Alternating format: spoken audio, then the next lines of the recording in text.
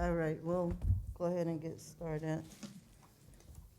I'd like to call to order the City Council Budget Workshop, June 25th, 2022, 9:12 a.m. Madam, roll call. Mayor Ronnie Felder, Chairperson Kashamba Miller Anderson, Present. Chair Pro Tem Shirley Lanier, Councilperson Trodrick McCoy, Here. Councilperson Julia Botel, Here. Councilperson Douglas Lawson, Here. City Manager Jonathan Evans, Present. City Clerk Claudine Anthony is present, City Attorney Don Nguyen. Thank you, Madam Chair. All right, we'll have a moment of silence followed by the Pledge of Allegiance led by Councilman Lawson.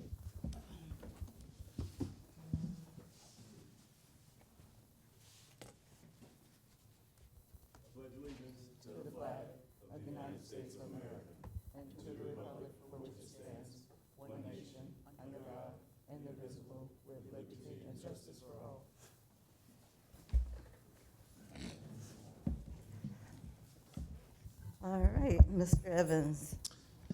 Yes, Madam Chair and members of the board, this item that's before you today will be the kickoff meeting for our fiscal year 2023 budget. We will be going through a list of specific revenues and even touching on some of the expenditures as we look to build the budget document for fiscal year 2023.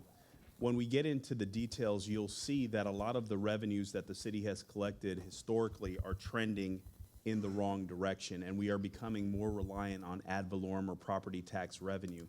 When a government does that, it provides for us to be in a position that in the event that there is a hiccup in the economy or a recession, you do find yourselves in a situation whereby you would ultimately have to make some tough decisions, whether it's modifications in services or cuts or what have you.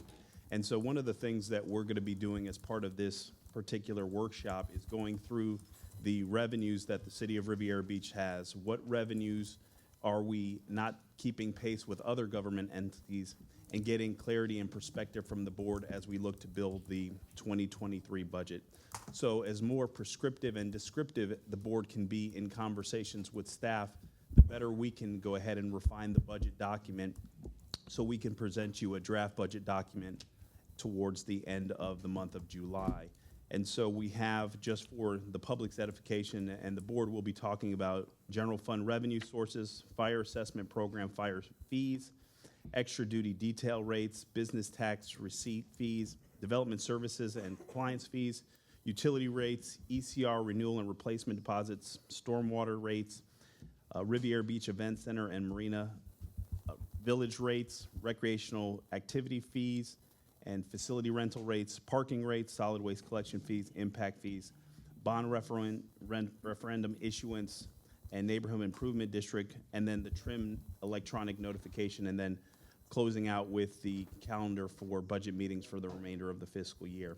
So again, as we go through this, staff has done some work to look where we are compared to other government entities, and really we want some perspective from the board as to where do you want us to fall when we are putting together the budget. We will be working with the board on other programs and initiatives and things that you may want to see included in the budget, but this is basically looking at the revenue streams that will help put together the over $200 million budget when you include all funds and expenditures. So with that, I'm going to turn the presentation over to our Finance Director, Mr. Randy Sherman. Madam Chair? Just a quick question, just some quick direction. Mr. Evans, for the future budget workshops, if we can have the budget documents or information at a earlier notice, receiving it at 4:52 on a Friday afternoon, when this is the only requirement as an elected official we have, is not fair to our electeds to be sitting here at this budget workshop to give you as much detailed as possible feedback and response, because we're going to be looking at this budget document, and I haven't had a chance to even review it to understand what I'm looking at. So for us to go through a 5-minute presentation from each individual, a 20-minute or an hour presentation today without having the opportunity to review it is unfair to this council, Mr. Evans. So for the next budget workshop, if we can have it at a timely fashion within at least 7 days, similar to as we do the agenda, it'll give us an opportunity to review documents and be prepared to ask questions and give some feedback. Thank you, Madam Chair. You're welcome. Madam Chair, Yes. let me help you out, Councilman Lawson. Perhaps because the manager also serves as the CRA executive director. And currently we're in discussions of giving him a salary for that. And, you know, I was vehemently against him being the CRA executive director, and those are for, I guess the example Mr. Lawson brought up is precise reason. I mean, and I came to this meeting actually reluctant because I had some other commitments, but this is, and I thought about this morning, our only obligation, and I told my assistant that, you know, irrespective of whatever else I have going on, if we don't pass any ordinances, we're mandated to have an operating budget. But I feel, and I share the same sentiments as Councilman Lawson, if this commitment is too much, Mr. Evans, we need to know that. But I guess I'm really torn because I have members that will simply ignore what is real practical good governance and allow these kind of delays and activities to go on and overpower the manager with commitments such as, doing exploratory tourism type activities, CRA executive director activities, when simply we have to be responsible for making sure that we pass the budget and provide services to the residents. So, I share the same sentiments, and I, again, won't support the manager in doing this because this kind of puts us in that same position. But I'm not a rubber stamp person, so you can expect that I'm going to bring my concerns and feelings regarding this budget as well as operations to the board and to the public. Thank you. Thank you. All right, anyone else? Mr. Evans? Mr. Sherman, if you can commence the presentation. Okay, so good morning, everyone. Your mic is not on. What we wanted to do is this not working? No. Oh, we turned it on. Walter, I thought we tested this. All right, that's right. Fancy new microphone. Okay, so good morning again, everyone. So what we wanted to do is start off by just looking at our general fund revenue sources. These are by category, but what we really want to focus on here, and again, certainly can look at the individual lines. As you can see, they trend fairly flat, and they do go up and down. You can see going back to 20. Again, that's pandemic year. So again, they vary from year to year. But what I want to do is really focus on the top line and the bottom line. So let's start with the bottom line, which is the total revenues. So if you go all the way to the far right, that is 2020. You can see the total revenues for the general fund that year. Those are actual. It's $78 million. If you jump to the left-hand column, which is where we're looking at for 2023, right now we haven't gotten state revenues, and we haven't, really done the finite tuning to these numbers. But right now we're looking at about $90.4 million. The real change that we're seeing here, again, it's not in the non-ad valorem revenues, it's in the ad valorem revenues. So that top line is our property tax line. And as you can see for 2023, far left-hand column, with the valuations that we received about 3 weeks ago, the preliminary assessed values, we're at today's millage rate, we would be bringing in $56.5 million. Now, part of that goes to the CRA, but a good portion of the increase over 2022, which is about a $5.1 million increase, is staying in the general fund, it's going into the general fund. If you go back and look at where we were just 3 fiscal years ago, the general fund only brought in $45.6 million. So we've had a very large increase in the property taxes. And if you recall, when we were going into the 2021 budget, we had a real concern that the pandemic was actually going to reduce our property taxes. And actually, we've experienced the exact opposite of that, and the property tax values have gone up quite considerably. So what that has done is it's really thrown our distribution of our revenue sources kind of, out of whack, even more so than they were before. So on the left, you have 2020, and as you can see, the property taxes accounted for 58.9% of our revenues. with the current assessed valuations, we're now at 62.5%. So as the manager said, the more that you rely on the property taxes, the more susceptible you are to a market correction on property values. Now, back in the 2008, 9, 10, 11 recession period, the city lost 30% of its property values. So if we get that kind of hit again, which we don't necessarily expect that because the dynamics of lending are far different than they were 15 years ago. But that's a $15 million hit if we had a 30% loss.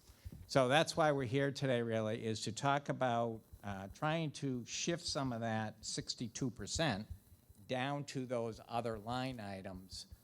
So by increasing the non-ad valorem, okay, we can then go back and look at decreasing the property taxes, whether that's through a millage rate or through some other mechanism. First other thing we want to talk about is, and we had a speaker about a month or so at City Council meeting, is the property tax exemption for persons 65 or older. Okay, that statute is out there. We can take advantage of it. We haven't yet. We had looked at it probably, 12 months or so ago. And my response when I was asked about it was, well, yeah, I think it's a good idea, but we really need to do it in a year where we have some surplus revenues coming in so we could kind of offset it and not necessarily impact services.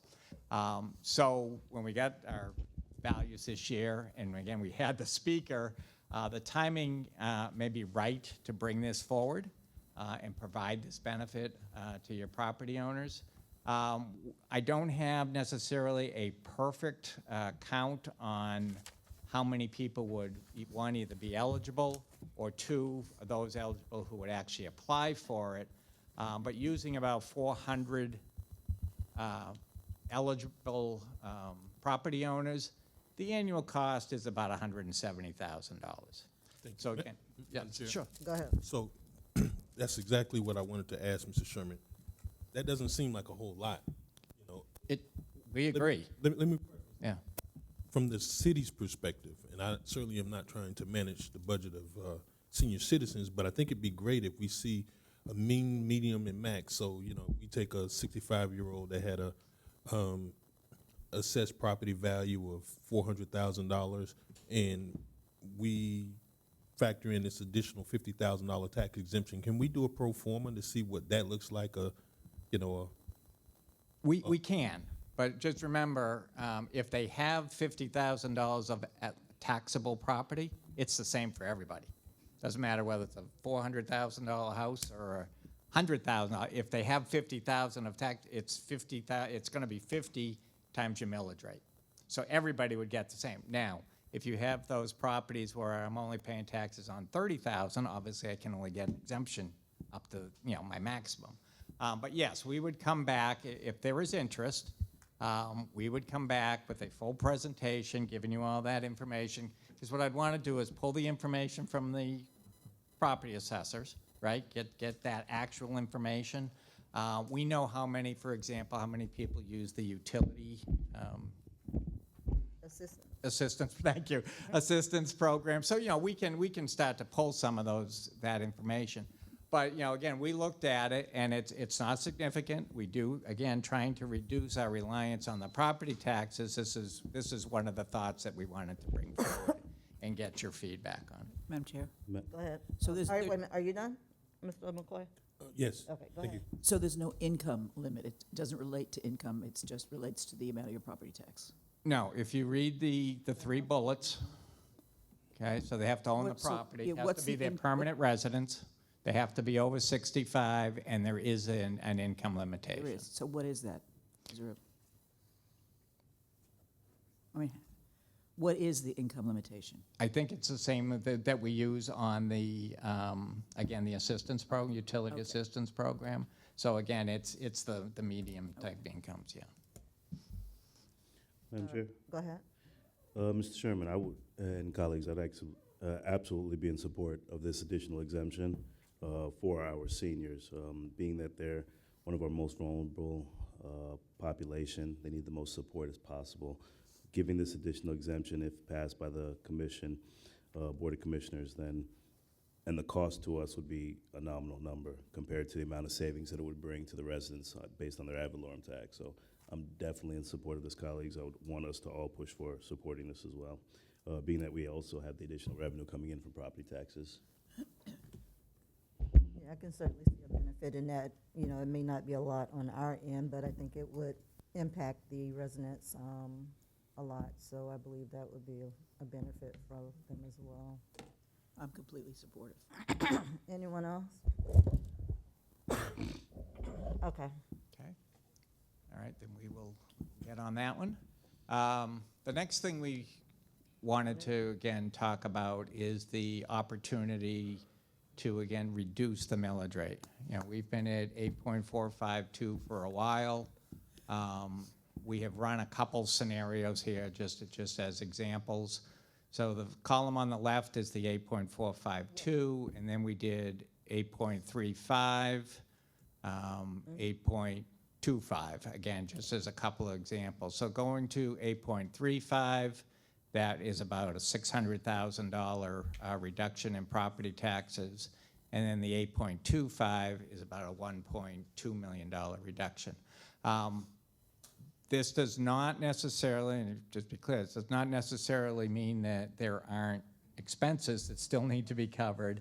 And that's why we're, again, bringing all the non-ad valorem fees so we can, again, possibly swap out these property taxes for the fees. So depending on how the fee structures go or get passed or you know, how that progresses, would then, when we work on the budget, ultimately be able to, you know, possibly reduce the millage rate.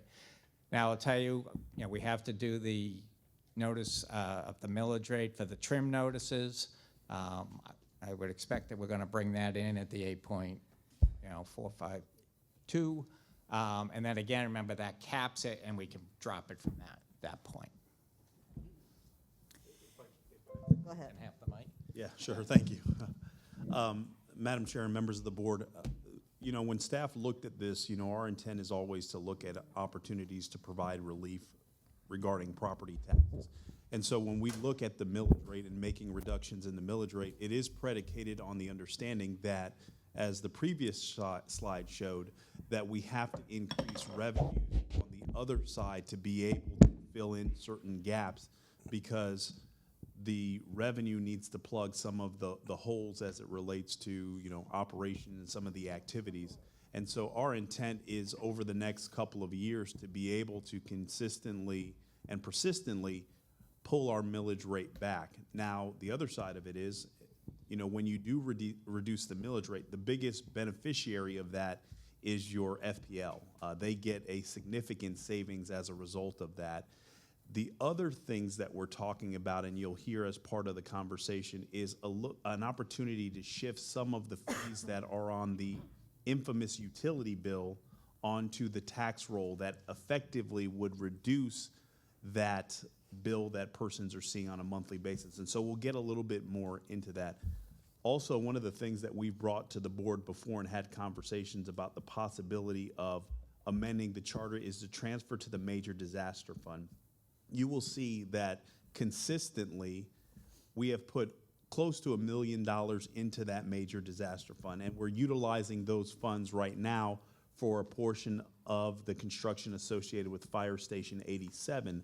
But in the event that you were able to make a modification to that, you can pass that savings on to the taxpayer at a greater share and even reduce the millage rate more, because you are also carrying basically two fund balances. You have your general fund balance, and then you have some of your enterprise fund balance, but then you have your major disaster fund. So it's on top of that particular situation. And so, you know, as we have conversations of providing millage rate relief and what's the next 3-year plan, staff will be bringing back some options that would look to provide some additional relief. And if we do reduce or propose the reduction of that contribution to the Major Disaster Fund, our intent is to see that savings transfer over to the property owners, providing some significant release, because you can see that's 1.5% right off the top that ends up going into that particular fund. Madam Chair, Mr. Evans, in your experience, do you see municipalities that have this transfer into a fund like this, and also Mr. Sherman as well? Madam Chair, if I may? Go ahead. We'll be a little informal. Okay. We'll just kind of, yeah. I have not, in my experience as a manager and even, working at Sarasota County, there was no specific major disaster fund that was just set aside as part of fund balance process, and that was the account that was utilized for emergency services in the event of an activation. Yeah, and I would say the same thing. I haven't seen anyone else that does it. I will tell you, in New Hampshire, we didn't have major disasters like we do in Florida. And what we actually did is we set aside one-time revenues for tax relief. So when we got a settlement or some type of development fees or something like that, we would actually set that aside and not budget it as part of operations, and then use it to maintain the millage rate. So I mean, there's different approaches, but I agree with Mr. Evans. I haven't seen anybody else in Florida that does this. Madam Chair. So, I mean, obviously, to your point, Mr. Sherman, I don't think you're going to find any other place other than South Florida that was hit by 3 hurricanes consecutively in, what was that, 2004 or 5? And obviously, I would like to see it stay there with the caveat that we can open it up and that we're not constrained in the charter by what we can do with it. I mean, obviously, you're using it now for going towards fire station costs. If we could shift some of it, like to the item that Mr. Lowe bought, I think earlier this month, regarding generators and that sort of thing, if we could expand it, I'm okay with that. But certainly, we have to have something that we can be able to have resources that doesn't exactly impact our operating budget, that in the event we need to deploy something emergency, we can have it there. But I guess, if you don't know, I don't want to hold you responsible, but what do we have in that fund right now, roughly? It's close to $8 million, so this will go over 8. Yeah. And Madam Chair, we're allocating roughly about $3.5 to $4 million for the EOC costs associated with Fire Station 87. That's going to be utilized out of that particular fund. So that's a specific use of the monies, but in most cases, it's been a situation where the city has carried a high balance in that particular account. And if you just look at the mathematics associated with that, you can really do some sizable relief related to your millage rate, because you are carrying a healthy fund balance in your other accounts. So that's something to consider, and we'll do some more research, but I did want to make sure that that's pointed out, because when I said we're looking at a 3-year approach, that's something that's also going to be included in as part of the plan to reduce the millage rate. All right. Madam Chair. Dorothy Jacks presented at the League of Cities luncheon this week, and this is one of the things we talked about. In fact, she actually encouraged municipalities to reduce the millage rate. And so my question to her was, is the county going to do the same? She didn't have an answer for that. But one of the concerns, and I'm very pleased that we would even be thinking about reducing the millage rate. As you know, it's something that our constituents have been pleading for since I've been around anyway. The only question some people had was, okay, it's fine to say let's reduce it, but in hard times when you want to increase it, it's so difficult to do. Can you, just so that people understand, how difficult is it to then increase the millage rate, and what things are involved in that if the time came that we had to do that? Well, during economic downturns or recessions, specifically if we go back to the Great Recession, most government entities had to increase their millage rate to be able to still preserve services and not go to significant layoffs as a result of the downturn in the economy.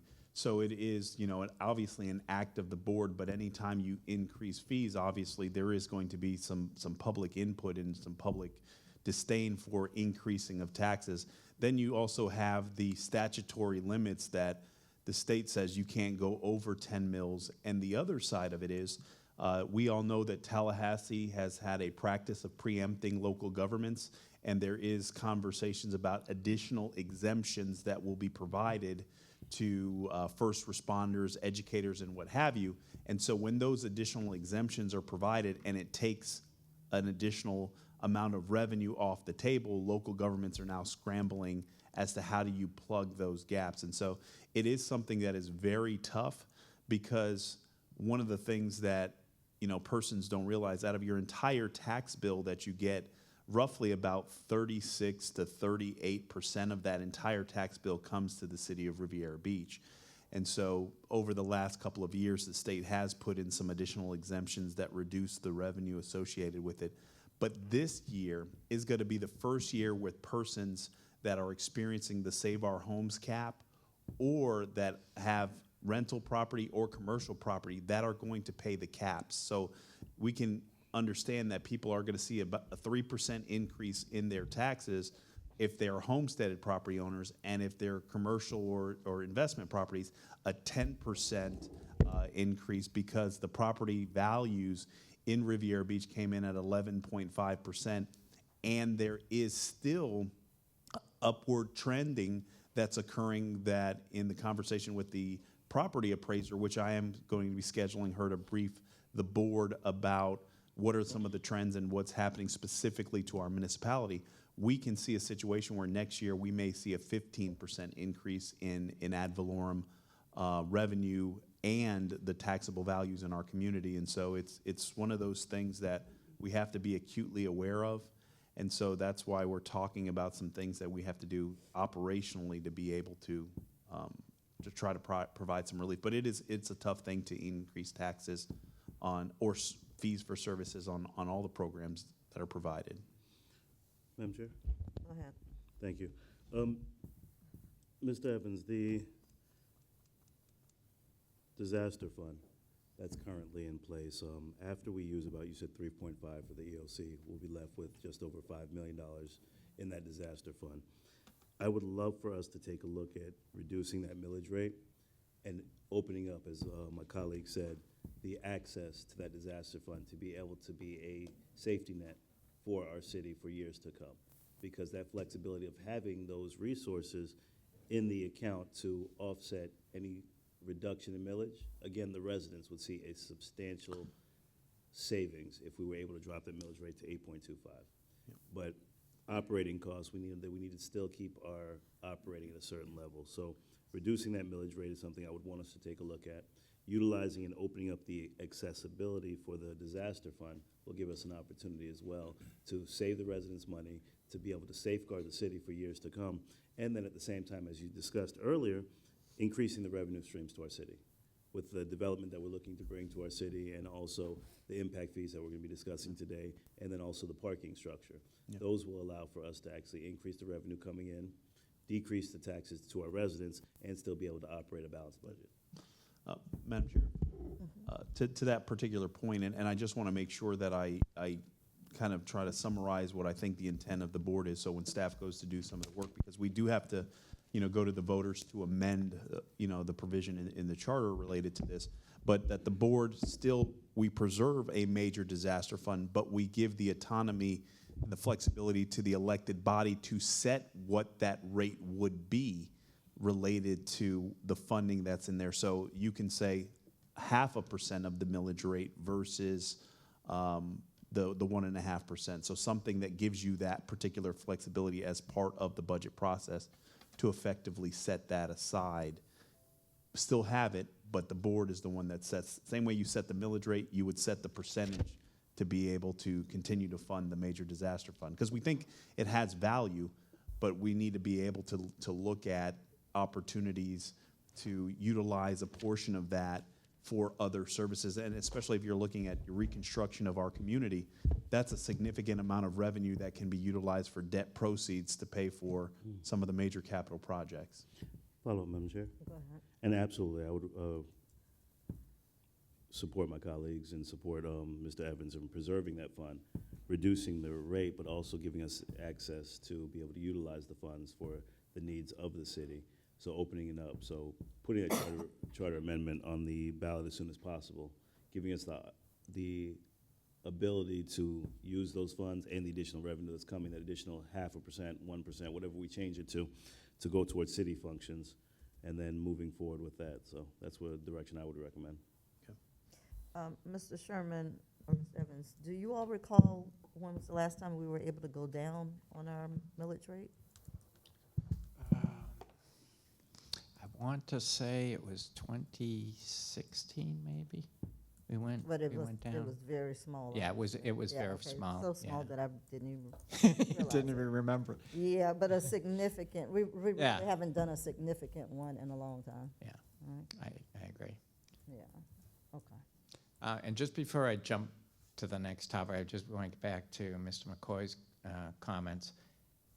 This was put in 2008, this major disaster fund, after Francis, Jean, and Wilma. So you're right, those 3 storms hit. They came in with the charter amendments in 2008, and that's when this got passed and put in. And when I arrived 10 years ago, the balance was around $2 million. So again, it just shows you how quickly, that is escalated. And certainly I would have to, defer to Mr. Sherman, but the only rationale, at least from my perspective, as to why this would come in is because we had very low fund balances, probably in the general fund, to be able to respond as a result of that. And so it was to say to the taxpayer, we need the additional help and resources because we didn't set aside or handle the management of some fund balances for that rainy day, quote unquote. And so that's why I think this particular language was placed on the ballot. Madam Chair? Go ahead. I know it's a difficult question, but and there's so many different values across the board for residents in regards to the cost of what their home value is. But average savings per resident, if we did decrease the millage rate to a certain number of 8.25 or 8.35, what would that average savings be per resident on the millage rate? I don't have the new values for the residents at this point, but I'm going to guess that millage rate is probably in the $12 range. It's not a lot. That was the point that Mr. Evans brought up. Most of that money goes to your commercial, properties. So, optics-wise, it looks great that we lower our millage rate. The residents would love it. Politically, it's excellent. But let's just kind of be real with what we're trying to do. We're trying to bring a balanced budget to our residents. We're trying to bring as much savings as possible. That $12 is a nominal number to a resident, but the fact that we can say, hey, we saved you guys, quarter point, whatever the percentage is, an eighth of a point, is something that the residents would not really care to hear coming from this arena, because as electeds, they're looking at the savings that we're going to bring, regardless of what it looks like. As staff, you're slated with the ability of having to balance a $90 million budget.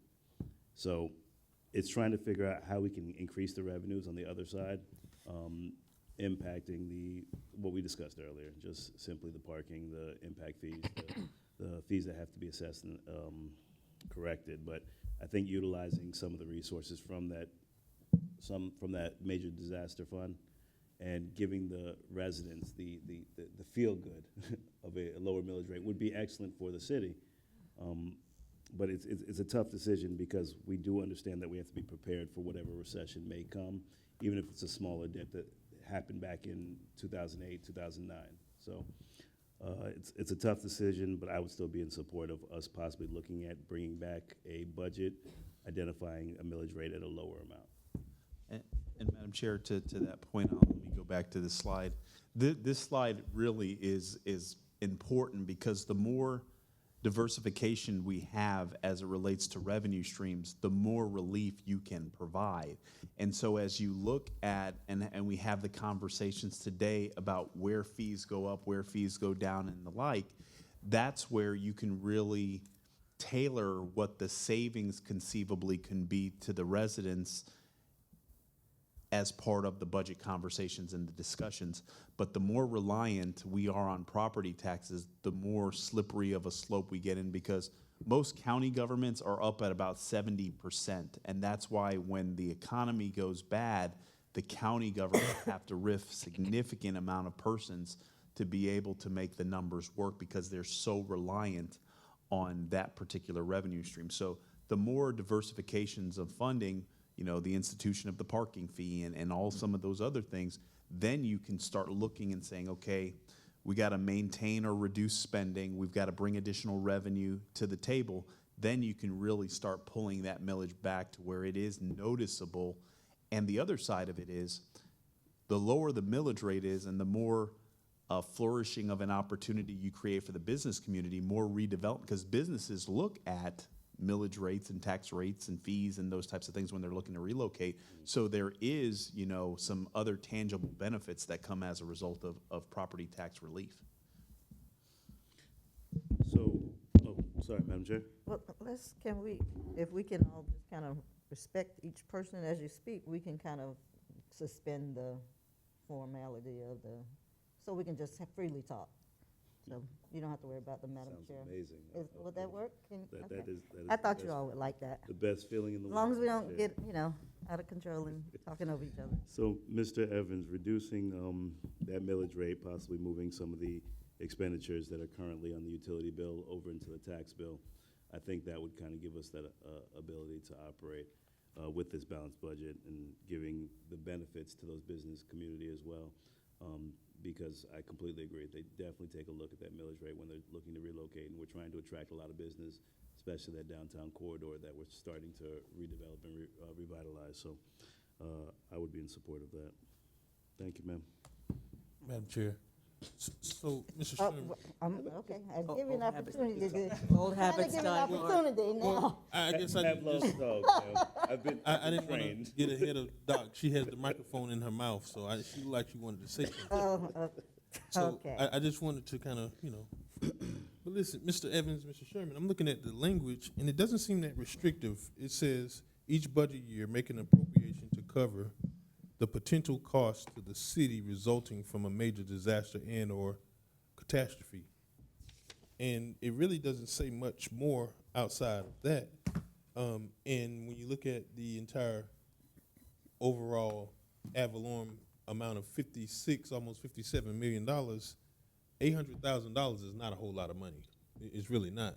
In fact, I think I like it because you have this statement that says to cover the potential costs. And to me, I mean, that seems like training. That seems like other things that we would necessarily do in preparation, or if we had to divert folks over to do, I guess, what were we doing? A lot of that FEMA training. But it just seems like it just makes sense to have that. I wouldn't want to exactly remove that. That doesn't seem that restrictive, what you could do with the funds. Madam Chair, with regards to that and Councilperson, the biggest thing is that when we talk about training, folks would argue that's something that you should be doing as a government entity in Florida anyway. And so when you get in those slippery slopes, that's when situations where auditors are not warm and fuzzy about you utilizing it to supplant, some things that may be in your budget that you would normally account for, budgeting in those. So we've really been in our interpretation to say, hey, if it is capital associated with, a disaster and an activation, we can point to that and be able to say, if it is audited, we're comfortable with that. And so, maybe there's some tweaks as it relates to the language to give more flexibility, but the other side of it is, if we're gonna use it, we do wanna make sure that, or if we're gonna make modifications to it, that it's not something to be able to supplant existing things that we should already be doing as a government agency. And so, we can work on that and then bring back some options for the board to consider. And Mr. Evans, it leaves it open when it says potential costs. To cover the potential costs, I mean, potentially anything, you know what I mean? But then it leaves it into interpretation, and that's where the slippery slope is, because this board can say the potential costs are X, but a next board or a next manager can say, well, the potential cost is, I need to, build this facility here. Or do those things. Yeah, potentially. So that's the more clarity. I think the better we feel is from the staff standpoint. Mr. Sherman, how much do we have in reserves currently? Our general fund reserves General fund are about $30 million. And then again, there's $8 million. I remember our last budget cycle, we were close to like 40 million in our general fund reserves. Did we utilize funds from the reserves, or was that just based upon the disaster fund and also the reserves that I'm remembering from last year? Now, at one point, we were close to 34, 35, okay? Then the pandemic. But we're also now required to separate out the development services fees. We always included those together, and now we report those separately. Gotcha. So that has about $4 million in it. So it's not that it's gone down, but it's just a separate. Okay. And what do we use those funds for, or what do we have access to using those general fund reserves for? Well, they're really there for, again, for the years, again, when you have a decrease and you've actually lost and all of a sudden your revenues drop. Again, we were fortunate during the pandemic that we still maintained a positive, budget. But that's really, it would offset that. Those dollars can be appropriated, in the event of, again, I'll say a one-time type purpose. I would never recommend using a fund balance for normal operating costs. But if there was that one item that, you said, boy, it would really be nice to pull out, $2 million for this one thing that we didn't budget for, you come in, you appropriate that $2 million. Because once you're in a budget year, you don't have the ability to, obviously, to generate new revenues. So you would use that fund balance and then, go from there. But again, you'd want to maintain it at a certain level. And then having that, those reserves is a direct correlation to our credit rating as well. Absolutely. Because the higher our reserves, or the fact that we actually have that amount of surplus in reserves, gives us a higher credit rating. Right, yes.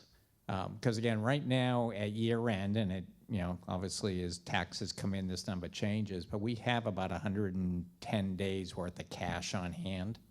So when you think of something, again, getting hit by a hurricane, nobody is running through the door to pay their bills to the city. They have other priorities. So while you're waiting for FEMA to react and get your money, that cash, you're still paying your employees, you're still, probably doing, repairs, you still have expenses. So yeah, the rating agencies like to see, that, and then knowing again that you've got that cushion there is really critical. So with the state passing the online revenues, are we going to be receiving a portion of that? I'm sorry, which revenues? Online sales tax revenue? It would So come during as the part of the sales tax So it's district. going to come as part of Yeah. the sales tax. Yeah. Do we know percentage or what portion of that we will receive, what increase that will be? I don't, but we certainly can. But to that point, right, the state did hit a pause on the sales tax revenue when the pandemic came, Right. because that's their revenue stream. They are so obliged and so kind to share with us.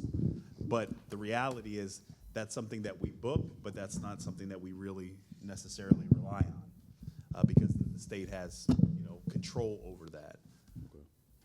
And colleagues, I'm sorry, this is probably the only direction that our staff is looking for today is in regards to the millage rate and what we're going to be doing as a council to give them direction and consensus. So that's why that's why I think that this is going to be the hottest topic of today, is to discuss what the revenues are going to be looking like for the next 1, 2, 3 years, what type of ability that we're going to give them to work with this budget. So my direction would be to move forward with that charter amendment, giving us the access to using some of those reserves or some of the percentage that's going into that disaster fund, and possibly looking at a budget based on a lowered millage rate for this coming cycle. Thank you, Madam Chair. And what we'll do is we'll come up with a couple of options to provide the relief, and then what we'll do is have some mock scenarios. House is valued at $250,000, $350,000, $400,000, $2 million, and this is what the relief would be. Because as we go through the presentation, you'll see there may be other situations where you want to provide some additional relief related to that. And then we'll also circle back with, as part of the conversations today, the shifting of taking some things off of that utility bill and putting it on the tax bill that can provide some, reoccurring monthly relief to those that pay those bills in our community.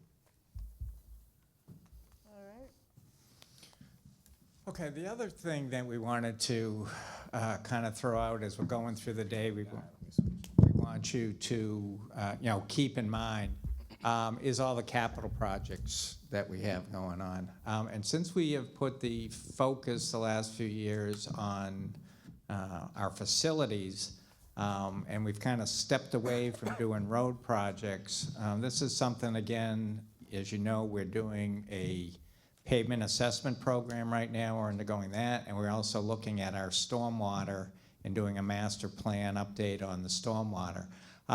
So just wanted to let you know, these projects that are up here on the board, this is about 4 or 5 years old at this point. This is just a sample, but if you notice the areas that we've highlighted there aren't very many streets. There isn't a lot of mileage of road that is being handled here, and it still is over $100 million. Now, clearly you can't do $100 million at one time, but again, to get back into maintaining the streets, we just wanted you to keep that in mind as we go through, because we're going to talk about the utility rates and we're going to talk about stormwater rates, which again, both get done at the same time that we do the above ground work. So again, we just wanted to kind of make sure that was in our thinking process here. I can skip this, it's the same projects and the same dollar amount. So the first fee that we want to talk about is a fire services fee. You have seen most of this presentation before, I think it was a year ago. But Sandy Newbarth is back here to present it again. I know some of the slides have been updated. And if you recall, we had talked about this fee in relationship to the 3 fire stations, that we were building. So, do you want to sit or? However you guys want to do it, to use the Just clicker. click away. Go ahead.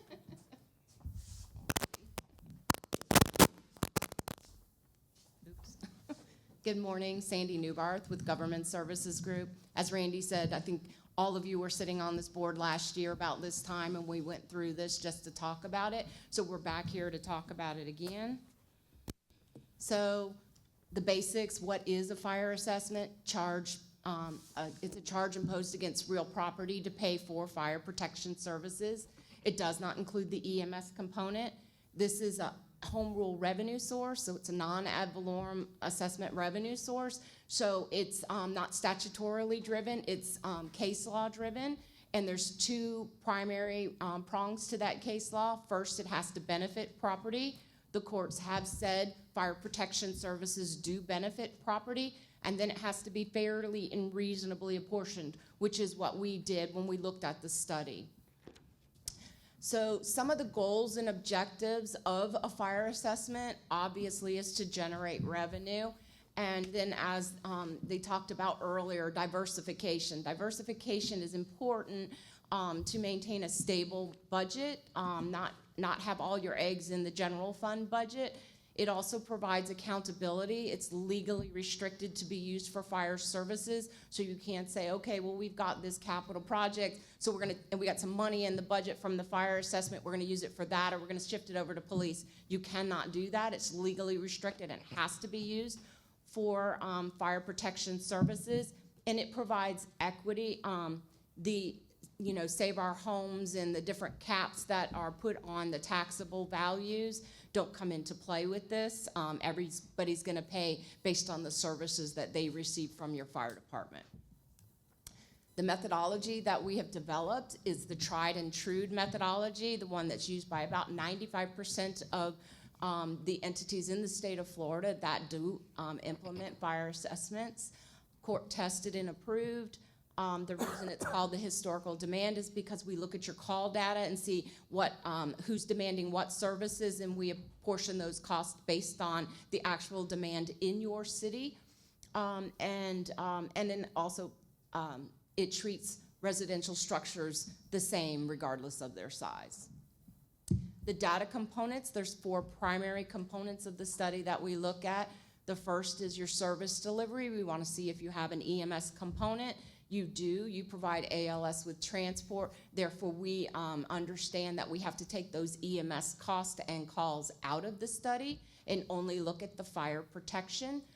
We also look at your apparatus and your fire flow that you have in your city. And based on the National Fire Protection Agency and their standards, the amount of fire flow that you have would put out a fire in a fully engulfed non-residential structure of 191,400 square feet. So that would be your cap. That's not to say that if a structure that's larger than that, you guys wouldn't go and fight the fire. You have auto aid and mutual aid, and those would kick in. But for your specific fire assessment, we can only use what your resources. Then we look at the benefit area. You provide fire services throughout the city of Riviera Beach. Therefore, your benefit area is the same.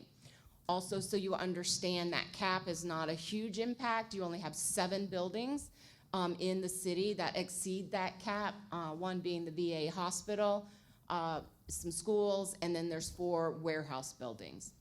The second, Can you elaborate on this cap? Because I'm trying to follow along. I don't see what that. so what we did is we looked at the fire flow that you have available in your city and the gallons per minute that your apparatus has.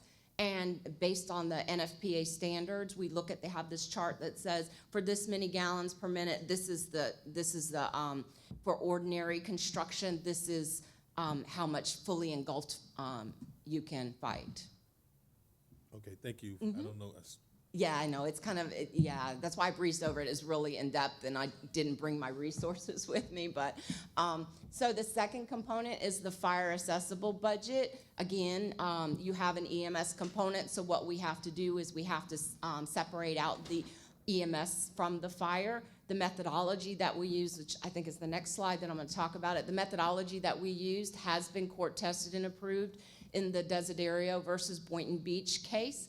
And we use the exact same methodology, so it's been looked at and approved by the courts. And then we also develop a 5-year accessible budget. So instead of just looking at 1 year at a time and you got the ebbs and flows, we do a smoothing out of a 5-year average budget and develop the rates based on that. The third component is the cost apportionment. That's the call data, the incident data, and we look who's demanding your services. And then the fourth is we look at your parcel data. We look at what type of structures are in your city and how it would be fairly and reasonably apportioned to those. So your 5-year average budget, again, we got started on this in October of 2020. We presented this last year. So your budget for 21 through 25, your 5-year average budget, even though you had like a $22, $23 million of expenditures, $13.9 million based on the methodology that we use of taking the EMS out, or I think it's like about 50, I can't read it, 54% of your budget, 54.85% of your total expenditures can be funded through a fire assessment. So what we did is we took your total expenditures minus your revenues plus your miscellaneous assessment expenditures. When you collect it on the tax bill, they get the same discounts that you would normally get with your other taxes. So if you pay early, you get that discount, and then you have to pay the tax collector to collect it. So then we develop the rates based on your net assessable expenditures. And in this scenario, your 5-year average assessable expenditures is $13.9 million. So all of these rates are going to be based off that $13.9 million. Did they tell you to go so fast? I'm sorry, would you like me to slow down? Well, I do speak fast. Well, I guess I want to understand the portion of this is going to be non-ad valorem. Correct. But this is subject to a discount if you pay early? So if anything that goes on the tax bill, so when you get your tax bill, it says, here's what you pay if you pay in November, that's 4% discount. Here's what you pay if you pay in December, that's a 3% discount. Okay. And so this is discountable. When it goes on the tax bill, it is, yes. And then you breezed by very quickly, but the cost for the tax collector to Yeah, they collect can it. charge you up to 2% for collecting this on your behalf, which I'm sure it would be expensive for you to collect it individually. It's a lot more work on your staff. so it's worth the 2%. So what we do is we add those expenditures into your budget so that when you'll realize the amount of money that we project out. I had the privilege and the honor of being one of the first cities to go through the fire assessment process, and I can tell you we did the direct billing, and it creates for a significant strain on staff to try to interpret and then answer all the questions. But we did get a very high return on persons that would come and pay their bills once we proceed. But we only did the direct billing because we weren't able to hit the time frames that was required to go ahead and place it on the tax roll. But it would not be something that I would recommend. Yeah. Long term. We already have a strain on collecting water utilities Well, here. So, we do see this often, that in the first year it is collected on a separate bill. We have seen that a lot, and it's because you've missed some of the statutory deadlines that you have to meet to collect it on the tax bill. So it's not unusual to collect it by separate bill the first year, but typically then it gets transitioned over to the tax bill in future years, so it's kind of streamlined. They're used to collecting this revenue, and they collect it with the ad valorem. When you pay your tax bill, you can't pick and choose what you're gonna pay. You can't say, I'm not gonna pay the school board, I'm gonna pay this portion, and I'm not gonna pay that portion. You either pay it all, or you pay none of it, and so they have the system in place to distribute those monies to who gets them. When you, Mr. Manager, when you do the analysis of what's the savings for 250,000 home, 300, et cetera, in the millage rate reduction, will you also do a comparison with, okay, they're gonna save this, but then we're gonna be charging them this as part of the fire assessment? We can certainly do that, but as a requirement of this particular process, you have to have a public hearing. And then in my past experience, and I'm not sure if you all provide, we created a module on the website that Jonathan can go in and see exactly what they would have to pay if it was commercial property. And then you got to see your neighbors, what your neighbors got to pay, because it was talked about as a tax equity tool. And it is, in order to assess property in the state of Florida, the property owner has to derive a benefit associated with it. So you have EMS where you cannot charge because EMS goes where the call is associated with. But we have what they call as an availability fee. We budget the $14+ million every year to be able to respond when there's a call for fire services. And so we have, those are hard costs associated with it. So what this is doing, it is breaking a portion of that to each of the property owners based on whatever the formula is, and saying, okay, we're all going to share in funding the particular service. And so if a person has a larger square foot home, you see a situation where okay, so in our rate, we've have it the same, but in some you have a base rate, and then you have a rate that fluctuates based on the size of a particular property. So what happens is, this is, when we talk about equity, everybody on the same street is going to pay the same rate, versus a situation where you're going to have in property taxes, everybody on the same street is going to pay all different rates depending on when they moved in. And then what was also communicated is that this is a revenue stream that is, you can go to the market and bond against it, because it's going to be validated from the standpoint, as the courts have already said, that this is a legal methodology that you can utilize. And this is the funding mechanism that's going to help facilitate the construction or the completion of the construction and the bond payment for fire stations 87 and 88. Yeah. No, my question is, because I know that I'm going to be asked, well, you reduce the millage rate, but then you hit me with this fire assessment. I just want to be able to say, well, yeah, but the fire assessment doesn't, it's not, you can't compare. Yeah, well, and one of the things I can tell you from in my past experience, the reason that we moved forward with the fire assessment is we had a significant number of parcels that were not assisting in carrying the overall costs associated with government, and specifically fire services. So this brought more payers to the table, and by doing that, it allowed for us to be able to modernize our fire operations. Now, this is something that you as a board have to decide annually. So if there's a situation where you say, this year, we want the rate to be 132, and there's not a situation where it's pledged to pay for bond proceeds, you can say, next year, we want it to be 72. You have a lot of flexibility with regards to the assessment process, but the good thing is, and one of the things I can tell you that resonated with the community when I, went through this process, is they say, hey, this goes specific to fire services. And the public said, well, as long as you bureaucrats don't get access to it and it goes to first responders and fire safety, I'll go for it all day long. And we also got the support from the union because this provided assurances that said, hey, there's a funding stream to address the modernization, the hardening, the equipment necessary, and even some of the costs for fire suppression services. So, it will require obviously a lot of conversations with the community, because yes, you are going to say, hey, I've given you $12 or $15 relief, but now I'm charging you $132 on your tax bill related to providing this particular service. But depending on where you go with the numbers, right? The number that we said for Riviera Beach is $3 million that we would project as it relates to revenue. But if you switch that, and let's say you wanted to go for $5 million, not that I'm recommending that, but if you want to go $5 million, that's another situation where you can reduce the millage rate because you're taking another burden off of the general fund. And so, there is ways to be able to, after 3 years, we were in the community I work for, we were able to provide millage rate relief as a result of putting in place the fire assessment. So again, that is another, cog in the wheel as it relates to what are the steps over the next 3 years to provide some relief and get our millage rate, to a lower rate than it currently is. And it's not revenue neutral it may be revenue neutral to the city. It's not going to be revenue neutral to each individual property owner.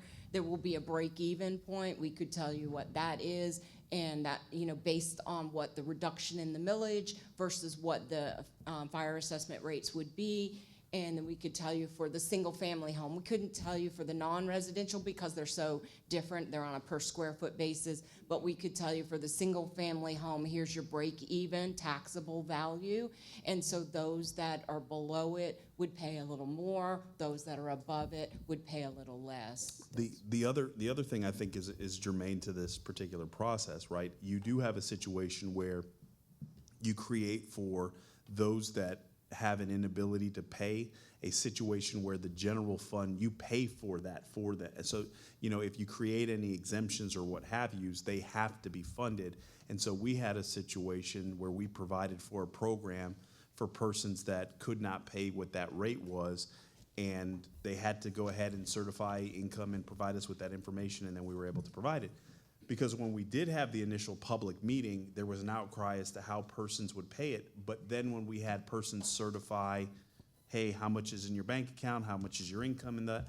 I think we had a handful of persons that actually went through and went through the exemption process or the process to provide for the relief. So there is situations for those in our community that may need an assistance that, you can provide for some relief by virtue of the fire assessment program. Yes. And I'll talk about that when we get into the exemptions. There's different options that are available to you. So this is the cost apportionment. This is the key to your methodology, to keeping you legally defensible. So we looked at 2 years of call data, your calendar year 2019 and 2020. And we looked at who's demanding what from your fire services. So your single family generated 36.45% of the demand. Therefore, whatever budget that you're going to fund, they will pay 36.45%. Your multifamily was 26.11%. Your institutional is 10.86%. Institutional includes things such as government, nonprofits, schools, hospitals, things like that. Things that are good for the public, but not necessarily, and they may generate money, but they're not necessarily in the business of a commercial business, and be churches and things like that. Industrial warehouse was 13.1% of your calls, and commercial is 13.48. As you know, you have a big industrial a lot of industrial warehouse in your city, a lot more than the general city, the most of the cities in the state. So therefore, your calls seem really high, but you have a lot of units to put into that, so it kind of flushes the rate out. So when I first did this in like 2010, 2011, I was like, oh my goodness, and then I realized you're an industrial warehouse city, so I was like, oh, okay, it makes sense. So that's the cost apportionment. This is the key. This is whatever budget that you wanted to fund, 3 million, 13 million, 500,000, whatever it is, it needs to be sliced in these pieces of the pie in order to keep you legally defensible. So parcel apportionment, what's a fair and reasonable way of apportioning the cost? Single family, which also includes mobile homes, and multifamily, it will be on a per dwelling unit basis. Your non-residential would be on a per square foot basis, again, capped at the 191,400 square feet. You only have 4 buildings in there. 3 of them are schools and 2 of them, 3 of them are government. And so if you decided to exempt government, they wouldn't be paying anyways. And then 4 of them are some huge industrial warehouse. So then we get to the math.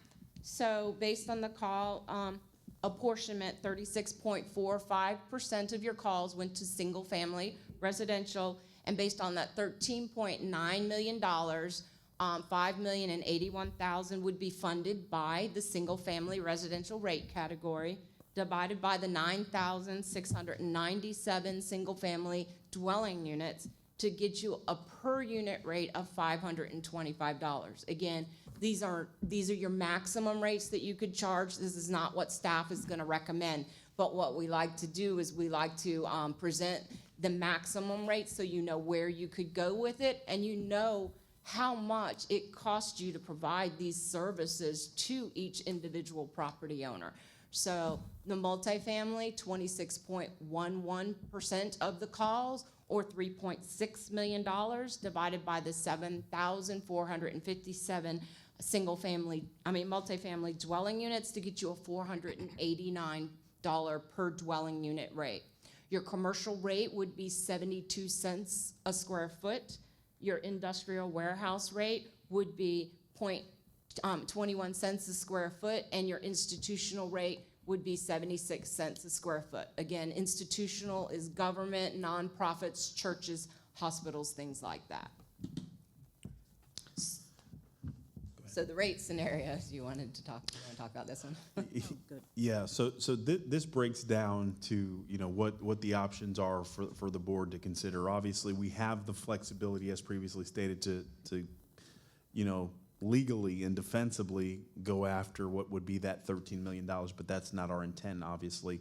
Our intent is to be at that 25%, because we believe that is something that is fair and equitable, but more importantly, it provides for the debt service necessary to pay back the $35 million that we borrowed to facilitate the construction of both Fire Station 88 and 87. Now, we believe that we are going to be moving forward with constructions, a renovation of Fire Station 89, and then ultimately Fire Station 86. And so there may be situations in the future that number may need to change, but realistically, we're looking at going after bond proceeds for the capital construction of fire stations, and then for some services I believe that the chief is going to speak to or could brief you on, related to fire services and some personnel costs associated with that. But that's the sweet spot that, from the staff standpoint, that we think we can conceivably communicate and argue the benefit associated with moving forward with that particular rate scenario. Because in the event we don't adopt that, then there's a situation where we have to have another conversation, is where do we peel the $3 million annually to be able to pay back the bond proceeds for the $35 million. And we as a city, fortunate, we don't have any general obligation debt, so we don't have a situation where a portion of the millage rate is set aside for debt services. But in their situation where we don't move forward with this, then there's some other conversations that we have to have. And so this is where the the mark is, and then we have some data also that shows what other municipalities are doing with regards to their particular fire assessment. Some go up, larger amounts. Some stay in the lower percentages. It just becomes, preference on where the board wants to land. Yes, so under this scenario, staff is gonna recommend the $132 per dwelling unit rate for residential, single-family residential, and $123 per dwelling unit on the multifamily, 18 cents a square foot for commercial, industrial warehouse, 6 cents a square foot, and institutional, 19 cents a square foot, which would generate about $3.5 million. Again, we were talking about the buy downs and the exemptions. Government property, when you collect it on the tax bill, they don't get a tax bill, so you can't collect it on the tax bill. You could send them a separate bill and ask them to pay, and if they didn't pay, you could sue them. You cannot lien their property. So there are some collection issues that are associated with government. So we give you the impact, and I think staff is gonna recommend exempting government. Some of them are yours. So it's about $414,000 to exempt government. And then the institutional exemption, that would be a two-prong test. It would have to be that they have an institutional use, and it has to be wholly tax exempt. So churches and other nonprofits that are wholly tax exempt and of institutional use, those would be exempt. But maybe the pastor's house, which is of residential use that is owned by the church and that pays no taxes because it is owned by a nonprofit, it would still pay the fire assessment because that structure is not of institutional use.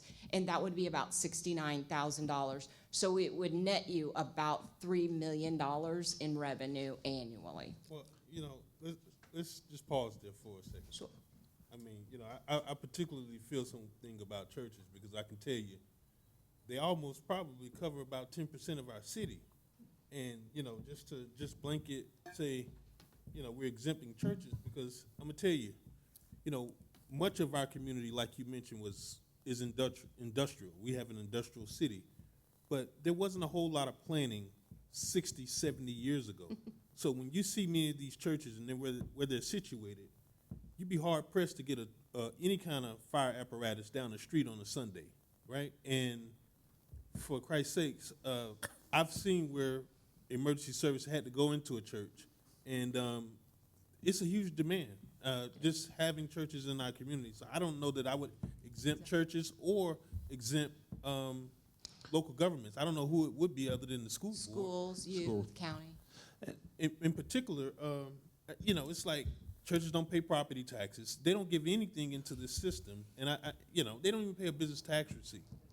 So I think, with the exception of paying into a utility bill, it just doesn't seem like, in Mr. Evans' terms, the juice is worth the squeeze. I mean, it's just.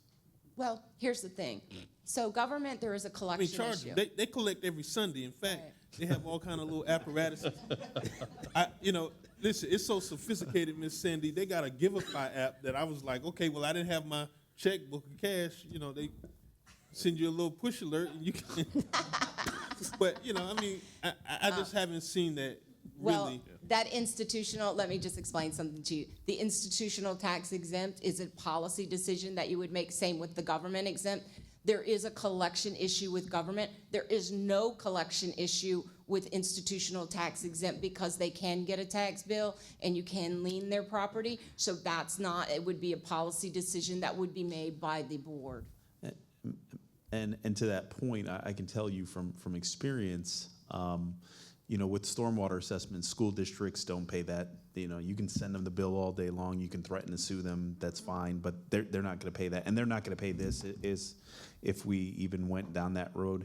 And then the other side of it is, in my past experience, and I went through a situation where the board wanted to go through and say, you know what, we're going to go after that money, and I tried to encourage them not to go down that route. And it was a very interesting meeting when the religious institutions came out, and we almost lost the entire fire assessment because of that. And then once we said we were going to put in that exemption, it really allowed for some things to settle out. And so most government entities, and I probably would say maybe in the higher 90, maybe 100% of them, 90. provide for that exemption because it would jeopardize the program moving forward because they will coalesce the community behind the particular issue and then becomes a tough challenge for policymakers. So here's the thing, and we've been through this, Randy went through it with West Palm Beach, because West Palm Beach wanted to charge everybody equally. They ended up giving them an 80% exemption. It doesn't have to be 100% exemption, it can be something other than. What we like to do is give you the impact so that you can make that policy decision and know what that impact is. Government, they're not gonna pay anyways. What you could do is send them a separate bill every year and say, pretty please, will you pay? And if they don't pay, then I wouldn't sue them because you could get a judgment and it's about as valuable as that piece of paper that it's on because you have no enforcement mechanism to lien their property or anything. But the institutional tax exempt is totally a policy decision. But you will see, so some of these institutional churches and things, they do provide a public service. They provide food pantries, homeless shelters. In Riviera Beach they and do? things like, I don't know. I'm just saying that this is what we've seen in other situations, and this is what they will come out and tell you about. You know, because I've been through many of these. I've been doing this for 17 years, and every so often somebody will say they want to, and they will come out and they will talk about all the benefits. Now, not every one of them, but you have to treat them all equally, the benefits that they provide, and if they're going to have to pay this fee, that they won't be able to provide as much of a benefit to the residents. But it is totally a policy decision. I'm not gonna tell you, I'm giving you your options. You guys have to make that hard decision. Well, I like the idea because perhaps we can do an exemption, but, you know, many of these churches double and have childcare services. They run all kind of different businesses and that sort of thing out of it that's generating revenue for the organization. But I think, you know, it's negligible at best to contribute something into the system as it relates to fire services. Well, if we can identify those church properties that have a full-time daycare in them, because sometimes it's associated with the school. So a daycare is a commercial business, and if we can identify that portion of the building, or if they have a separate building that's identified as a commercial daycare, it would not fall under that two-prong test because it would be of commercial use. So it may be wholly tax exempt because of its ownership as nonprofit, but it wouldn't fall under that two-prong test. That being said, I'm not sure that they're identified that way. So we would maybe have to do a lot of field research and see that. Okay. Okay? So Go ahead. so you can understand what some of the other cities, so this is a little bit different than the presentation I gave you last time. Last time I tried to keep with your neighboring communities. I tried to stay in Palm Beach County and Broward County, but there were so many Broward County cities that were so much larger than your city. So this time I tried to rein it in and say, okay, what are some other cities that we've worked with that are similar to the size of your city? So staff is recommending the $132 residential rate and $123 multifamily rate. West Palm Beach, they don't have it broken out in single family and multifamily. They charge $100. They started off with $25 in 2008. Then they went to $50, I want to say, in 2018, and then the next year they jumped to $100. So, and they've stayed with that for the last couple of years, and I think they're going to stay with that this year. Boynton Beach has been at $120 per dwelling unit for, I want to say, 5 years, something like that. They may be considering increasing it this year. Lake Wales is in Lake County, and they charge $146. I mean, it's in Polk County, yeah, and they charge $146 for single family and $72 for multifamily. So you see, their call demand is different than your call demand, and so that's why the rates fluctuate. Leesburg is at $87. Mount Dora is at $209. They did bond. They were doing this for 2 new fire stations, similar to what your city manager talked about, and so they pledged this for against the debt. So that's why theirs is fairly high, is to meet that debt service. Margate, it's been at $300 for a while. Oakland Park is $251, and North Lauderdale. So you can see how theirs is opposite. $229 for single family, but they have a huge demand for multifamily, and theirs is $553 for multifamily. That is not a typo. That's per unit? Per dwelling unit, yes, yes. So they have a huge demand at the multifamily properties. So, but that's why I say it's so unique. Everybody's is so unique. But I focus on the residential because everybody can understand a per dwelling unit rate. The non-residential kind of just falls out, and it's hard to talk about them because what's 2 cents, what's 3 cents, it depends on the size of the building. So, and then they generate, yours is proposed to generate $3 million. West Palm Beach generates $8.3 million. So you can see they generate varying levels of revenue, even though they're sort of consistent.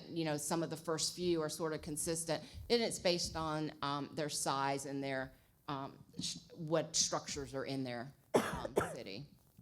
Let me ask about the warehouse piece. Sure. The district that I represent is heavily, probably more than any other district, with industrial warehouses. And I know that you said earlier that it had to be based on the percentage of calls to those particular industries. So how do you look at, having the fact that the city is a warehouse city? So if you I don't know if this thing, sorry. Let me see if I can get it back. So here, as you see, so industrial warehouse is 13% of the calls, and so is commercial, 13. They're really close in the demand, but you see the rates are different.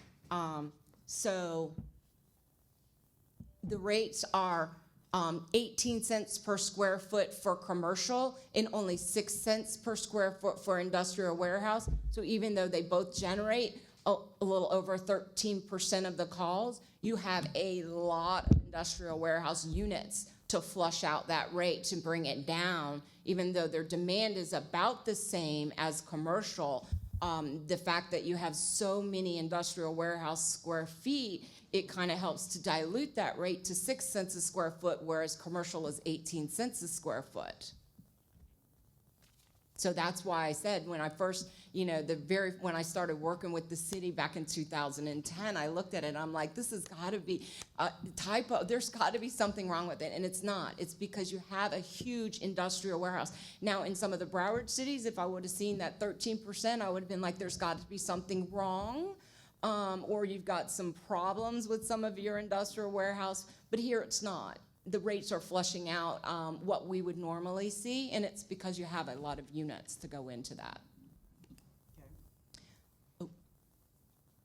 So we've already kind of talked about the exemptions, so I believe staff, I don't know if you're going to do it now or at another meeting. I think they're going to want some direction on proceed with implementation or not. Do you like this idea of this diversification of revenue streams, an alternate sort of way to fund fire? What rates do the $132 per dwelling unit rates for single-family residential?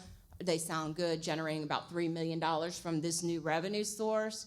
The exemptions, again, we talked about the government and the institutional tax exempt in that two-prong. Like your city manager said, there are other exemptions that you can consider. I know you guys talked about that senior exemption that you want for taxes. You could carry that over into this. Whenever anything goes on a tax bill, it gets the same benefits and the same issues as your tax bill. So if you have some seniors that are paying very little on their taxes, or you're going to say that they don't have to pay anything, that $132 may have a hard impact on them. It may create a hardship. So what you can do is you can create a hardship exemption similar to how you have on your utility accounts. It would be Well, for our seniors, it would be a three-prong. It would say, first of all, they have to own their house. So it can't be a tenant. The landlord can't reap the rewards from their tenant. So they would have to own the house, and it'd have to be homesteaded or available for homestead. With the senior, they'd have to be of a certain age, and then they would have to be of a certain income level, and then you could pay it on their behalf. What that would say is, we recognize that some people can't afford this, but they've owned their house for so long that they pay very little taxes, and we don't want their house to be taken away from them, because when it goes on the tax bill, just like with all your other taxes, if you don't pay them, then they will sell a tax deed certificate, which could cause somebody's house to be foreclosed eventually. So you could say, we don't want somebody's house to be taken away because they can't afford the $132. We'll pay it on their behalf. It would be an annual application process, because if they won the lotto next year, then they wouldn't meet that income level, so then they would have to start paying it. But you could do that, and that might be something you could do. You could also do it for non-seniors. You could say, okay, it only has to have a two-prong test, that they have to own their house, and it has to be homesteaded, and then they have to be at a certain income level. You would set that income level. I would suggest, if you already have an income level set for your utility accounts, you carry it over, because it makes sense. There was a reason you set that level in the first place, so it would make sense to carry it over. We don't know the impact of that, because we can look and see who owns their property, but we can't tell you what their age is in there or what their income level is. So we wouldn't really be able to tell you that impact. You could do some references to your utility account and get a kind of good feel for what that impact would be, and we'd be happy to try and look at that. But that would be an option that you could do. And then the schedule, and then the other. So, question in regards to the assistance for either seniors or low-income residents, how would that have to be written from the city for us to be able to pay that portion of the bill? Would that be, go ahead. In your legal documents, Yeah. it would state out that there is a hardship exemption, and it would say out all the parameters that are required to meet that hardship exemption, and it would tell them when they had to apply and how they had to apply annually. We have a lot of clients that do use that. So the residents would have to apply annually Correct. For that exemption. So that's actually what I had in my notes, kind of creating, if we do decide to go forward with this fire assessment, creating a residents assistance type program for some type of reprieve or relief for the seniors in that low income base. Right. So making sure that we have that policy in place to say, hey, we'll offset this cost. Because that does in twofold. That gives us still the opportunity to receive the capacity of borrowing against this fire assessment. Because right now, I mean, realistically, we're paying a $35 million bond back. And Mr. Evans, you said it's a $3 million bond payment? It's roughly about that, Roughly Mr. $3 Chairman. million. Could give the- And with Fire Station 80, 89, and 86 coming down the pipeline, we're going to be adding at least another $3 million in regards to that bond payment, depending on, God willing, we get some money that just comes down from the heavens for our city, that'd be great. But creating this assessment does give us the capacity to borrow against it, giving the reprieve to the seniors in our low-income family, and then giving that opportunity to move forward. So I would love for us to move forward with this assessment if this is the direction from the policy, but at the same time, making sure that we provide a support and we have it clearly outlined. And in addition to that, outside of the policy for that reprieve or that relief for residents, is there something that can be reimbursable from the city, where we create a policy where it can be reimbursed to the residents through a utility bill, through some type of grant program, through some type of application, just residents assistance program that we do annually, where we say, hey, this fund is for our seniors and our low-income family. Some seniors may forget the application. They may not submit it. Is there something that we can create in addition to? I'd have to, defer to the subject matter experts, but I can tell you that any exemption has to be legally defensible, because anytime you create something that's different, that's where it allows for a legal challenge. And so, when you create those exemptions programs, it's very specific, and you go through a meticulous process to not compromise, because if it gets to a situation where it's challenged, then it can jeopardize the tool. And then the other side of it is you don't want to have Tallahassee come in and say you can't do these anymore because of, these types of inequities that may be in the systems. And Councilwoman Botel made reference to it earlier. We're decreasing the millage rate, but then adding this assessment. So giving that reprieve to our seniors and our low income has to be legally defensible. It's something that I would definitely recommend that we provide even a support to saying, hey, here's a process of assisting you with filling out the application annually. Just something to make sure that we're giving them as much relief as possible. Still getting the benefits from having it, but also having the impact of being able to borrow against it, but still giving the residents the relief that they need. Yeah, we certainly, and I would recommend this, and we've done this in my past experience, is create a situation where we help the seniors fill out the application. And the other side of it is as well, there's a lot of communities that have gone through this that have the same kind of per capita personal income in our community and same kind of demographics, that a lot of those programs are tried and true and well established.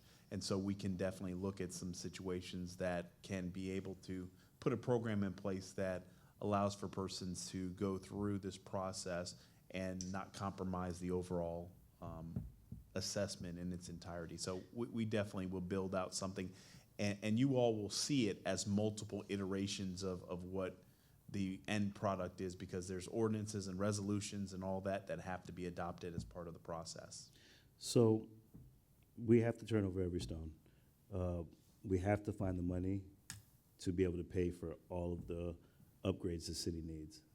The infrastructure has crumbled in our community, and we haven't addressed it for many years. But also, we don't want to burden the residents too heavily.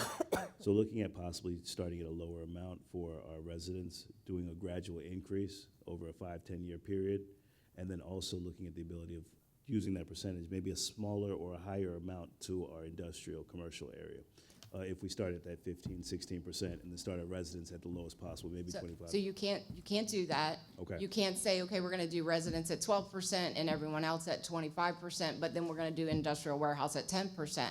Again, the key to the methodology, the legal defensibility is Right. that whatever budget you fund, you have to slice it in those pieces of the pie. So that demand percentages, you have to keep it equal. So if you're gonna do 25%, it has to be 25% across the Understood. board. So that's the key to it. Okay. All right, thank you. Do the people who get assistance with utilities have to sign up every year too? Yeah, okay. So, I think there's no question that we need to do this for the seniors who are challenged, and, I mean, that's just a given in my mind, so. And you could send out, so there will be a process if you do decide to move forward with this. There will be a process of you'd have to send a notice to every individual property owner saying, this is what the city is anticipating doing. This is when they're gonna make that decision. They're gonna have a public hearing. They want input from everybody. You're welcome to come and give your input. You can also include what we would recommend the very first year is an informational insert.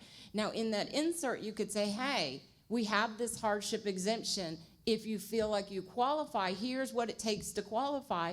And if you feel like you qualify, here's how you go about applying for it. So everybody would be put on notice that, hey, there is this program out there, but you would have to fund it through the general fund, which you already do. If you're not funding at 100%, you're already funding through the general fund. But yeah, so we could put that in there, so we could try and reach out to everybody and let them know. You could put something in your utility account that said, hey, if you're, or the ones that are getting it, you could reach out separately to them and send them a mailer and say, I know you're getting this exemption through you may qualify it for the fire assessment too. Here's how you would apply if you think you qualify. So you could do all of that public outreach to them to make sure that anybody that does qualify would be able to get it. And we'll give them help filling out the paperwork. Sometimes that's the biggest Absolutely. challenge, Absolutely, yeah. I mean, I believe your staff would probably do that anyways, Yeah. because I think they're here for the residents. That's most of the staff. That's why they work for government. It's not usually for the paycheck. It's usually because they like to help public. So yeah, they definitely would be able to help them. So anyways, implementation. I believe staff is thinking that since you have this debt service to meet and you want to start diversifying, that even though you haven't met all of the statutory requirements this year to go on the tax bill, that it would be a good idea to send a separate bill this year and go ahead and implement it for this year. Staff would have to apply the resources that is necessary to do the collection this year, and then transition it onto the tax bill next year. Can I interrupt? Sure. So, Mr. Evans, you stated that you don't support doing a mail-out, or, I'm sorry, a direct bill. For long term. Yeah, it's a nightmare for the long term. Well, even for the first year. I mean, because what I'm looking at here says November 2022. Perhaps if you told me 2023, but, you know, when I look around this room, I don't see any person that's from the general public. Everybody here is because they either work here or have some connection with doing business at the city.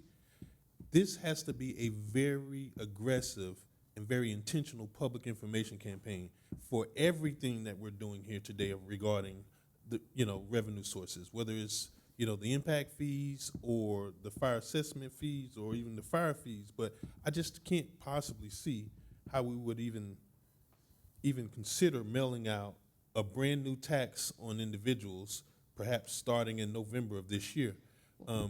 I would certainly support it, and I guess I tried to give Mr. Sherman's office some credit. It's tough just getting utility bills paid. I'm telling you, that's probably one of the reasons why I don't go in City Hall, because when they catch you, they have an issue with this and that, and, you know, it's just really tough to get folks to turn around and pay a bill. I think if you sell this idea along with the needs that we have in the community so that folks can understand, because right now it's just us talking to us, and we understand because we live it. But certainly I don't support us doing this year in a direct bill for. Well, So- Mr. Evans, I think it says fiscal year 23-24, right? So it would be reflected on next year's? Well, fiscal year 23, 22, 23. Yeah, Oh, 20 starts in October. that would be when it transitions to the tax bill. So what this schedule does, and like you said, we hear that all the time. Everybody wants more public education. The problem is you can advertise these meetings and you can have separate workshops until the individual property owners get that notice, that first class notice that would be sent out to everybody if you decided to move forward. So you would adopt an ordinance, you would adopt an initial rate resolution. That would be where you would formally adopt a proposed this year's rate. Then we would send those first class notices out to every individual property owner that would be responsible for paying this. And we could send that additional public information insert with them to let them know. So the first class notice will provide all the legal language. Some of it is harsh because it says if it's going on the tax bill, and if you don't pay it, a tax deed could be sold and it could cause you to lose your property. So some of that is the statutorily required harsh language, the legal language, but then you can also provide an insert that says, and here's why we're doing this, and here's the benefits to all the property owners, and here's the hardship exemption that's available to you. And we want your input. So statutorily, they're required to be mailed out 20 days before the public hearing. We've had clients that mail them out maybe 30 days before the public hearing, and also put in there that, hey, we want to hear from you other separate and aside from the official public hearing. So we've set up these neighborhood workshops where we can explain a little bit more about what's going on, the benefits of it, what's available to you as far as hardships. So we could, if we sent them out a little bit early, we could say, and we're gonna do them in these areas of the town on a couple of different days in case you're not available. You're welcome to come and get additional information. And so then staff would run those meetings. We could also be there, and then you could get input from them, and then you could also get input at that public hearing. So you can provide as much public outreach as you want, but unfortunately, we don't typically see a whole lot of public input until they get that first class notice, because they don't really know about it. They don't know how it's going to impact them. They don't care until they see exactly how much it's going to cost them. And so that's when you get that input. Unfortunately, that's how it works. I would absolutely be in agreement that that is the nature of the beast that we're dealing with. So the thing is, we do want to notify as much as possible, giving the ability to say, listen, we've sent out the notices, we've communicated with the residents, we've done everything necessary. We're in June now. It gives us time, if we give direction to council to say, let's implement some type of, or some level of assessment for us to proceed. So I guess, being that I'm just seeing this, it would be on this year's tax bill then, so it. So it wouldn't be on this year's tax bill, because like I said, you've missed some of the statutory deadlines to Okay. get on the tax bill. So that's what I So what understood. staff is recommending is that we send the separate notices or separate bills out in around the same time that the tax bills go out. You could also provide, and then they would collect it this first year, and then because of, like you said, to send the separate bills out every year is a lot of effort on staff. But the first year, we see it done all the time for the first year. And then transition it to the tax bill next year. What is the deadline for that to be added to next year's tax bill? So what you would have to do is you would have to adopt a resolution of intent sometime before January 1st. And then we would have to go through these procedures between January 1 and September 15th. So the nightmare that Mr. Evans said about collection would be on us for this coming year, Correct. this November. Would we give them the same time frame with We could. increasing amounts from November to Yeah, March?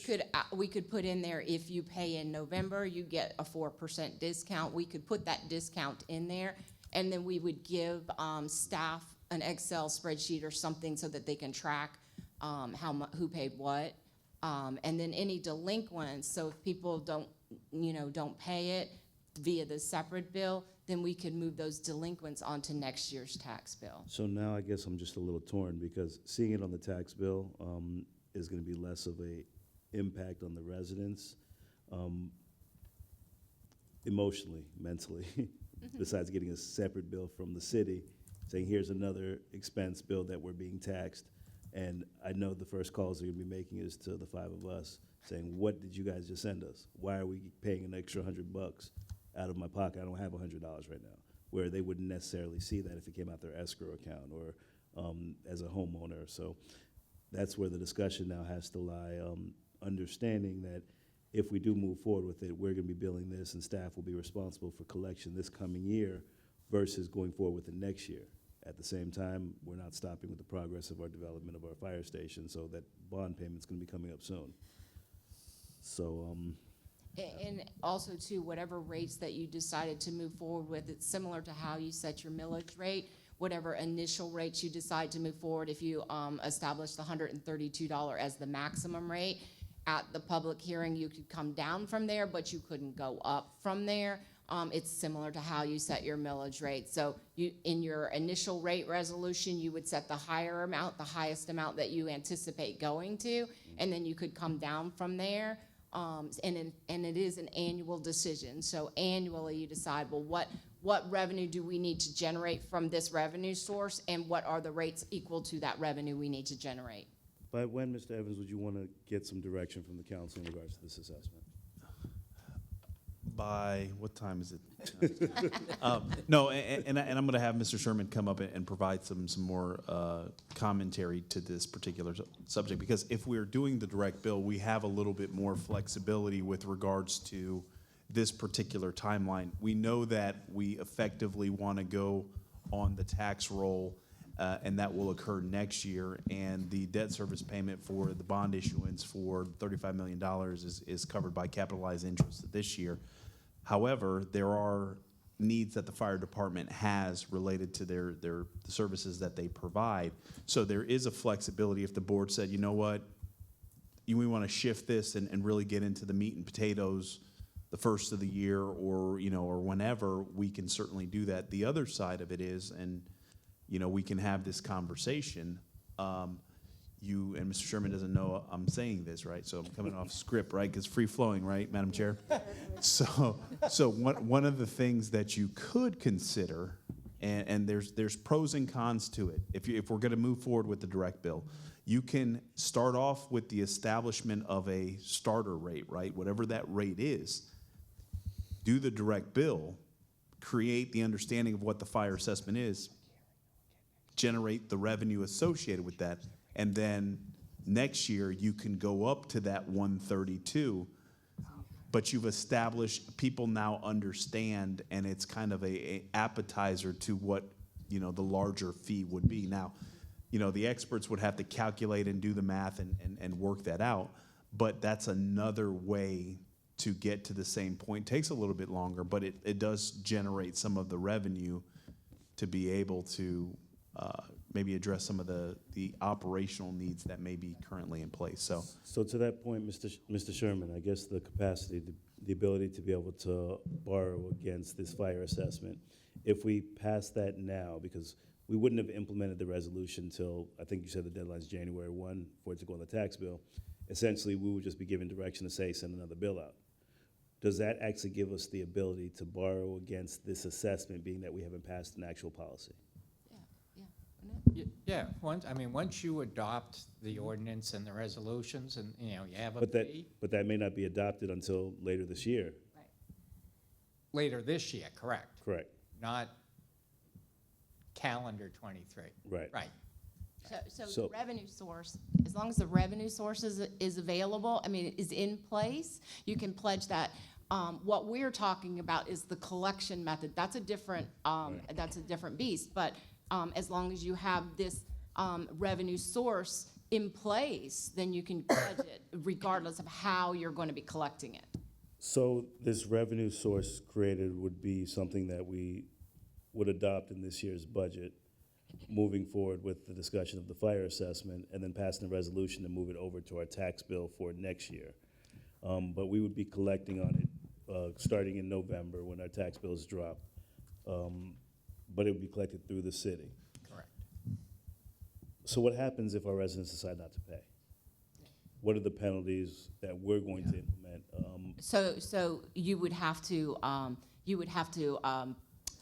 have a deficit this year, but you would roll it onto the tax bill next year, so then you could collect it from next year. So you may have to cover that deficit this year through some other funding source, but then you could pay yourself back next year when the tax bills go out and the delinquent amounts go on there too. Okay, so with the delinquent amounts, then that would be an additional assessment or bill to the residents. So in addition to, say, for argument's sake, it's $100 for a resident, they didn't pay last year, that would be a $200 increase for next year's tax bill based on the delinquency from this previous year, and we would have to send those assessments over to the county to have them add that to the bill. Correct.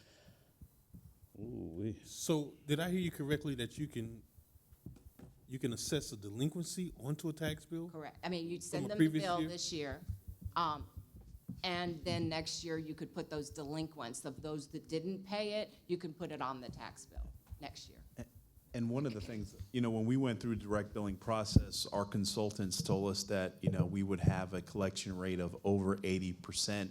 And I was kind of reluctant to believe that, but it came in at like 85%. Most persons, when they got it, they may not have liked it and they may have called and asked questions about it, but conceivably they did pay it because it was a revenue stream that was provided to first responders. And so that was something that, you know, when entities do direct billing, what's the rate that you all have? Yeah, 80 to 85%. I would be, You have a high collection rate with the tax bill, not because everybody pays their taxes, but because if they don't pay them, they sell a tax deed certificate, so somebody pays it on their behalf. So that would be what the city would be doing the first year. They would direct bill it, and those that didn't pay it, the city would pay theirs on those behalfs. Then it would go on the tax bill next year for the property owner to pay it, or a tax deed to be sold and somebody else to pay it on their behalf. Same situation. It's not a lot, but it is. I mean, we're talking about $10 a month for a single-family home. But, I can't stress enough, even with this 65 years and older exemption, if it's the desire to move forward with this, I just think we have to be very aggressive with our public information campaign, because no matter what, I think you guys are being generous in 85%. That doesn't represent Riviera Beach, telling you, if we didn't have folks over in billing, I'm sure our collection would be much less. But you know, we have folks that don't generally pay timely. You know, it was interesting, and Mr. Sherman can speak to that. Through the pandemic, we actually saw our collection rates go up. Go up. Oh well, yeah, they had a bunch of free money. Right, In that's- fact, there was that's exactly- there was incentives to stay at home and not work. That what the reason? And I will, you know, and I will put it, you're right, about, you know, 25% don't make the payment on time. But our collection rate is about 93-95%. And that's the renters. I mean, remember, this is going to the property owners. Right. So this is, you know, there'll be a lot of, you know, going outside the city to pay these. So that 95% isn't really comparative to what they're saying, because it's gonna actually go to the property owners. I would be in favor of starting in November 2022, but in the first year when we send the bill, having it be less than the 25% that eventually will be. Because I think that's exactly what West Palm Beach did. Yeah. I think they started off with a rate, get people used to Yeah, it, and yeah, then, yeah. you know, you can point to, and certainly what I would do, in my opinion, would be a situation where when we move forward with this and a project is funded by the fire assessment, we get a nice sticker or a sign that says funded by your local fire assessment Right.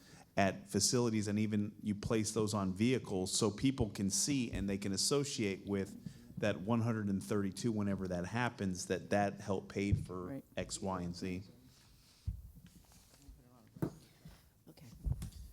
So, to kind of bring this in for some landing, is the board comfortable with this schedule? Do you want us to refine this schedule? Do you want us to look at a introductory rate and then, you know, the rate that would be effective on the tax roll, or go with the 132?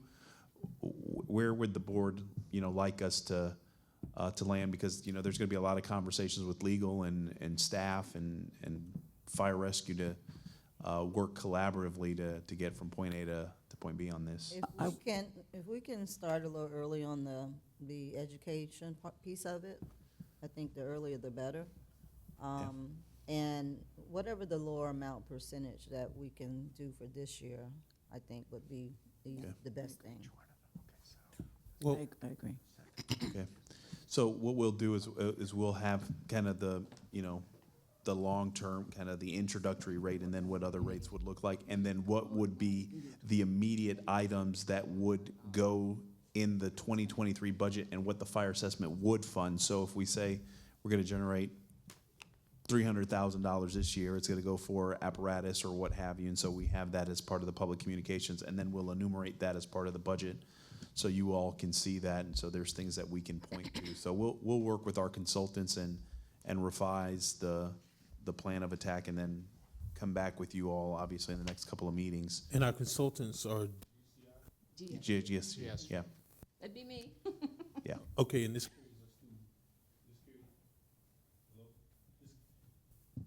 this carries us to the end of the fiscal year. Yeah.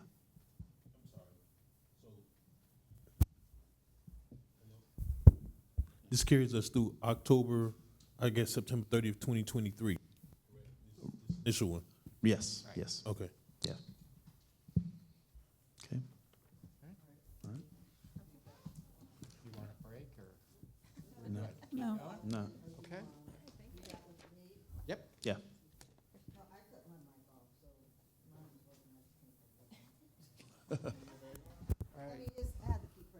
All right. Kurt's up next. I'll walk them out. Yep. So at this time, we're going to have Fire Chief John Kurd to present on fire fees. So he's used to taking the heat, so pun intended. Mr. Evans, question, what's the proposed schedule for today's? From 9 to 2. 2, okay. Test 1, 2, test. but you also, Good morning, Chair, Council. I come to you today to discuss our fire fees. As directed by City Administration, we looked at all of our revenue-generating fees, all of our different avenues, and looking at traditionally what we are able to collect through fire services are EMS fees, inspection fees, and fire alarm fees. And looking at our EMS fees, we are at what is considered to be right where we need to be in the industry for EMS billing. So with that, we didn't see the need for any escalation. But as I started looking into some of our fire fees associated with fire prevention, I found we were woefully behind. This is our city ordinance, 2911, was adopted in January, on January 2nd, 2002. This ordinance is now over 20 years old and hasn't been updated. And in this ordinance, our fire fees for fire prevention, inspections, and fire alarms are located along with our fire code and also some of the other fee schedules and penalties and violations that are associated with those. This is a little small, and this should go fairly quickly. There really isn't, it really isn't complicated, it's pretty straightforward. What we did looking at our fees that we collect is we looked at our surrounding municipalities. On the far left-hand side, what you see are what we refer to as occupancy types. They're broke down into assembly occupancy, different sizes, educational daycare, preschool of different sizes, healthcare institutional, and it goes on, as you'll see in the next slides. And what we wanted to do is we wanted to look at what our surrounding municipalities were doing, those that collect fees in the manner in which we do, because every municipality does it a bit different, and see where we compared. And we were noticing that we were way behind on updating some of our fees. Some of them we were right on point, that they haven't increased significantly in any of the municipalities over the last 20 years. But what we've seen is we were woefully behind on some of the others. And you won't see great increases from a dollar perspective, but what you will see are large increases in percentage. Because if we had a $20 inspection fee and we go to a $40 inspection fee, that's to be shown at 100% increase. So don't be misled by the percentages where we're actually looking at the dollar amounts. So as you can see, we have Palm Beach Gardens, West Palm Beach, Riviera Beach's current fees, Riviera Beach's proposed fees, and then what the fee increase would be on the far right. I won't go line by line on them. Some of them are as little as $10. Some of them actually go down. If you look about halfway down under educational daycare preschool, where we were at the 200,000 square foot, we used to charge at one point $30. We're now going to be looking at $170. So in this particular instance, we're going up in these fees significantly because when we have to do an inspection of a 200,000 square foot facility, it takes one inspector or multiple inspectors several hours to do that inspection and then the associated follow-up paperwork, and we were only charging $30. That didn't cover the fuel to get there and back, much less subsidize any of the other expenses associated with fire prevention. On the next slide, you're going to see some additional occupancy types. We have apartment, transient lodging, residential, board and care. This is our adult living facilities. We also have mercantile, office, storage, industrial, and these are standard occupancy type classifications that we use in fire prevention. And again, you can look at Palm Beach Gardens, what they've charged, West Palm Beach, again, Riviera Beach's current fees, and then our proposed fees and the dollar amount change. You can see in the first 5 or 6, there was no increase. Some only increased maybe $5. And when I looked at the increases, be assured we're not at the bottom, but we also didn't want to be charging the most. So we looked at that average of those municipalities and put ourselves somewhere in the middle so that we're at least recouping some of these costs associated with prevention. Here's the final occupancy type slide. Again, same municipalities, our current fees, our proposed fees. You see fees going up of $20, and this is per inspection. On some of these facilities are done once every 30 years. Some are once every 5 years. Some are annually, but for the most part, it's once every 3 years. So this isn't a reoccurring cost. And the majority of these are to our commercial, industrial, where we do those fire inspections. This necessarily wouldn't apply so much to our residents unless they were building business owners in the community. So this is a look at the breakdown. Currently, what we are collecting on the top line is in 2019, we collected $30,000. Now, this is 2 inspectors that do inspections all year, and the amount of money we were able to subsidize based on their inspections towards fire prevention was $30,000. $19,000 in 2020. Obviously, the pandemic kept us from going out. We started to see it climb back up in 2021, and then year to date, we are at $18,000 and anticipate getting back to that $30,000 number we saw back in 2019. If we looked at the percentage increase, and if you look at the first bullet below this, the average total increase is 143%.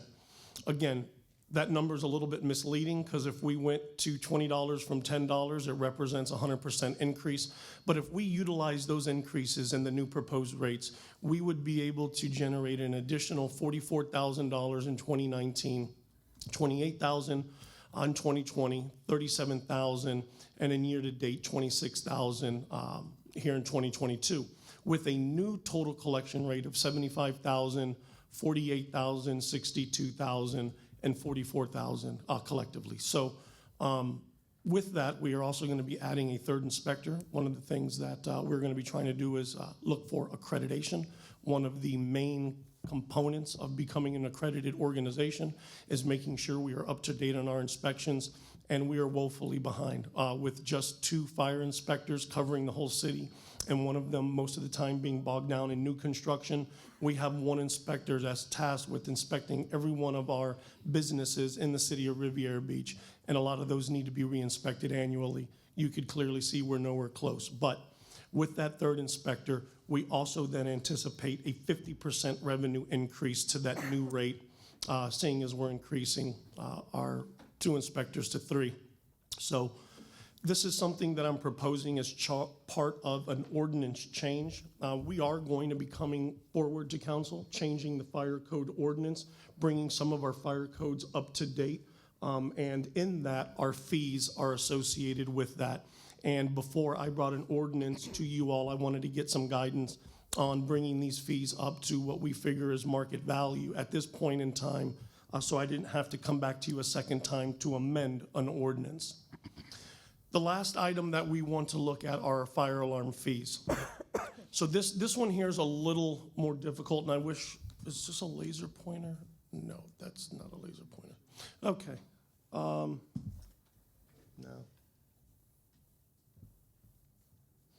That's okay.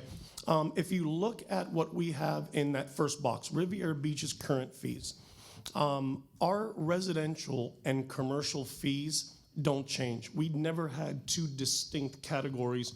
We just had 1 fee for false fire alarms for both residential and commercial. And the first box there to your left, 1 to 3, that's how many false alarms you're allowed before we start levying any fees. So we give you the first 3 for free. If we then get 4 to 8, it's $100 per false alarm per occurrence.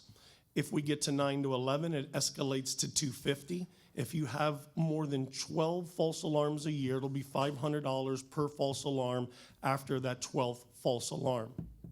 When we looked at the next group of boxes there, Palm Beach Gardens, we noticed that Palm Beach Gardens split their fees into residential and commercial, levying more of the fee on commercial than residential because of the frequency and the number of commercial properties that they're responding to as it relates to false alarms. We have very few residential false alarms. Occasionally, it might be a pot on the stove. If they even have a smoke detection system that's monitored to an alarm company. We see very little of that in our community. While we are working towards improving that, Commercial's our biggest concern. So they run the same model of 1 to 3, there's no charge, 4 to 6. It's $100 on the residential side per occurrence between 4 to 6, and $250 on the commercial side. 7 to 9, $200 on the residential side, $500 on the commercial side. And 10 plus, it's $300 on the residential side, but it's $1,000 for each false alarm at a commercial business, every occurrence after 10. We have some of these buildings in our municipalities where they refuse to fix their fire alarms, or they're constantly having some type of activity going on that's generating a false fire alarm. But that is a fee that is on the upper scale. The only one greater than that is the town of Palm Beach, and it's $2,500 per occurrence. You can see North Palm Beach, same scale, and I won't bore you reading the numbers. We can see them there. I have a question. Yeah. Where do the schools fall in with this? Or when they have kids that pull the alarm, because they do that all the time, Yeah. do that register to you all? It does register to us, and we deal with the same conversation you all just had about leveraging a fee against a government entity and them just saying, nah, we're not going to pay that. But yes, we get the alarm, we respond, but they're not as often as you think, and we've really noticed. Depends on the school. Okay. Yeah. Here in Riviera Beach, we tend to do well as it relates to false alarms. We don't have any one school that has been deemed a nuisance. Do they happen? Yes, but we're not seeing the nuisance properties, in our schools here in Riviera Beach. I guess another thought. So, and this probably has absolutely nothing, but just for my knowledge here. I've never seen anyone come out. So are you all they don't come out, so how are you? Well, we're always dispatched out. Now, what we normally will have happen is the alarm company dispatches, it goes to our dispatch center, we're toned out. They'll reach out to somebody at the school board, or the school board will call the alarm company and say, hey, we have security on site. This was a malicious false alarm that was pulled by a child. We see the alarm. We're looking at the alarm panel. You all can cancel. What we do is we always continue, in Riviera Beach, Right, yeah. we always continue to send one unit irrespective of what we've been told by phone, but we cancel all of the other units, so we always follow up on an investigation to those alarms. But most other municipalities just cancel. Okay, yeah, no, I've never, that doesn't happen everywhere there. That's good to know though. Okay, appreciate it.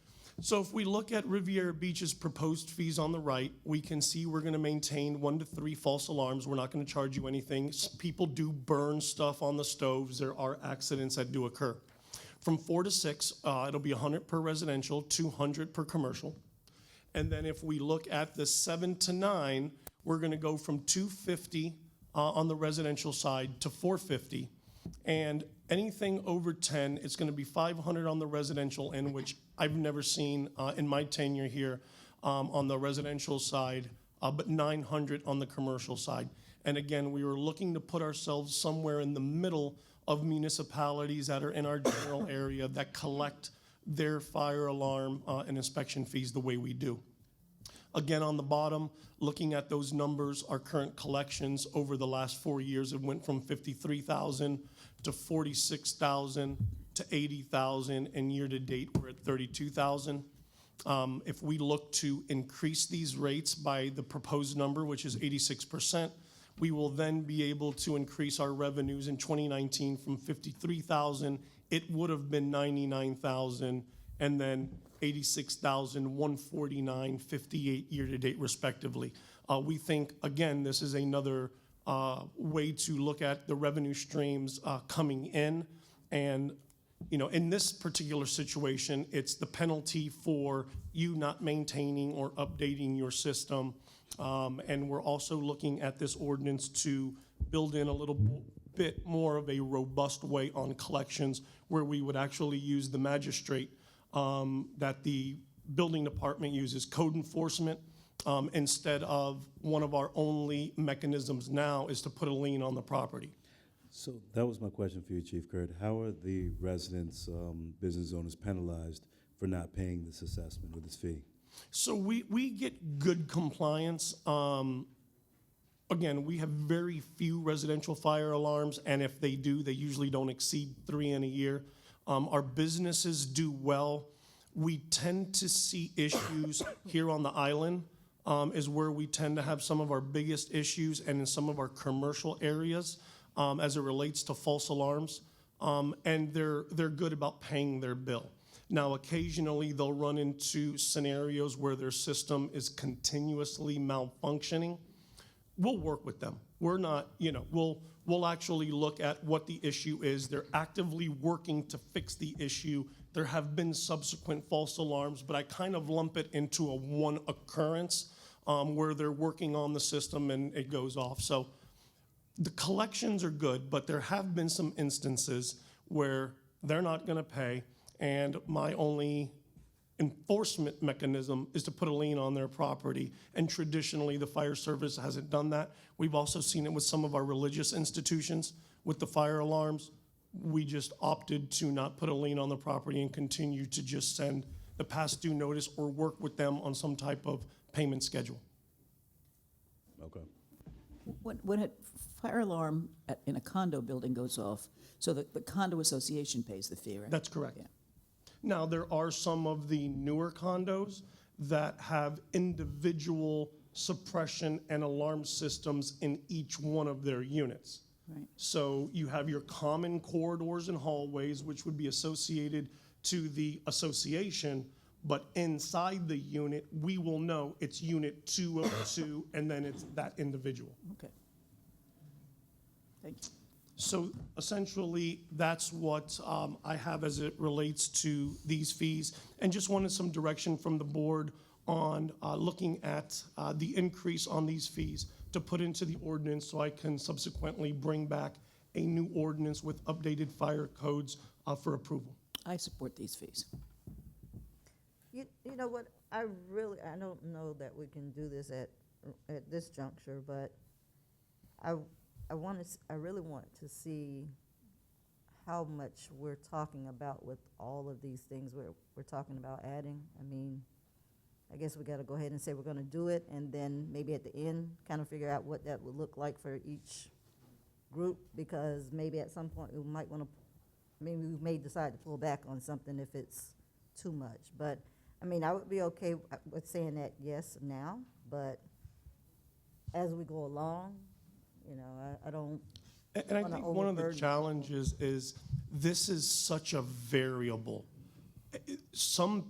The majority, Don't really 80% of our city will not be impacted by Right. this ever, maybe even 90% Right. will never even see this. And, we will definitely make sure that as we work with, and really what this is meant to do is curtail the nuisance properties that keep having the false alarms. In-town suites over on Military Trail, they got to stop. And they're not going to stop by me just going out there and continuing to respond to their fire alarm, resetting the alarm panel, and giving them a verbal tongue lashing. No, hit in-town suites corporate in the pocket. Right. Now all of a sudden they're going to find a way to keep these people from setting off this false alarm. Super 8 motel. So this is really geared and governed towards corrective action. Right. But it's such a variable. I can't tell you who's going to be impacted and who's not because of its nature. Okay. Yeah, I can support it. Anyone else? Direction? Yes, no? Actually, I was looking to see, so these inspection fees, are they associated with the occupant or the actual owner of the property? It's specifically related to the occupancy type and size. Okay, It has nothing to do with the owner whatsoever. okay. Mr. Lawson? Who pays it? Yeah, the property owner, oh yeah, the property owner pays the inspection fee. Now, how he works that out with his tenant as far as what their lease agreement is and inspections and fees, but our bill goes to the property owner. Well- False alarms will go to whoever the alarm's registered to. So a lot of times, I lease you this building, but you want the fire alarm or the police alarm monitored, then it's the tenant. But when you got into an enforcement issue, this is where we would have to work with the magistrate. Do you enforce it on the tenant or do you enforce it on the property owner? I don't know, that's not my world that I live in, but Well, I think I just asked because I've seen where your department gets the information or, I guess, imports information from the BTR system, and they show up and they want to do a inspection for every BTR that exists at a location, and I was like, that doesn't make sense. So, and it even makes more sense now if you have the ability to lien it. It would mean that ultimately the property owner's responsible, and not if they have 15 business tax receipts, you don't send a separate bill to each one of them. But I believe that's what had occurred in the past. it wouldn't be sent to every one of their BTRs unless we're talking about they own a strip mall and we inspected 7 strip malls in there and the fire suppression system wasn't working. So yes, each one of those individual businesses were in default of the fire prevention code. Okay. Anyone else? I'd be in support of it, Madam Chair. Thank you for your time. Ms. Lanier? All right. Next. Madam Chair, we're going to have the Assistant Police Chief, oh, sorry.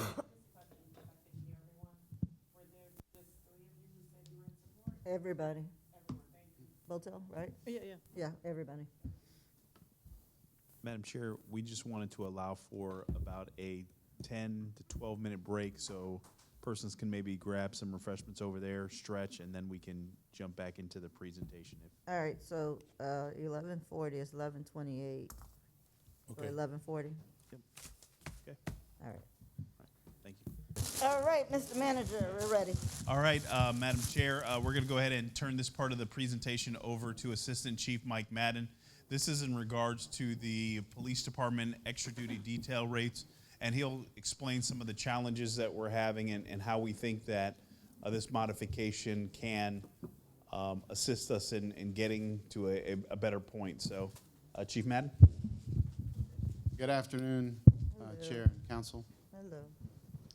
Mike Madden, Assistant Police Chief. As the city manager alluded to, we are trying to address our extra duty detail fees for several reasons. We have a lot of events occurring in the city. A lot of them occur on holiday weekends, at times when it's challenging to find enough officers to work these events. We do have mutual aid agreements in place that allow us to tap into officers from the city of West Palm. Since we went to our new detail platform last year, Extra Duty Solutions, we're actually able to post our details in a system that West Palm Beach officers can see. Therefore, if we do run short on a special event, we actually can get officers from West Palm to sign up on that system. We have assisted them in the same manner for events like Sunfest. We assist with the Honda Classic with Palm Beach Gardens. So it is something that has worked well between the agencies. But So do we have to pay their rate, or they get paid the rate that we pay? it depends. With City of West Palm, I'm going to go to our chart here. With the City of West Palm, since we are on the same system with Extra Duty Solutions, when they sign up for our details in our city, they actually get our rates. But since some cities don't use that system, like Palm Beach Gardens, we would be paid whatever rate they pay in Gardens if we go there to work. And something else to remember with extra duty details is they are, for the most part, voluntary on the part of the officers.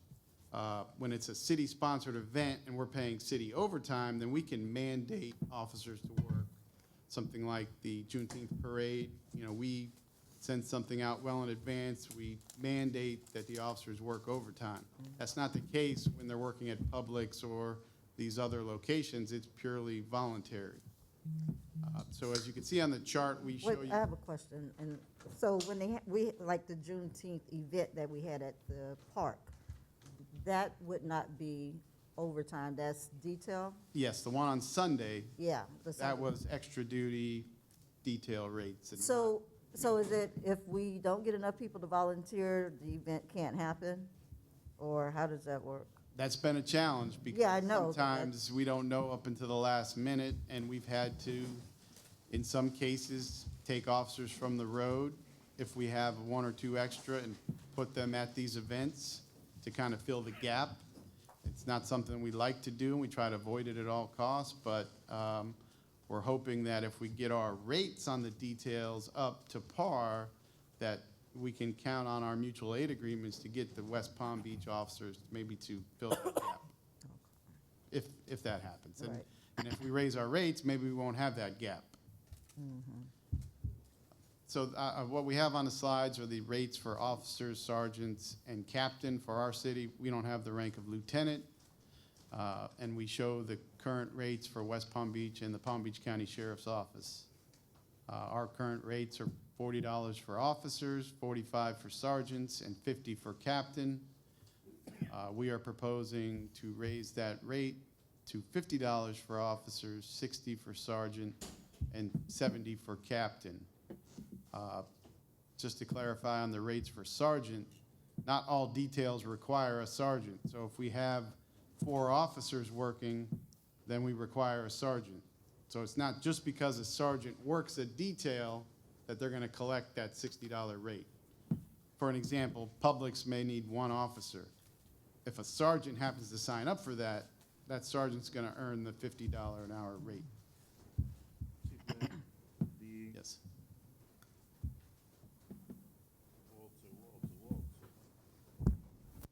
Chief Madden, the first question, mutual aid, signing up for these specific events.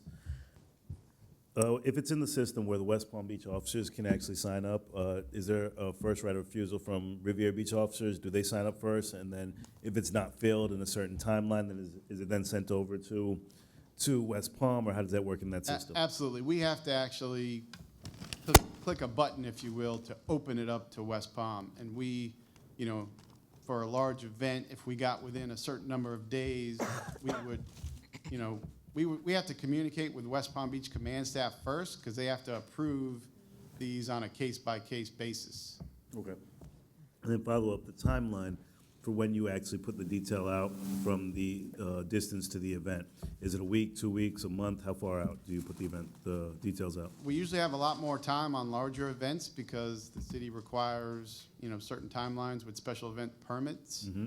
But, you know, there are times where we run on short notice when we have officers needed for road projects or emergency repairs. But so we try our best to work, you know, with the customers. I want us to try to work on that schedule because hosting events myself and then working with some of the organizers from the community and different municipalities, it's making sure that we're never short-staffed for the public safety. Putting that detail out as early as possible. Giving, of course, our officers opportunity for that overtime, but then setting that timeline out a month, 2 months out, or whatever the timeline is to be able to have mutual aid from these other departments to assist. The second question is the number of officers. That's been a hot topic of discussion for the different events. Do we have a strategy, a structure that we can put in place? Because organizers call me every time they have an event with, why am I paying for 15 officers? Why does this event only have 3 or 5? Why is it that we're being charged so much for these officers to sit around and not do anything? What is the role and responsibility of the officers? So I think, number one, we have to pay them at a fair, marketable rate that's comparable to the other municipalities. So I support these rates because essentially these detail rates are passing on to the organizers for the events. But once these organizers book the officers, you know, having an event with 500 people, telling them that they have to have 15 officers, you know, for argument's sake, whatever that number is, it's going to be an additional burden on these organizers that want to bring these activities to our city. So we're trying to attract them, different local, state and national organizations to say, hey, we want to showcase your marina, we want to showcase your waterfront, we want to showcase your ocean walk. with bringing something of our national talent, but your officers, if I go to West Palm, they're only going to require 4. We are requiring 14 to 20. That's going to be a burden on them for cost-wise. So what can we do there? And then also, what can the city help offset or compensate? And that's more of a Mr. Evans question I'll ask in regards to attracting these national or local talents to say, we want to have our events in your community. So I guess the first question is the detail mutual aid, and then the second part is going to be kind of how do we define how many officers are required for specific events? Right. So I think I answered the mutual aid You did. question. Yes, sir. The number of officers. The city has a special event guide that is used. It was created several years ago. You can hear, we can Okay. hear you. Yeah, we can hear It was created several years ago, and it really never was designed to handle large-scale events. It has a chart in there, and it says the number of guests or participants, this number of officers. It was really more designed for rental facilities. If you're renting, the event center for a wedding or some party like that. It really didn't contend for events at the beachfront or at a park where you could have, 10,000 people or 5,000 people attending, or even 2,500. That chart actually stops at 500. Right. So, and obviously it says 500 or more in that chart. You need, I think it's 4 officers, a supervisor, and a captain. But Right. we know if you have 5,000, that's not enough. That's not enough to cover. We are looking internally to provide a more detailed chart. And these are all just a guide, because until you know what the event is, what the entertainment is, there's current events where there have been incidents occurring at certain types of events that create a risk, and those are the factors that we look at. So it really is a case-by-case basis, but you're right, it needs to be consistent. We would like to give a guide, so in the planning stages, there would be some knowledge of what the cost would be going in, and that may move 1 to 2 officers up or down depending on the circumstances, but we are working internally to give a better initial guide to the number of officers.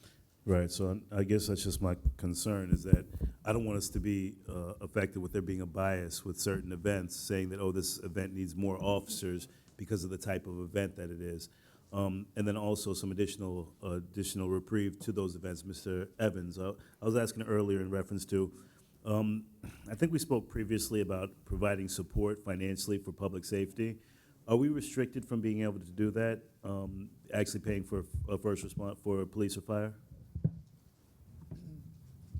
With respect to large-scale events that another organizer is providing, if that's something that the board wants to take as a policy item to say, we'd like to co-sponsor and we co-sponsor the special events, then that's something that from a policy perspective can be done, but obviously the city would incur the cost or subsidize the event, and then in fact, what is the return on that particular investment? And so some cities do it, some cities do it to a degree, some cities don't do it at all, especially if there's gate admission that's charged or alcohol sales, because there is profit that is being generated as a result. And so they didn't want a situation whereby the taxpayer is subsidizing that. But there are situations where I've seen in my past experience that, hey, it's jazz on the beach or what have you. It's a large event. It's going to fill up all the hotels. There is situations whereby, okay, the city sees this as a value and then brings some additional resources to the table. Also, I've also seen situations whereby facilitating private security, not necessarily armed security, but private security, and then police assist in providing some backstop as it relates to those particular situations. So those are some conversations that I've had with the interim chief, is to say, we need to have some type of matrix that says, if X, then Y, then Z, to be able to have a rationale behind how we schedule or how we plan out the numbers of officers. And the analogy that I gave was, if I tell you that you need 15 officers and then I cut it to 10, you love me. But if I say you need 10 and then I increase it to 15, then that's where the problem lies. Right. And why wasn't that communicated? Because on the event organizer side, you're pinching, every particular line item related to the event to make the event work. And with costs going up all across the board, how can we look to provide that? And so, there's situations, and I think the board can also look at a situation to where, hey, if you have events that are considered a bona fide special events, hey, then we're looking to bring these resources to the table, and when these resources are gone, they're gone. So, there's multiple ways how the board wants to look at it, or Right. And we can bring that back to you in some form of some policy document. But the assistant city manager has been tasked with looking at our special events policy and our manual, because I think there's some things that we do good, right? But I still think there's some areas for improvement and some tweaks that we've learned just by going through the process. And this certainly is one of them, because that's probably the item I get called on the most, is the situation about how many officers and when the officers. And most recently, I asked the question of staff, if the event, if we know the event starts at 2, but the main act comes on at 6 and the event's over at 9, can we stagger 2 come in at this time, 3 come in at this time, and everybody's here by 4:30 prior to the large scale performer or what have you? And so we're looking at all those different things to make it make sense economically, because we want to attract large scale events, because if the private sector can do it and we can host it, that's less burden on us trying to facilitate and doing it ourselves. Perfect. And Yeah. You want to grab that? Yeah, grab a microphone. It's right there. Right there, here, right there. here. No, right there. Right Next there. to Ms. Nguyen. Stand up. And announce your name for the record. And your address. Yeah, but we got to know who is speaking. we don't know who you are. Say your name so we Really can want me capture to it. say my name? Yeah, Say your name. Yeah. we never heard from you. Sorry. My name is Your- Deirdre your Jenkins, address, and I please. just wanted to address Chief Madden. I believe there are guidelines for the number of officers that are required, and it's 75, an officer for every 75 attendees. And is that comparable to any other municipalities? I have no idea. I found that out when I was working on a project Yeah. over this past weekend. The police officer that was in charge of that particular event, he was using a standard of 100, an officer for every 100 attendees, but I believe the policy is 75, an officer for every 75 attendees. If I Okay, could jump in so- for 1 second. Please, along the line.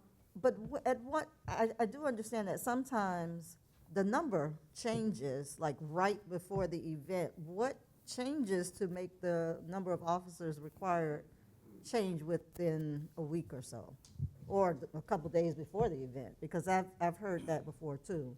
Well, that also happened this past weekend, where the vendor was interested in a larger number, but he was told the number on his application was the number that would be allowed into the facility.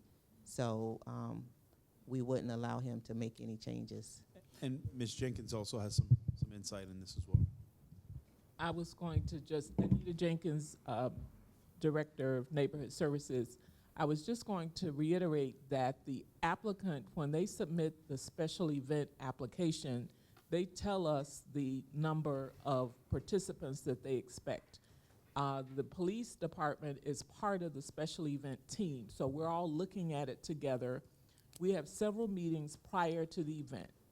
If an applicant, if ticket sales are going very well and they see that the numbers need to increase, if the facility will allow it, we make those adjustments at that time.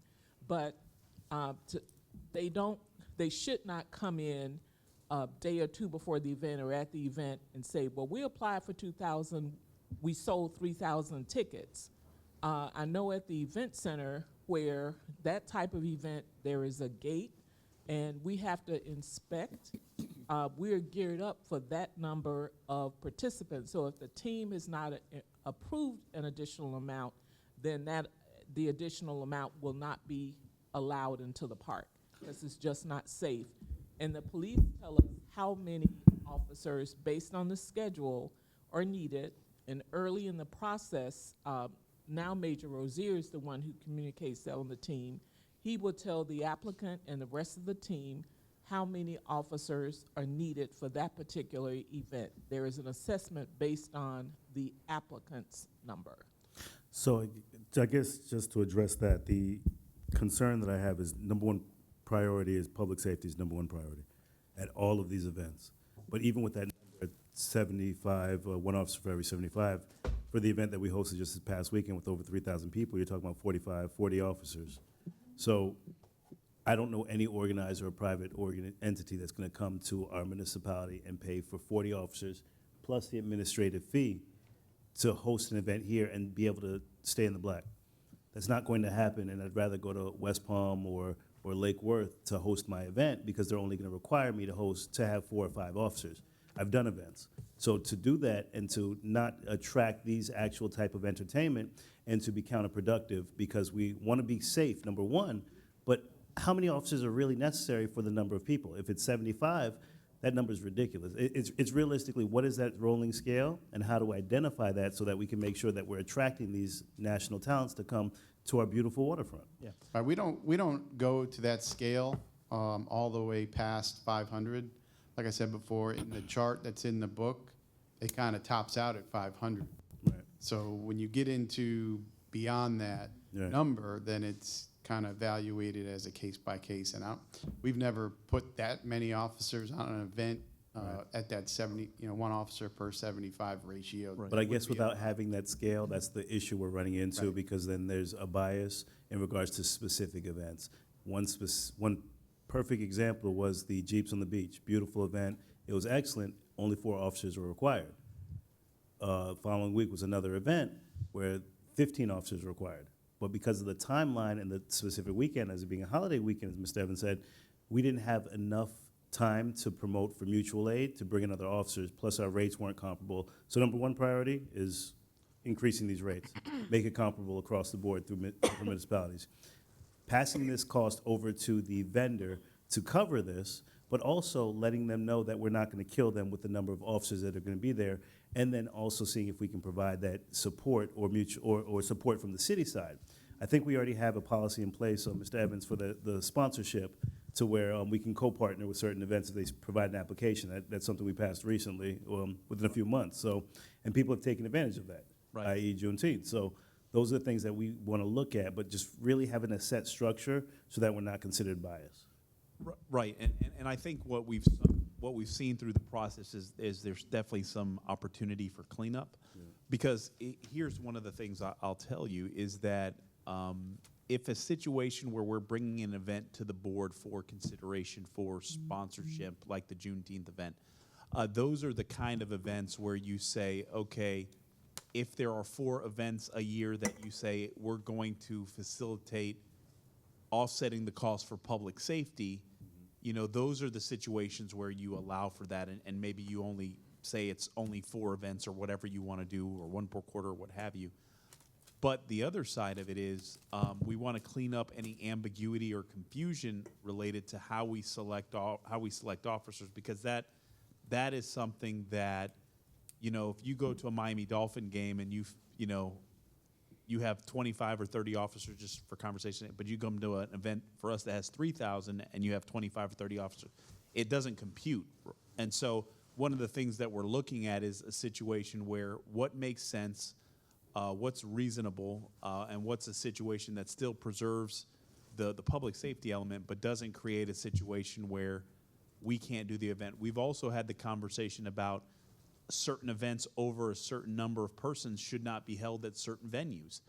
We had a situation, and I think everybody knows that, we were told 800 people, 2,500 people show up, and then it creates challenges within our neighborhoods. And so we're like, but that's, if you look at the application versus what happened, that's where, there is some issues. So, that's why Ms. Jacobs is tasked with taking a look at, the whole policy, where we have events, number of officers, co-sponsors, all that, and then we're going to bring in the elements so we can look at it more holistically, having lived in it for a little bit, where we can make some tweaks and improve it so you all don't have to feel those questions, that you can go into a matrix and say, hey, if it's a concert, here's the multiplier, 1 officer per 250 people, and not to exceed a number of 10 officers, you know? And if it is over 10 officers, then you're required for X to get private security unarmed for a number of, to be at these particular locations. So we're looking to clean that up significantly.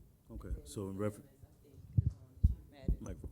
You might want to also speak to their additional costs if if the event occurs over a holiday weekend, the number gets even higher. Yes, there's a premium rate that's in, that is charged on certain holiday weekends. We're also looking at that because it lists, I think there's 6 or 8 holidays where it's more difficult to get officers to work. And they're not necessarily even holidays, they're like Super Bowl Sunday is one of those. So there is a premium rate that is charged for the officers to kind of encourage them to work.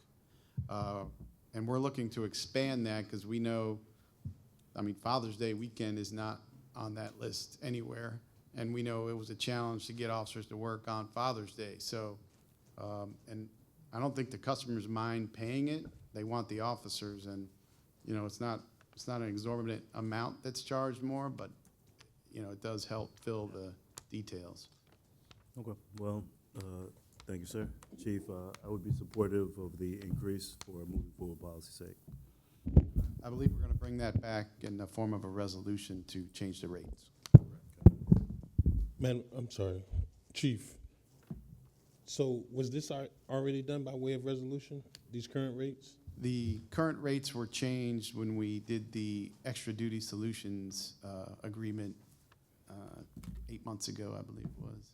So I recall that, but particularly I've seen a situation in West Palm, Mr. Sherman, and I think it was an audit issue where they determined that officers were signing up for extra duty detail on top of earning their regular hourly wage, and it created this huge issue where they realized this had been going on for a number of years. Extra duty solutions prevents that, right? When you actually sign on and go through extra duty solutions, then you're technically off of the government pot.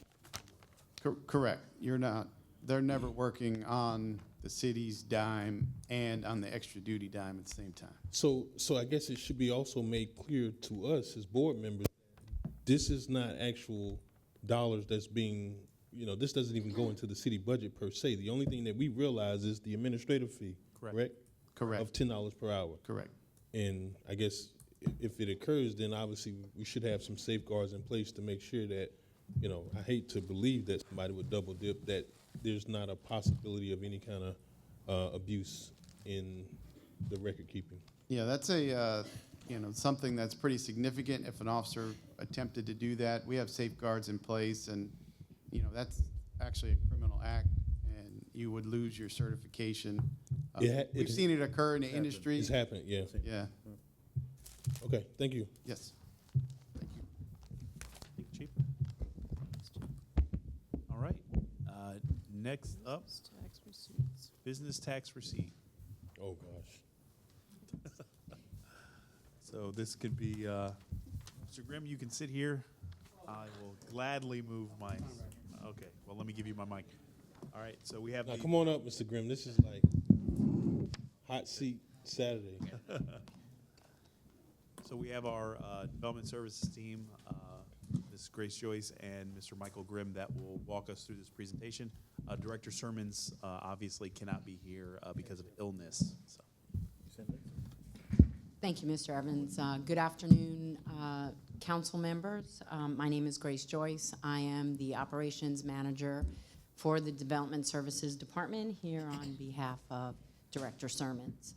The Development Services Department went through, we have several divisions: code enforcement, planning and zoning, and then building, and our new addition, BTRs. So we went through and looked at our fees as directed by Mr. Sermons, and made the determination straight away that planning and zoning fees were consistent with the industry standards, so we did not need to address them. And code compliance fees were increased last year, so we did not need to address them. But there were certain fees associated with building permitting and operations that we wanted to look at, as well as the business tax receipt fees. So first, I'll start out with the permits and inspection fees. Currently, there are things that, that we do in our division that, to assist the development community, that we do not charge fees for, which are standard industry fees. Our fees generally are on par with the rest of the cities that are surrounding us and the counties. There are some areas where our fees may be slightly higher, but they're appropriate. So one of the fees that the building official has decided we need to add is a temporary certificate of occupancy fee, which we don't have right now. And lots of times when folks come in and they're developing, they need to get that TCO in order to be able to go into the building to do certain things. And we don't have a fee for that. So we're proposing to add a fee to allow the industry to go in when they request to go into the building and maybe do some stocking or some other things that you cannot do without other things being in place, fire safety measures and so forth and so on. Other fees that we looked at are our revision fees. When a building permit is issued and someone makes a change to a plan, it could be something very small or it could be something very large. Our fee right now is $50, regardless of whether you're a home owner-builder type permit, window door change out, or whether you're a 30-story tower making a change to every single floor.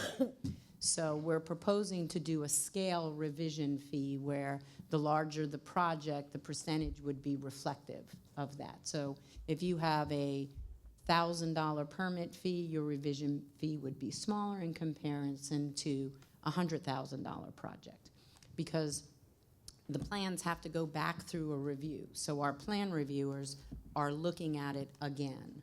So we want the fee and the time that they're spending to be comparable. The other items relating to the fees that would be generated, we figured that we'll probably collect an additional $10,000.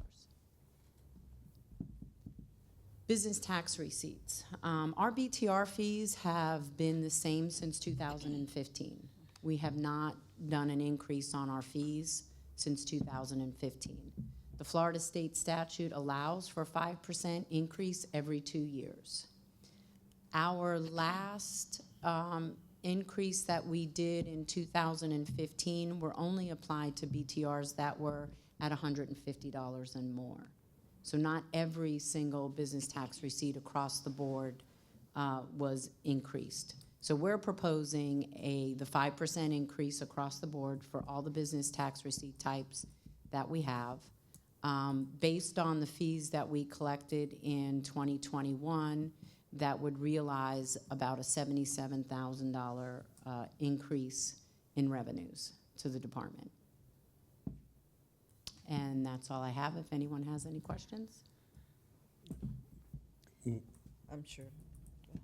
So, wait, You know, you love business tax receipts. This is your favorite. It is. It It is my favorite because I just don't see the nexus, and I was waiting on you, Ms. Grace, to tell me why, other than the statutory ability to raise it, is that why we will raise business tax receipts 5%? Just because we need $77,000? Well, right now, business tax receipt is operating with two positions. We have one clerical staff position which is filled and one which is vacant, which we hope to fill in the next month or so. Previously, there were 4 positions, 2 folks out in the field, 2 folks in the office, so that when a new business tax receipt came in, we had staff to go out and do inspections to make sure that they were compliant with the standards relating to the use that's going into the building. Right now, we're utilizing building staff to do that. So our inspectors go out and do the things that a business tax receipt officer normally would. So we would like to generate the additional dollars to be able to fund positions to build the business tax receipt division. In most municipalities, the fees that are generated from business tax receipt go above and beyond the revenue or the debt that it costs to staff. We use business tax receipt to make sure that folks are doing what they're supposed to be doing in the location that they're doing it in. And the only way that we can do that is through an application process. So if we're going to do an application process and have staff go out, not only in the office, but to go out, fire, police, in some cases have to go out as well in addition to code and building, we need to have the revenue source to pay those folks. So that's why business tax receipt is important for the city. Do you know what we generate in revenue from business tax receipts? In 2021, it was 1.5 million, a little over. And you mean to tell me we can't encapsulate 4 positions out of that $1.5 million? I'm not sure I understand what. I'm not telling you that we can't, I'm telling you that we don't right now. We don't what? I'm sorry. We don't have 4 positions right now. Right, but clearly you can get 4 positions out of $1.5 million. I just, like, when you look at this, if you look at the schedule of fees that's online, it just doesn't make sense. And I've had somebody to show me why it doesn't make sense. A guy who has a cleaning service, he basically just has his cleaning services registered at his home address for the purposes of being registered as a local business. Well, he now pays an additional fee on top of, the certificate of use, and then he pays the additional fee for the vehicle. And I just have issues that we have these small businesses that just do something very, it's really nominal as to what their impact is on the business, and they don't actually operate a storefront. There's not a lot of foot traffic out of the home, but it's almost over $300 just to get a business tax receipt. When we have, and I've said this before, FedEx, UPS, FPL, all of these delivery service companies that operate multiple, probably even, I realize that FPL's fleet department operates right there off of West Roads. And every one of their vehicles that's commissioned comes through that location, but they're registered as a utility. We don't nickel and dime them, but the small mom and pops, it's just like, now you gotta pay, what is it, $25 or $50 for every car. And that, to me, I just don't think it's fair. And also, the other thing is, I wanna see what it takes to do business in North Palm. Literally, we're making it hard, and I told this to Mr. Evans, our code is very much outdated, as many of us know, that we don't even have the capability for just opening up for a certain type of business. That's why we're reviewing some of this stuff now, because we're kind of behind on the times, and obviously businesses are evolving, and you can basically start think about it, right? A little girl wants to do a lemonade stand, and I've said this before, you're gonna charge her $158 plus a certificate of use. By the time she gets done, she's gonna be just under $200. And to me, I wanna be able to see what our neighboring cities are doing in terms of that, because I'm on West Palm Beach's website, and you're right, Ms. Miller-Anderson, I was waiting on this part to come up. They don't charge a certificate of use. No, they do. They charge a certificate of use. It's $50 for the initial application, and then every year after that, the renewal is $20. As a matter of fact, the city of West Palm Beach created the certificate of use. They were one of the very first municipalities to actually put that into play. But if I could just address your 2 points, the first one being the home occupation and the small business. One of the things that we looked at currently, the fee that we charge for a home-based business is $100.72 plus the certificate of use. We're suggesting a 5% increase across the board, but it doesn't have to be. We just said we haven't done it since 2015, but it doesn't have to be across the board. We can look at different uses and tailor it that way. But the 5% increase on the home-based business is $5 a year. So it goes from 100 to 105. The second point relating to the larger industry businesses, we agree with you. We looked at other municipalities and what they're paying. And the big corporate businesses, like a car dealership or UPS or something like that, supposed to pay for an office, then they're supposed to pay for their inventory, then they're supposed to pay per vehicle if they're delivering services. And we're finding that in some examples, that's not what was happening.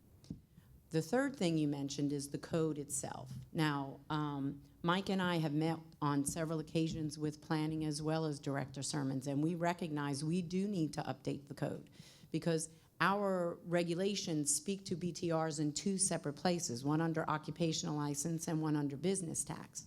And in some places, they're in conflict with one another. So there are things that we need to clean up in our code, not only to get it consistent, but to address the regulation changes that are taking place at a state level. One as it relates to home occupation and the cottage industries with your example of a little girl in a lemonade stand. So there are things that are changing throughout the state that we now have to address in BTR. Some of them will be easier, will make it better for home-based businesses and smaller mom and pop type industries, mobile vending, et cetera. And other things are more restrictive, and we do have to put all that into place. But BTRs is a really big, it's big, it's huge, and it affects a lot of different things. We recognize what you're saying, and it's our intention to address those issues. Okay, thank you. And lastly, I don't know this, but are we capturing anything from these short-term rentals and these Airbnbs? Not yet, but we were fortunate enough to attend the conference for the Florida Association of Business Tax Officials, and one of the presentations in one of the virtual sessions was just about vacation rentals, and it was really enlightening. And we have since then had a meeting with the planning department to talk about vacation rentals and how we are going to address them moving forward. So it's on our list of items that we know we have to address as it relates to the code. Okay, that's exactly what I wanted to look at because, obviously they're showing up everywhere. And obviously I believe, and I know there's somebody up here that may know this a little more than I do relative to Airbnbs, but we do get some revenue that's trickled through the tourism tax that Airbnb pays to the county. Do we get monies from those? You're supposed to go through the tax collector and apply for the tourist development tax when you're a vacation rental, and they're supposed to put that on their website, and there is a certain, I think it's 2%, I think. I'm not sure, but there is a percentage that comes back to the city. And I guess I would certainly like to see, do we treat that as a rental property per se? Because, you can literally Airbnb a bedroom and not the whole home, you know. So people kind of do it various ways, but I certainly want to make sure that we capture on that. Yeah. All right, thank you. You're welcome. All right, Thank you. all right.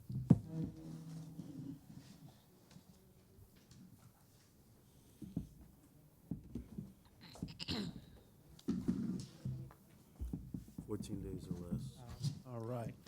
You avoid the I- Airbnb tax. The air conditioner, I know they Right, said it's 14 down days as or far less, as it'll right. go, but is it on automatic? Can you get it on to just stay on? I think this was. Cause I'm, it's not working for me right now. I'm like really about to Is it pass the out air? up here. I can't really breathe now. Oh. Do you, The air is not flowing enough for me to continue to try to breathe up here. Huh? I think we just go ahead and call the meeting. But can we just keep it where the air just stays on? Yeah, Instead of auto? It's on. Oh, jeez, okay. It's cooler, yeah. I get that, but I'm just having some problems up here, so that's my issue. Go ahead, you go ahead. Ask why did we come here then? Um, There was positive air. I told y'all the other night I can't breathe. Maybe there's an event. Give me no air, know what? I really can't breathe. Let's move on. So, on. Madam Chair, just for clarity with regards to the item that was just previously presented, does the board want to see where we compare to other government entities, but then, for us to move forward with that understanding that if we do come back with the conversation of the board to move forward, as recommended, we need to have where we stack up to like-size agencies here in Palm Beach County? Yes. Okay. I guess that's true for everything, Mr. Evans. We want to see, we don't want to be the oddball. Yeah. I'm telling you. Well, one of the things, and I am going to be bringing forward a resolution, when the board tasks staff with going to look at comparables, for the board to say, hey, these are the 5 agencies that we go through as comparables. So whether it's West Palm, North Palm, or what have you, these are the agencies we look at to stay in a group, because sometimes when you deviate from those, you get yourself, out of whack. So that's something that we're going to be coming forward when we have to do analysis and studies, just to make sure that we're all utilizing the comparables that the board would expect us to get that kind of research completed. So this next particular section is kind of multifaceted. It has some stuff related to the ECR and then rates. But one of the things that we need to get from the board is the ECR has come forward with some significant rate increases, and we as staff want to push back on those rate increases. And we've had some conversation with legal, but I did want you to know that we need a definitive position from the board on this particular matter, and I don't think it's going to be challenging for you to get there because of some of the information that we will provide you as a result of this presentation. So I'm going to turn it over to Mr. Sherman and our Utilities Special District Director, Mr. Michael Lowe. Okay, so several months ago, you passed a resolution authorizing the utility district to do another rate study, update the rate study. We have not changed rates. I think the last rate study, if I recall correctly, was 2015. So we've gone several years without, and that was a 5-year rate study. We haven't increased the rates in 3 years. So we know that we're looking at the utility district and their water treatment plant. So we know that $120 million is coming soon. And we're also having issues on the operating side, not only on our own side, but as Mr. Evans alluded to, with the ECR. So this is not a presentation trying to tell you what the answer is, because first of all, we're not allowed to do that. We have to hire a third party to do our rate study. But this is sort of just an early warning of what you may see coming down the pike in the next couple of months. First thing I want to do, I don't know if you recall, but last summer we made a presentation on the USD finances. It was kind of a warning shot during the budget process that we were really going to have a hard time making it through 2021. This is actually, from our annual comprehensive finance report. It's unaudited at this point, but we're getting there. But what we have on the left-hand side is our revenues. So we brought in $29.8 million of revenues. The middle part is the operating expenses. And if you go over to the right side, that line that we have highlighted, $395,000, that was our net change. That was our income for the year. If the utility district had not received the credit from the ECR to reduce some of the payments for the ECR, that literally would have been a deficit. So for 2021, we literally just eked out less than $400,000 of profit based on the rates that we currently have.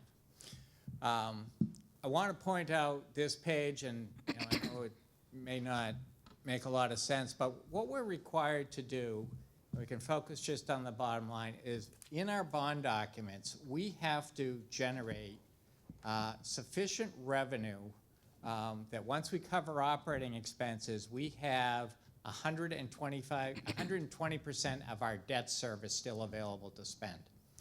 So let's just assume our debt service is $100. That means after we've generated revenues and we pay for operations, we have to have $120 available to pay that $100 bill.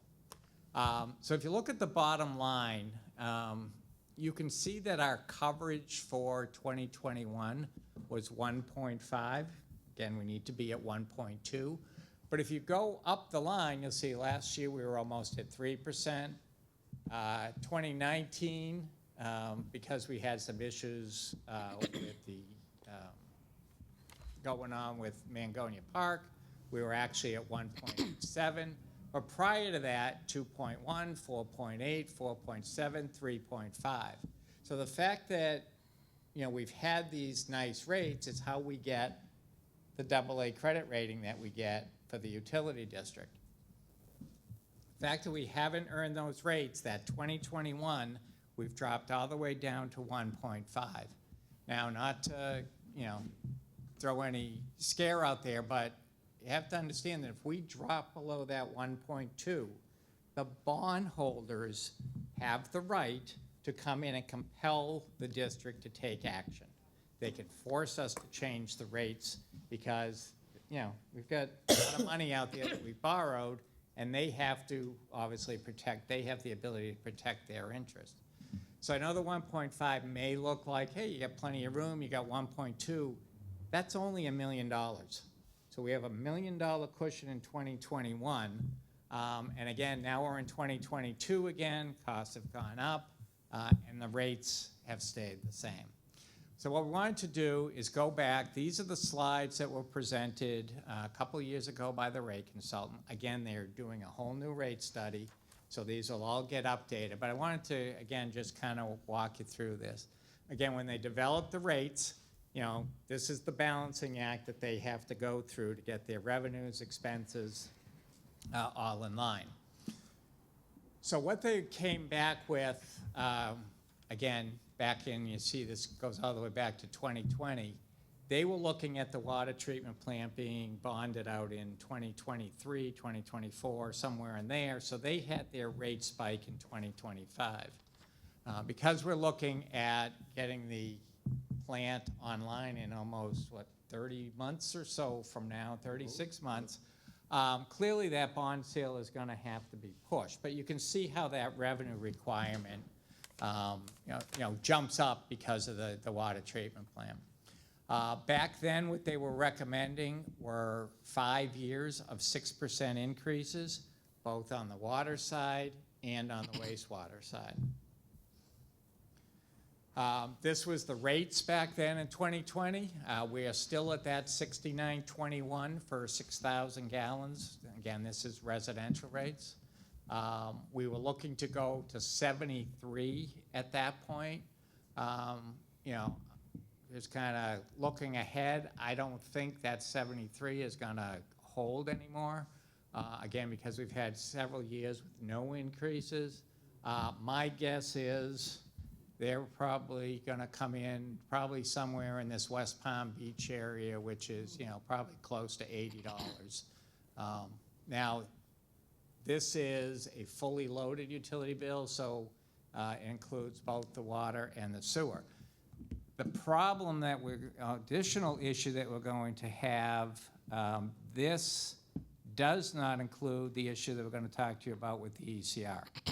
So even the 6% that they had 3 years ago or 2 years ago, probably if they did that same calculation today, the 6s probably would even be higher than that. As far as the debt, again, when they did this back in 2020, they said the new debt was going to cost $18 per month alone. That's just the new money. Interest rates obviously have changed. Costs of the plant have increased. So again, I think you can anticipate that $18 will be a higher number. This is, again, the coverage. As I said, you need to be here at the 1.2. What is recommended and is really our target is keeping it at 2 so we can maintain the credit rating. And this star over here, that actually represents, the 150, where we are, 158, where we are today. So as you can see, we're good with the 1.2, but we've fallen below our target where we really would prefer to be. Getting into the ECR, and this is a critical issue and really need some direction on this because next week the ECR will be voting on their budget. So the ECR votes on their budget, and then the utility votes on their budget and incorporates the ECR payments in the budget. So what the ECR has for 2022, we make 2 types of payments to the ECR. We make an operational payment based on their operating budget, and we make a payment into the renewal and replacement, which is a percentage of the value of the asset. So they value the asset at about $443 million. all the members contribute for 2022, 2% of that amount, and then our share is a little over 11%. So this is our 2022 budget. This is exactly what we had in the budget for last year. What they're asking for next year is for the 3.6 million to go up to almost 4.3 million. Again, almost a $700,000 increase, or an 18.9% increase. On the renewal and replacement, not only do they escalate the value 3% of the plant, but they want to go from 2% this year to 3.6% contribution for next year. So the renewal and replacement number, they're looking to go from our 900,000 to almost 1.8 million, or an 85% increase. So when you combine the numbers, they're looking for an increase of 1.5 million, or almost 33%. Now, our total revenues that we bring in for the sewer side is only about $11.5 million. So this is a 10% increase right here on our wastewater rates if we were to make that payment. Mr. Sherman, Yeah. do you know how much of the $11 million we set aside for capital? Well, again, we have what goes to the ECR, which is this for capital at the treatment plant, and then we have our own capital for our own infrastructure, okay? And that's typically through the bonds. So I'm clear, you're saying 10%, 10% of what we collect in sewage is, I'm sorry, in that rate, sewage rate is going towards the ECR? That's what's just, being that's just proposed? their increase. So we bring in 11.5 million. Last year, we gave the ECR 4.5, and we kept 7 for ourselves, pays for our staff, our costs, and so forth. Next year, they want to increase the ECR by 1.5. So I'd have to go from 11, right, up to 13 million to pay that bill. So how many, I guess, municipalities are a part of the ECR? The ECR has 5 members. It is Riviera Beach, Palm Beach, West Palm Beach, Lake Worth, and Palm Beach County. And all the members get a vote, okay? But it's based on your percentage, and you have to have, I think you have to have minimum 3 people have to vote. But they also have to be over 50%, I believe. The 3 have to come out. So the 3 smallest members can't vote because they don't get over the 50%. So you either have to have West Palm Beach or Palm Beach as a vote. Right, but this almost seems like it goes back to what we've said in, I guess, our conversations previously and also earlier tonight.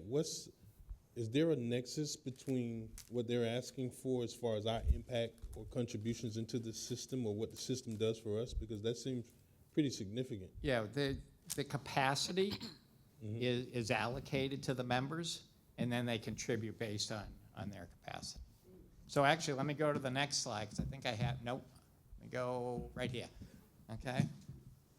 So you see here, this is their reserve capacity. Okay, so in this case, this is 10% of the value of the plant. Okay, and I'm going to show you a document in a minute where this 10% comes from. But that's 10% of the value of the plant. So that's what everyone would max out at in their renewal and replacement. That's not an annual contribution. That's would be a balance. But this is the percentage for each. So as you see, Palm Beach obviously has the largest percentage, and then it's West Palm Beach. But yeah, Palm Beach County, and then this one, I have county twice. I'm sorry, this one is Palm Beach, not Palm Beach County. This one is Palm Beach. So my point is, these 3 members can't vote as a block because they don't get to 50%. So you have to have 3 members vote in the affirmative, to pass something, but you also have to get over 50%. So without West Palm and without Palm Beach, everything fails. But let me go back to, so what we did, and we've ripped their budget apart. I've gone back and forth with their finance person, getting some information from them, challenging every number that's in their budget. They have brought the number down. Originally, it was a far higher number than that 32.9%. I think it was over 50% at one point. So we've whittled it down, but we're still looking at that $1.5 million number and trying to fit it, in the budget. So what we'd like to do is get some feedback. There's three options that we can go for, and they're not necessarily exclusive of each other. There's a little overlap, but first on the operating budget, they are pre-funding future projects as part of their operating budget. I've never seen anybody do that before. I'm not sure. So they've got projects that they're planning on doing out in 27 and 29, and they want to cash fund them over a period of time, so when they get to 27 and 29, they have that money available. So when you say pre-funded, so they want us to contribute even though the project's not coming up for the next 6 years? Exactly. Exactly. And I believe they haven't designed, engineered, all that. And we all know with construction costs what that's going to be, So that's this $1,281,250. And then they also have an issue where, they have an agreement with Palm Beach. I think it's to use some of the wastewater. Reuse, yes. Okay. And again, they want to reserve or add to their contingency $1 million to pay that. And, my issue is well, this $1 million should already be on the books. It's not a 2023 event. It's a prior event. You should have already accrued this. So we could fight these two. Mr. Lowe could make the motion to take those two items out of the budget. If that passes, again, we only get 11% of the savings. So that would reduce that number by $273,000. But again, you got to get the 3 votes and the 50%. Level 2, again, last year the contribution rate was 2% for the R&R fund. They've asked for 3.6%. Again, we can ask them to go back to the 2. It's funding a 10-year plan. Again, what they've done is they've pushed their 10-year plan all up front, which is why they see the need to increase the contribution rate. So again, we can make that motion. If they go back to 2, that saves $792,000. Maybe they would meet in the middle somewhere. But again, there may be the ability to save them there. The bigger issue is number 3. And let me actually jump over here. So this is out of the ECR agreement. It's a long-term agreement. There's really no exit in here. You really can't get out of this. But what this does is it talks about the contribution to the renewal and replacement. For years, okay, this agreement requires 1%, not the 2 that we did this year, 1%. Back in 2017, they came in and they went from the 1 to 2. So for almost 30 years, it had been 1% every year. Then they jumped it up to 2. Now they're looking to go to 3.6. But what this agreement says is once one of the entities, one of the members, hits the 10% level, so once you're funded up to 10%, you don't have to make any more contributions until you go below 5%. So when we come over here, that's what this schedule was telling us. So if you look at Riviera Beach, okay, this is our 10% cap. At the beginning of the fiscal year, we were at 5.7. Our 10% cap is 4.9. So we were over the 10%. So in accordance with the agreement, I'm not saying the ECR members won't fight us on it, but according to the agreement, we don't even have to make a contribution. So what are we talking about right now then? Let's invoke it. Yeah, yeah. That's the question. And then again, do you want to invoke it 100%, or do you still want to make the 1%, or Well, If we don't have But- to pay anything, why would we pay something? that's that's where we are, and that would save you that whole $1.7 million. So what's the downside? Well, it's gonna end up, it's gonna be a pay me now payment. I mean, eventually, you know, you'll have to start paying again. But right now, you're right, we could buy some time, because the issue is, and we talked to them about it, is you're coming in with this 30% increase, we need a rate study. I mean, in order for us to do this, you know, so we would incorporate this now into the rate study. And I will tell you, we have the same rate consultant that West Palm Beach uses. And when I spoke to them, they said, we don't know anything about this. So West Palm Beach doesn't have it. West Palm Beach is looking for relief, you know, and our issue is hey, we're over the 10%, we don't need to make a payment, and, you know. And to, you know, to that point, because we had we've been pushing back on them. We pushed back on them back, I think, in 17 when they increased the rate, because we said, you have provided us with no information. You've just increased the fees, and you know we're in the midst of the budget process. That's a heavy lift, and when we're seeing costs go up for everything that we procure, now it puts us in a precarious situation. So before we as staff, and we attended their meeting, we provided some perspective to them that we didn't agree with that particular approach, and like Mr. Sherman said and Mr. Lowe, we've been going back and forth on the concerns that we have. And so we wanted to make sure that the board would support staff in the event that we invoked the language that's provided for to say, hey, we're just not doing it, because invariably, you know, there's going to be conversations, there's going to be discussions, there's calls that are going to be made, and we just wanted to make sure everybody was on the same page with regards to that. And legal has had an opportunity to look at the language and concurs with staff related to we're in a good point consistent with the agreement that we can effectively bypass the contribution and move on accordingly.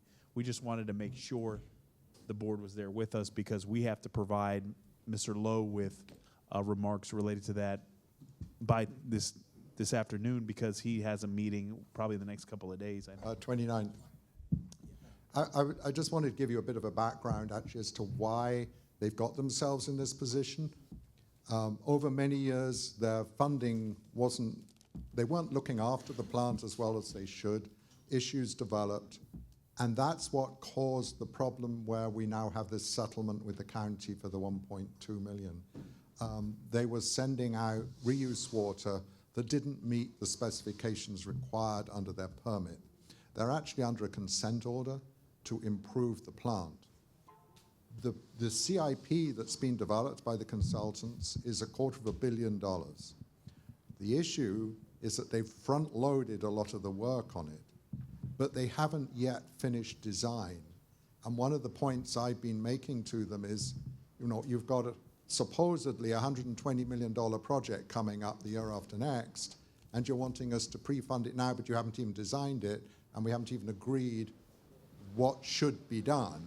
So so we have to do the work. What it actually costs, we still don't know, but we have to improve what's going on there. It's just that we're asking them, let's take it at a rate where we can fund it appropriately, recognizing, yes, these issues do exist.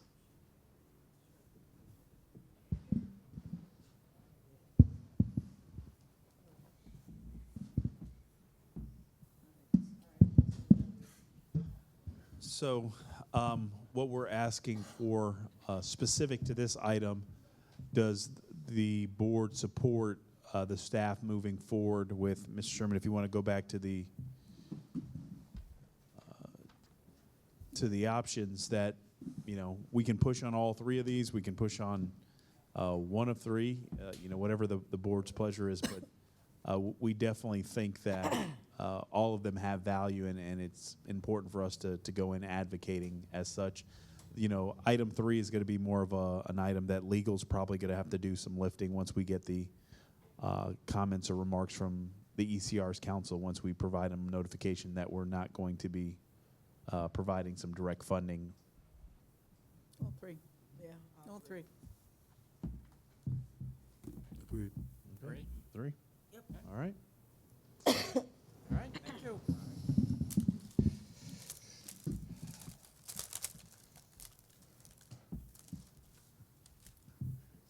feel that one back there a little bit up here now. You can feel it? You can feel it? Yeah. And how much, what time is it anyway? Is, All right, let's, if we can move, yep, let's try to move. Go ahead and decline it real We're quick. losing one. I'm coming. okay, so, He already heard the best part, his business tax receipts. That's so it. That's all he wanted to hear anyway. No, I heard the other part, you know what ECR You got that too, yeah. You know what they deal in, right? No, I don't wanna know. the other utility that we have is the stormwater program. So stormwater is starting to find itself in the same situation that the utility district is in. Last time we increased the rates, again, was back in 2015.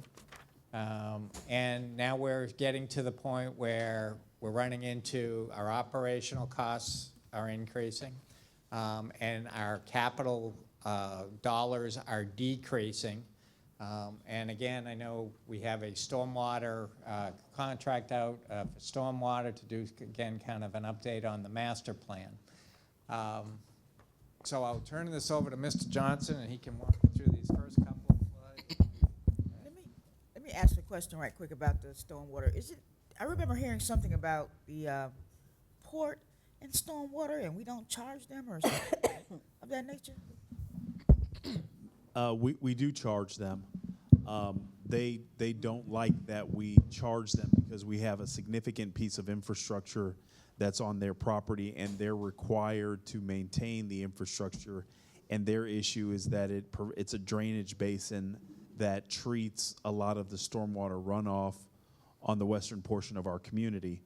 So the situation is that, okay, we have the infrastructure, we're responsible for it, we have to do repairs for it because it's basically in the middle of our property, and if there's an issue, we have to fix it immediately. We can't wait for a capital project. So one of the things that we have talked about with them, and something that we would memorialize in an interlocal agreement, would be a situation where there could be some credits that are provided as a result, because they are treating that before it's discharged into the Lake Worth Lagoon. So there's value, and if they don't do it, then the responsibility is on us as a city. So that's been the ongoing conversation and the issue, because they're like, if the bill is $70,000 a year and we can provide proof that we're doing $70,000 a year worth of work to maintain the stormwater system, infrastructure, what have you, we should be provided some type of credit, because it's not just specifically and exclusively for our property. Who is this we're talking about? Port. Port, yeah.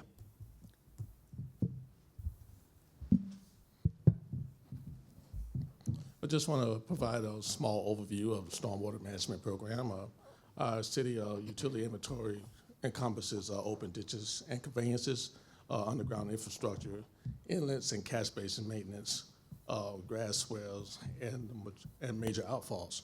But as we all know in this room, that a lot of our infrastructure is deteriorating, and one of the things that could be very helpful in raising the stormwater fee is actually doing inline maintenance. The inline maintenance is the type of maintenance that it will go away from open cuts and actually just being able to, as we use the term, in situ forming pipe inside of a pipe, because that would pretty much go away from actually all of the open cuts and things of that nature. It will also help us in the aspect of not closing our roadways and different things like that, and just look into more of a underground maintenance program that would actually allow us not to open the streets and things like that when we're doing our maintenance repairs.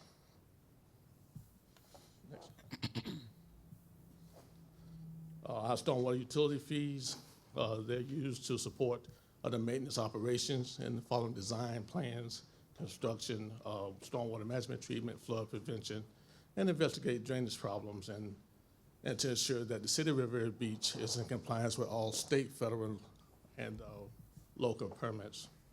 And currently, our current rate is $9 per ERU for each resident as a stormwater fee.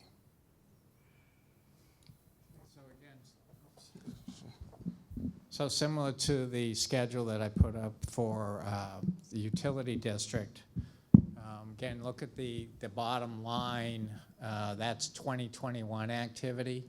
But the issue with stormwater is the revenues are constant.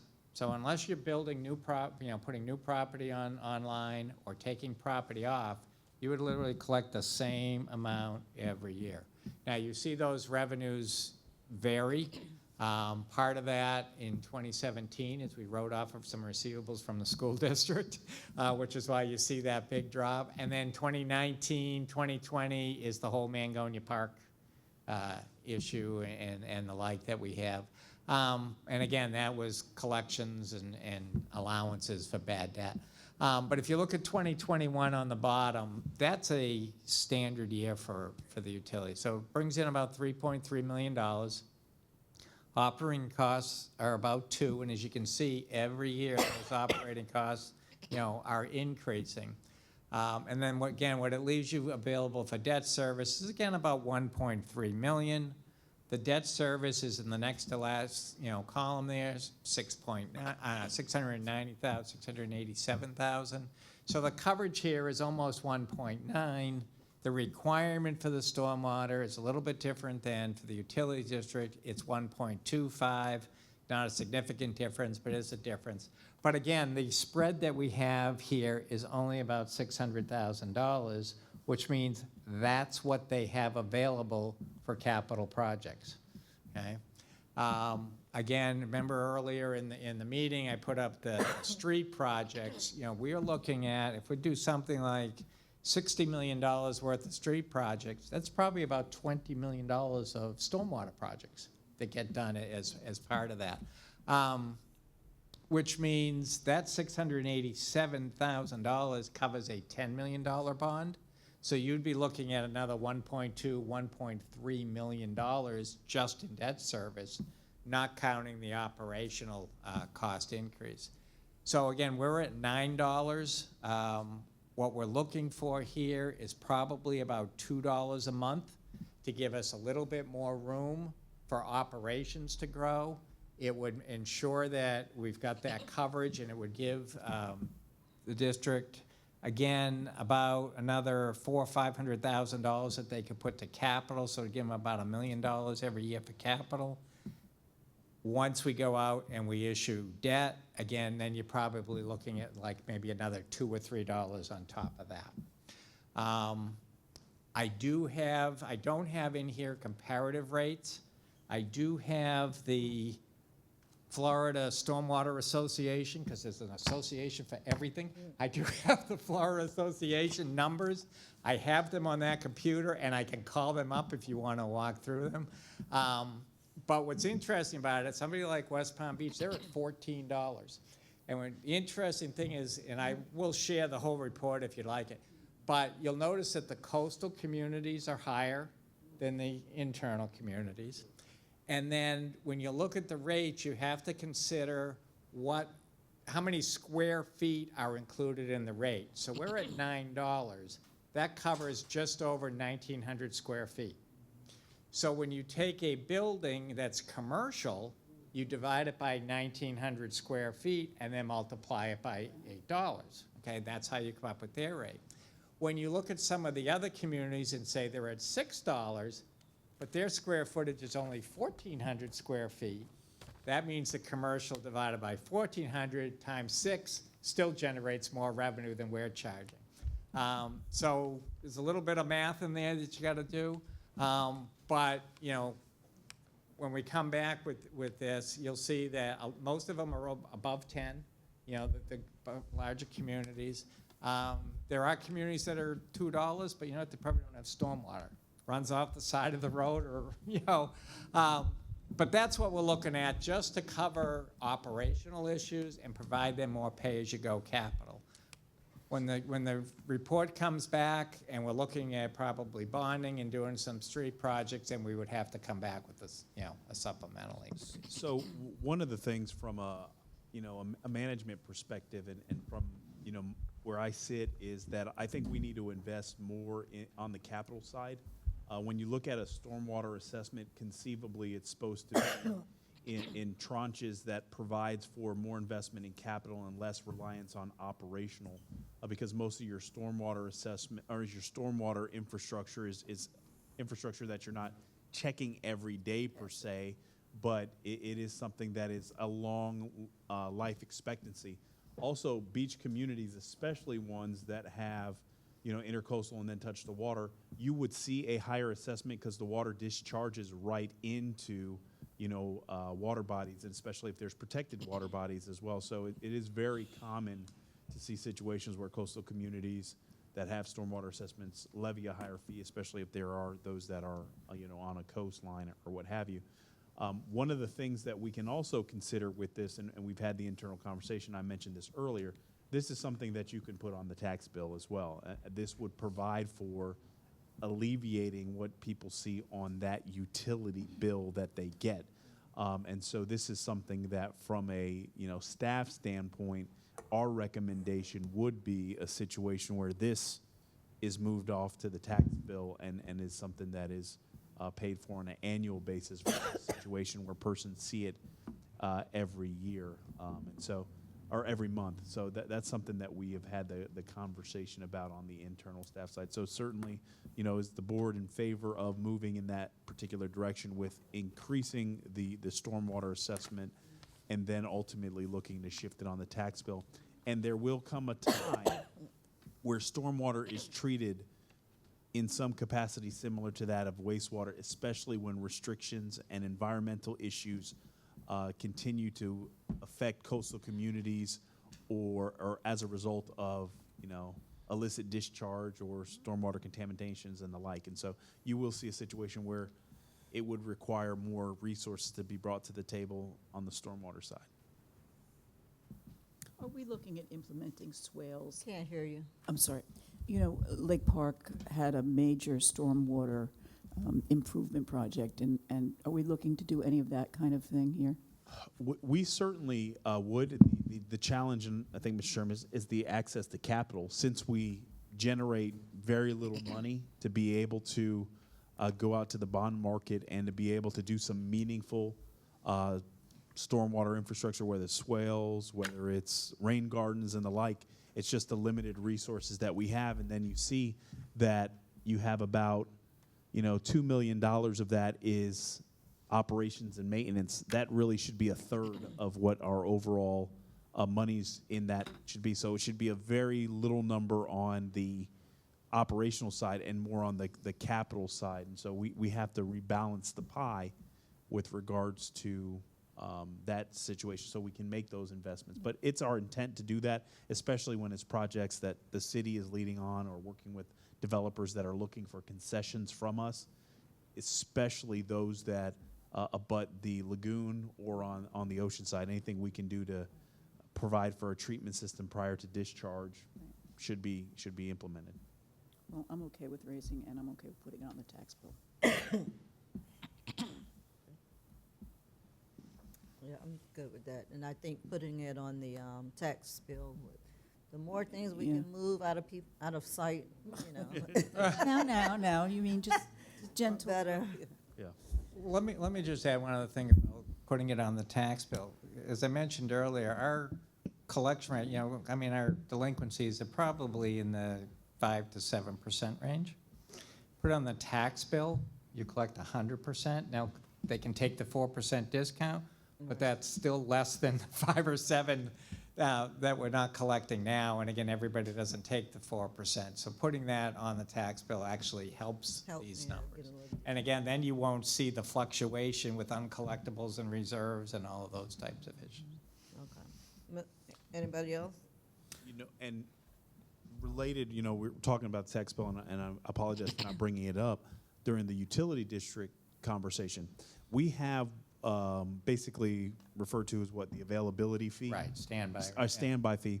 That fee is what, $20? 17. Yeah, so $17. That's a fee that you could also put on the tax bill, because that's for us, for the infrastructure. When you go out for any type of bond issuance for infrastructure of that size, it's anticipated that it will be paid over multiple generations and not one generation would carry the load. Right. And so that particular fee can be something that you can pull right out of the utility bill.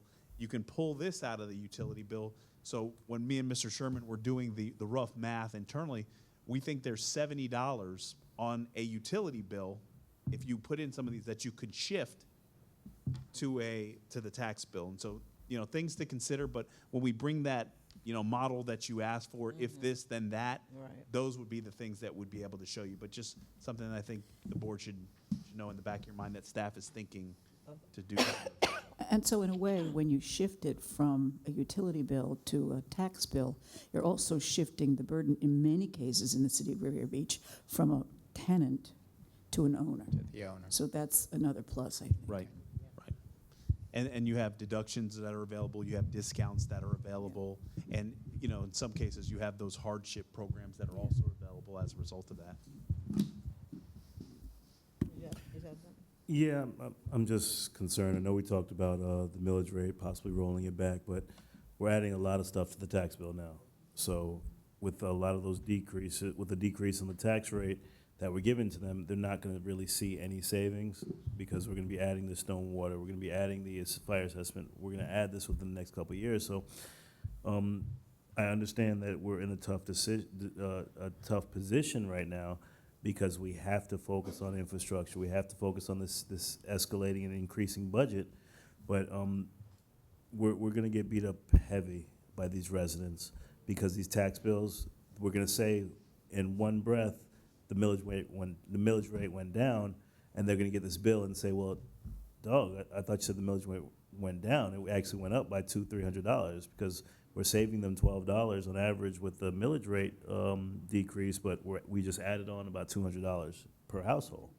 So But that was why I was asking for us to get this back. I know we're saying a lot of yes right now, but I want to see what it looks like in terms of amounts. Yep. And that maybe is something on we wanna average pull per back. resident, so we Yeah. can kind of, play with where it goes. Right. Right, because you conceivably, you are paying those now. Right. No, absolutely. So it just depends on, and I think all of us would agree, this is all education-based. We Yeah. have to show that, hey, this is the rationale behind it, so you're gonna end up paying, maybe if this goes up to, $12, $13 or what have you, you're gonna end up paying that $100+ anyway. You're just gonna pay it at the end of the year versus every month in a smaller amount. And so there's situations where, and if you have a large segment of persons that are not owner-occupied dwellings, they're going to see that immediately alleviated off their bill. Now, we know that invariably the landlords will, this year they'll probably eat it, but subsequent years they'll pass those costs on. Right. And there's really nothing as a government agency that we can do to stop them from passing that cost on. We can put notices in place. We can discuss, protections, but there's no rent controls here in the state of Florida. So essentially that's something that we have to just be cautious about. We want to try to, save our renters and our residents the opportunity by moving it from the rental side or the billing side on a monthly basis from utility to the tax bill. Of course, like you said, though, they'll find ways. As resident owners, they're going to try to shift it over to the tenant eventually. Right. I'm not sure if there's any policy or anything that we could look into about possibly stopping them from billing tenants, and I don't even think that's an option realistically. But I think more so the concern is just taking a look at what it's going to be with moving certain fees over and kind of identifying what impact it's going to have on households at that level that you already said, Mr. Evans, like 200,000, 300,000, and so on. Yeah, we can certainly do that, and if we're utilizing the tax roll, that's data where we can easily make those calculations and be able to show a good understanding how many percentage of properties that would be impacted as a result of that. And so that will be part of the, when we do bring the additional research back to the board for consideration. Okay, next one is Anita. All right. Ready? Next one is You doing it from there? Yep, she'll do it from there. Yep. Okay. Marina Event Center, Miss Anita Jenkins. Good afternoon. Anita Jenkins, Director of Neighborhood Services at the CRA. The slide illustrates our current rates. If you've ever seen our application packet and our schedule of fees, you know that it's very detailed based on the day of the week, the hours and the section of the event center or the park that's being used. We've illustrated here our weekend rates, and just please note that if you were to look at our weekday rates, they are about 30% lower than these rates. We're proposing a 15% increase across the board. We've not made an adjustment to rates in the last 3 years or so before COVID. And at the time, we did a rate study with other comparable facilities. And even today, looking at the rates, for instance, at the Lake Pavilion in West Palm, their rates are comparable, but they also charge plus for tables, for risers, et cetera, and we don't. All of those things at the event center are included. We have the fees for our Newcomb Hall Ballroom and Hatcher Ballroom, the Gulfstream Terrace, and Bicentennial Park. Also included is a festival event rate, which most large events utilize that rate. With our current rates, for instance, and I'm very much utilize Newcomb Hall Ballroom, a resident is currently paying on the weekend $166 per hour. A proposed 15% increase would take that Riviera Beach resident rate to $191 per hour, which are peak times on the weekend. We do have sensitivity in our rate structure for nonprofits who are in Riviera Beach, nonprofits who are outside the city, and then we have our regular rates. What you see there are regular rates. Based on this analysis and based on our estimated total revenues for this year, that would result in a $27,000 increase in revenues for fees. We've also looked at our fees for our kiosks, which we have in the Bicentennial Park. There are 4 kiosks, which are currently paying $950 per month. And if we had the slight rate increase, that would go to $1,095 per month. And it would result on an increase of $1,740 for the year. And if you look at the rent that's paid by Palm Beach Pilots, the office space at the marina, we're proposing an extra $300 per month, which would give us an extra $3,600 in revenue. So approximately, this structure would give us an additional $32,000 and change in revenues for the year for the slight increase. So I'll stop there and see if there are any questions. What rent do we get from the restaurant, the Rafiki Tiki? That's under a separate lease, and I don't have that information with me, but we do have a lease in place, and we can get that to you. Has it been increased since he began business there? I believe there's been a slight increase, and Mr. Evans, you could help me out here.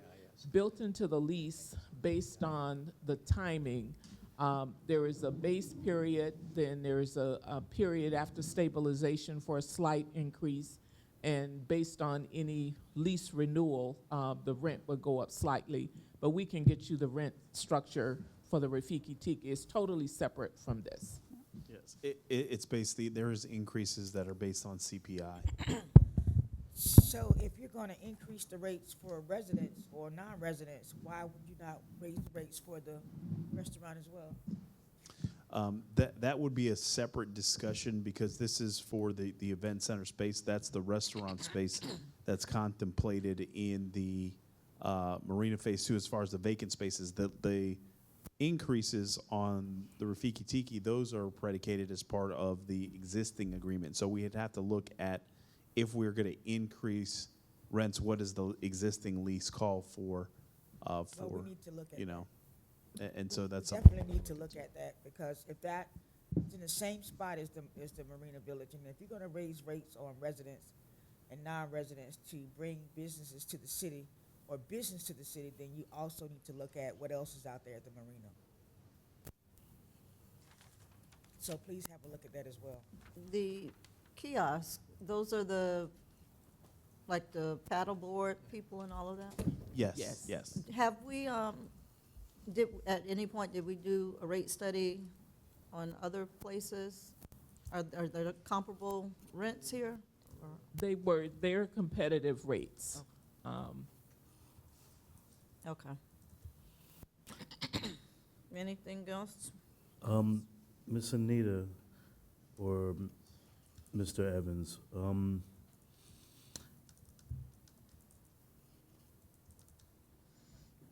are we profitable over at the Marina Event Center on an annual basis with our operating rental rates? Do we have an idea of what that number looks like annually? I'll defer. The short answer is no, and I'll defer to Mr. Sherman. But you know, any facility like this, unless you're charging what market rate is, and even then, it is hard to make those event spaces the sheer size work. But Mr. Sherman will be able to provide some. Well, yeah, and I don't have the exact numbers either, but it's hundreds of thousands of dollars every year that's losing, that the CRA, covers. And again, it's not only your rental rates, it's how many times it's utilized at no rate. Whether we're having a staff meeting there or a council meeting or all those types of events, all the CRA events that they run there and those types of things. So it's hundreds of thousands of dollars, but certainly could get you those numbers. Yeah, we're currently assessing, because you all asked us to do that last year on paid and unpaid events. Yeah. And as Mr. Evans, when we had the discussion about the security feature, there's also the conversation about how we do unpaid events or whatever, and the number, et cetera. But the paid events are very much less, let me just say that. And certainly, from our standpoint, as soon as we get some of our major facilities activated, even with the construction of Fire Station 87, we'll have the Emergency Operations Center.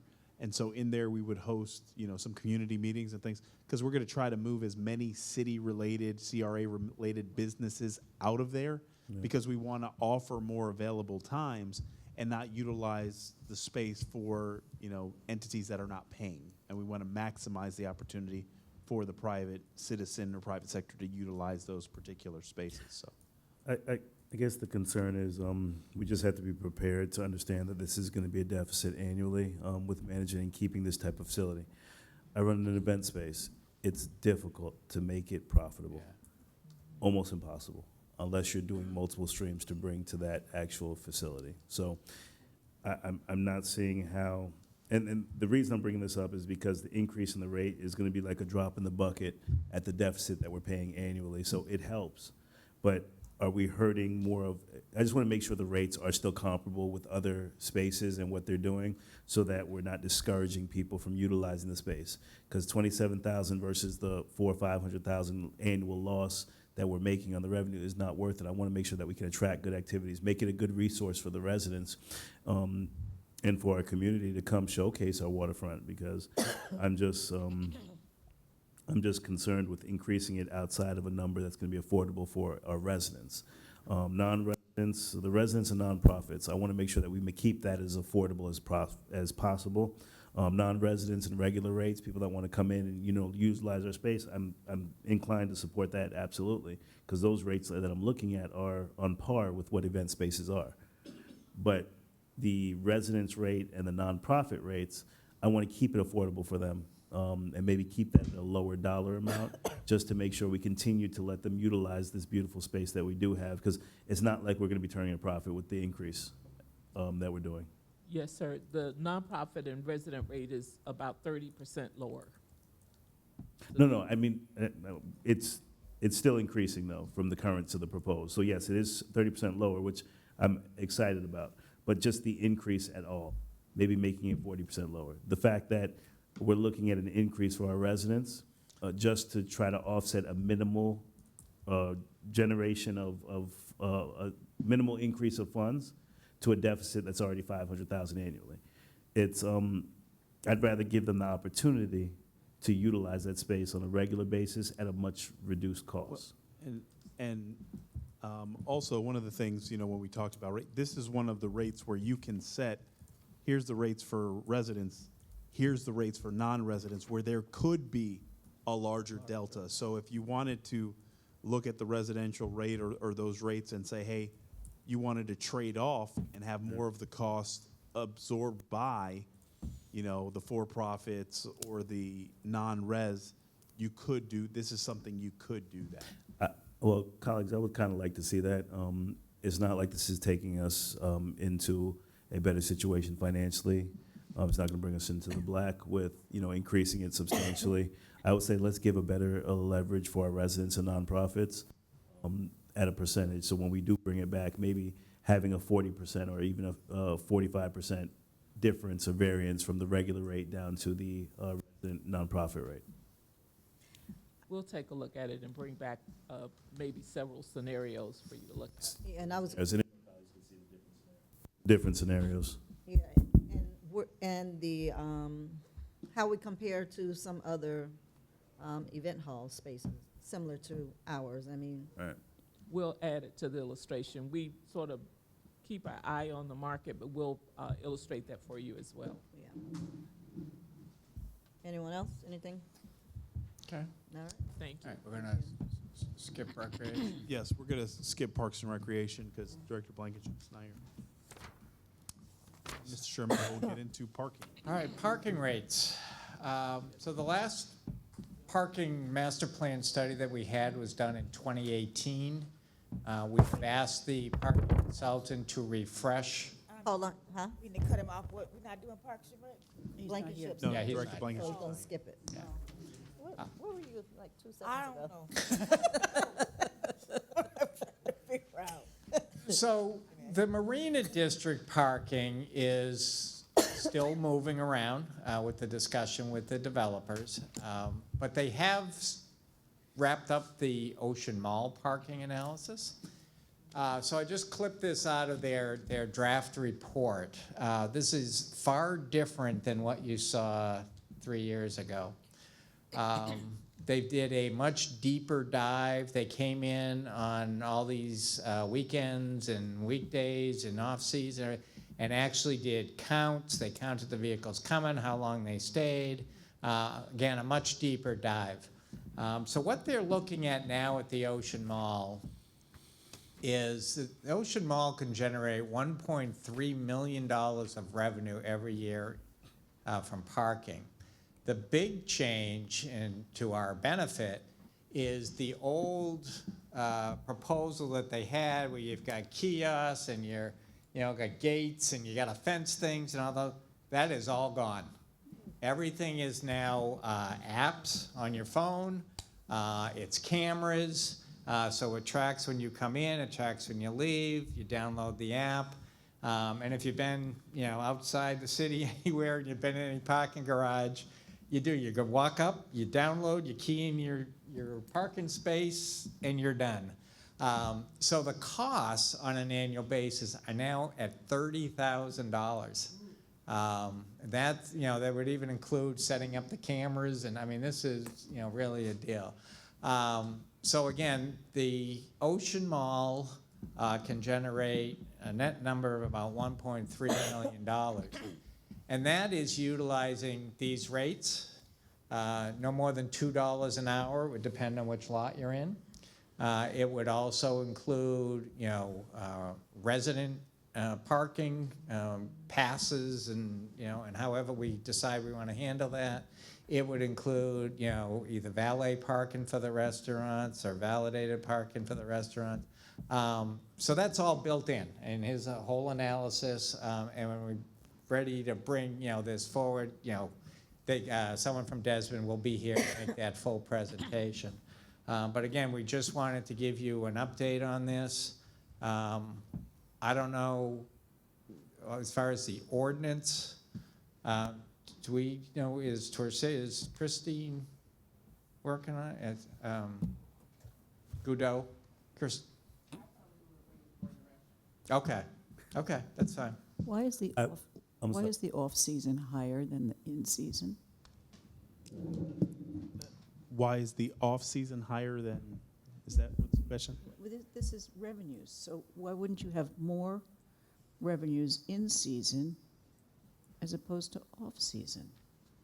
Well, but during the season, there's more people that visit the beach during the summer months than would visit the beach during the winter months. So even though it's the season for our snowbirds per se to be here, It's cold. Yeah, And water.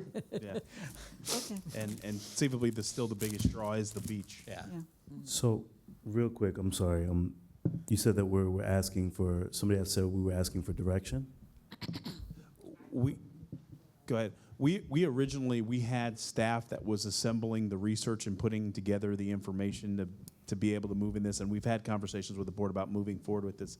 But it requires ordinances, and also one of the big things that is important, if there is going to be any carve-outs or any concessions made with regards to the residents, that's important as part of the overall process, because some communities provide for a situation where the resident pass is discounted, some provide where it's free. And so I think it's, we wanted to say, hey, if we're going to go in this direction, that the board is in favor of such, because the one thing that we know is once we do put parking in place, there will be a lot of feedback and input that will be provided by the business community, and it's usually not favorable, as well as those that have been parking in certain areas for free. So we just want to make sure that when staff does put this together, that we understand where the board wants to land on this, and that we're moving forward with such, because this is a significant revenue stream. And then when we look at how do we pay for parking garages or structured parking, this is a great funding tool to be able to facilitate that. So we wanted to get any additional clarity, but we are and have been putting together some information, but we haven't flipped the switch on the ordinances that are required to get us from point A to point B. So I think that we have absolutely dropped the ball on this, because this was on our original budget 3 years ago. We said that we were going to do this with the same revenues, comparable revenues, and the cost was probably $300,000. Because now it's become more automated, and it's a process where it's dropped down to expenditures of just around $30,000. The direction hasn't changed. Let's move forward with this, because we've cost probably $3-4 million in revenue that we could have collected. And I'm questioning, does this also include any fees assessed, parking fees assessed, or is this just rental rates? Are you speaking to fines and those? Yeah. Again, it's all billed by plate and by account, so they just continue to. Does this bill them. projection have the fines included or encompassed into this? No, because it's going to just be an hourly rate, okay? And so it's like, you take your parking fines and you turn them over to the state, and you can't get your license, you can't register a car. So that's your collection mechanism. But these numbers do not include any fines. No, this is strictly just. Well, I guess the question is understanding. I parked in West Palm Beach. They just changed their entire parking structure. They're charging every hour on the hour. There's no more free parking. You have to pay for all the way till midnight. I think till midnight till 4 is the only flexibility on street parking. And I know that they're charging hourly. I was 5 minutes late, and I had a ticket of $40 in my car. Where does that $40 fee go? Well, it will go into the fund, but it's not coming from. So it's not even calculated in this 1.3? Correct. What I'm saying, colleagues, is let's get this on the next agenda, because we have to start generating additional revenue so that we can save the residents as much money as possible. Our beachfront is the most accessible beachfront in Palm Beach County. It's traveled annually. Tourism is all over the place happening in our community, but they love coming here because, of course, the free parking, the beautiful restaurants, and the beautiful beach. It's not going to stop them from coming for paying $2 an hour. Right. So I really think we need to utilize this, and I think, Mr. Evans, you're looking for direction for what we want to do for residents and the business community. I don't really see much of a leverage in Lake Worth Beach when I go down there to visit the restaurant, Benny's on the Beach. I don't see much of a reprieve in West Palm for residents or business owners in West Palm Beach. No. So I think that if our residents want to travel to the beach, if they're going to visit here, and we have concerns about them paying for parking, I think we still need to just go forward with it and implement the parking fees as is, with this rate in mind, and understanding that we have to, if we want to improve our community, we have to figure out ways to generate revenue. And 70% of the people that visit over that location are tourists, so they're not even residents that would benefit from it. So we can discuss that more, but let's just get this on the agenda so we can move forward with it. Because if we can get these meters up, start paying for parking before the cycle, we can utilize this to pay for that parking garage that's gonna go down there at the new marina that we're gonna also generate additional revenue from.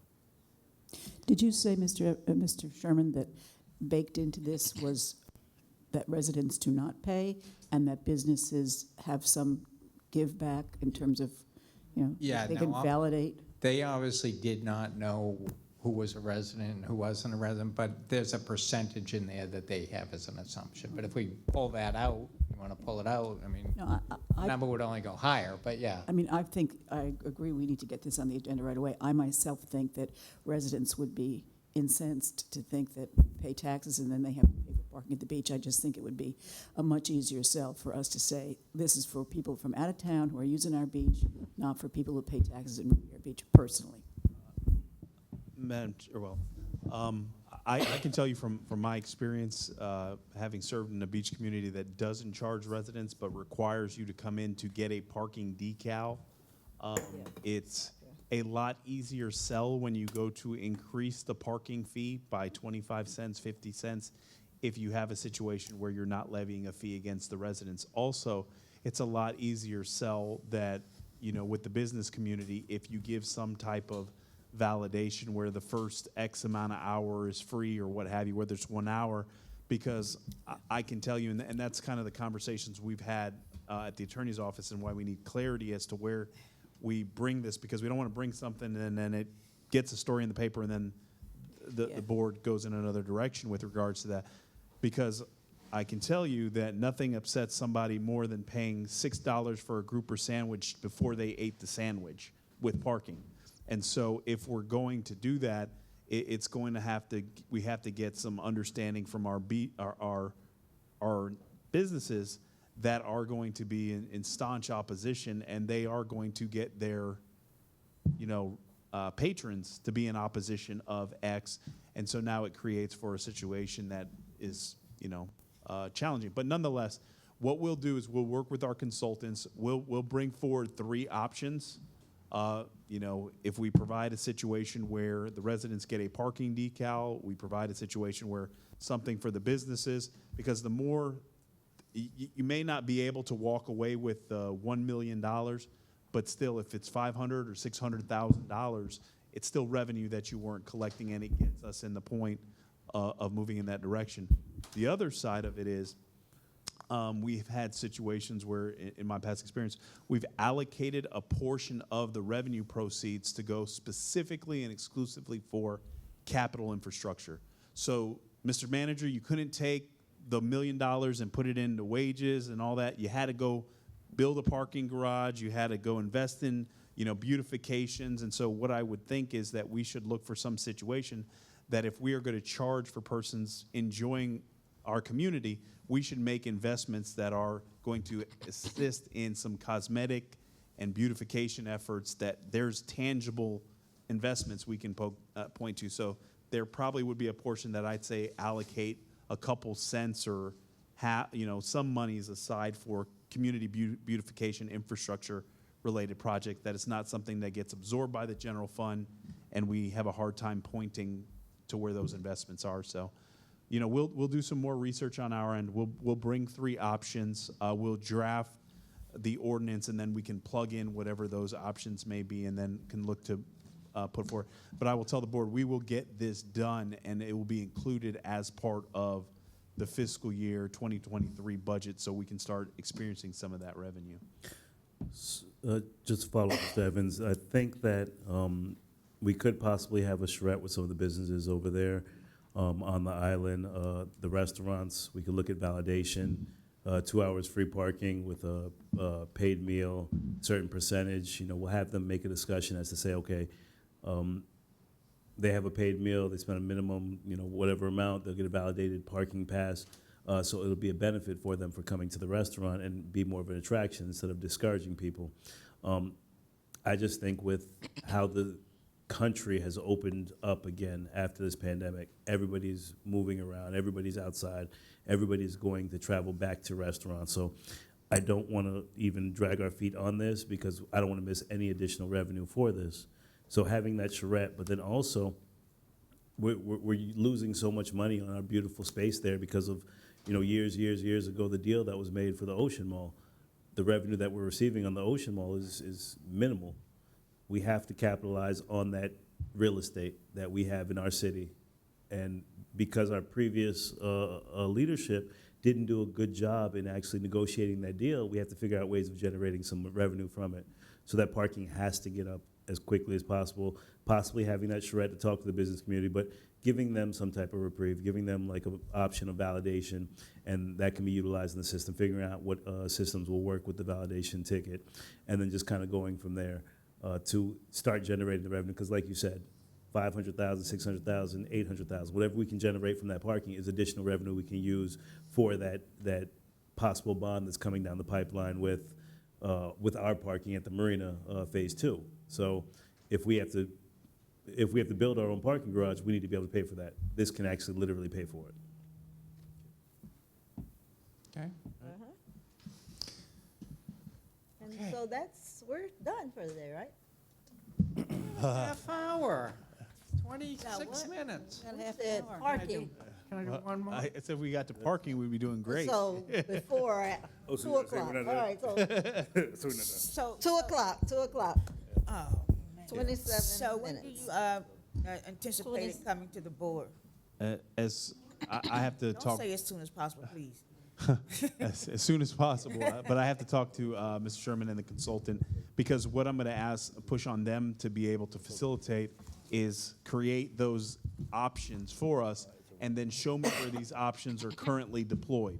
So where are those communities that have a situation where residents don't pay, businesses get first hour and a half free or something, and then I can call those managers and say, hey, if you had to recreate it again, what are the things that you would look to recreate? Now, I can tell you, one of the greatest things that we did on the side with regards to the parking decal is every year we switched the decal color or what have you, but the benefit was we had up-to-date, accurate information of a good number of our residents, because if you say your decal gives you, you pay $2 just for the decal, but you get free parking everywhere, people were coming in to get that information.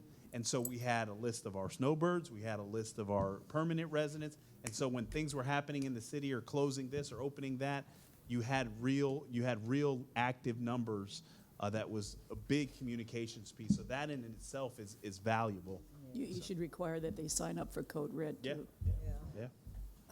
So Yeah, because I think, didn't West Palm just have a lot of blowback? they did. Yeah, so we need to make sure we don't. The parking rates. We don't rates. Yeah. take that route. No. Right. Yeah. We don't need $2 an blowback. hour will look good. Yeah, and I think, Right. to Mr. I think if we put in just the things we've talked about, right, the $2 an hour and the resident and the businesses, Yeah. arguably, you've taken a lot of teeth out of the argument, and you're going to have folks that are not in our community, that are not bona fide residents or own property, that are going to be complaining, and, Okay.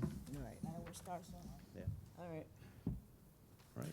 Okay. Quick question before we move on from that. Is that going to be for homeowners, residents, all residents, renters, anybody that lives in Riviera Beach with an address? My recommendation would be, if you have an address in Riviera Beach, if you can provide information that you have an address in Riviera Beach, we'd issue you the decal. So driver's license, utility bill, anything that says you live in Riviera. Yeah, some ID, yeah, some form of ID, yeah. Okay, just wanted to give you an update on the solid waste franchise fees. So the RFP for solid waste is out on the street. It is actually due back on July 7th. Within the RFP, from our discussion last year, what we did is we told them that the commercial franchise fee would be 35% of gross revenues, and the residential franchise fee would be 25% of gross revenues. I will tell you, we had a mandatory meeting, and we did not get any pushback from the vendors on those rates. Last year, we were asked to go back and, we presented this slide with the rates, and we were asked to go back and drop in the amount of revenues that they each brought in. What we did find out during going through that process is that the Solid Waste Authority actually charges 33%. So we are now in the ballpark with the Solid Waste Authority and with Weston. Again, these fees can be used certainly for code compliance. They can be used for sanitation, cleanup, beautification. They are to clean up the community. That's what these franchise fees go for.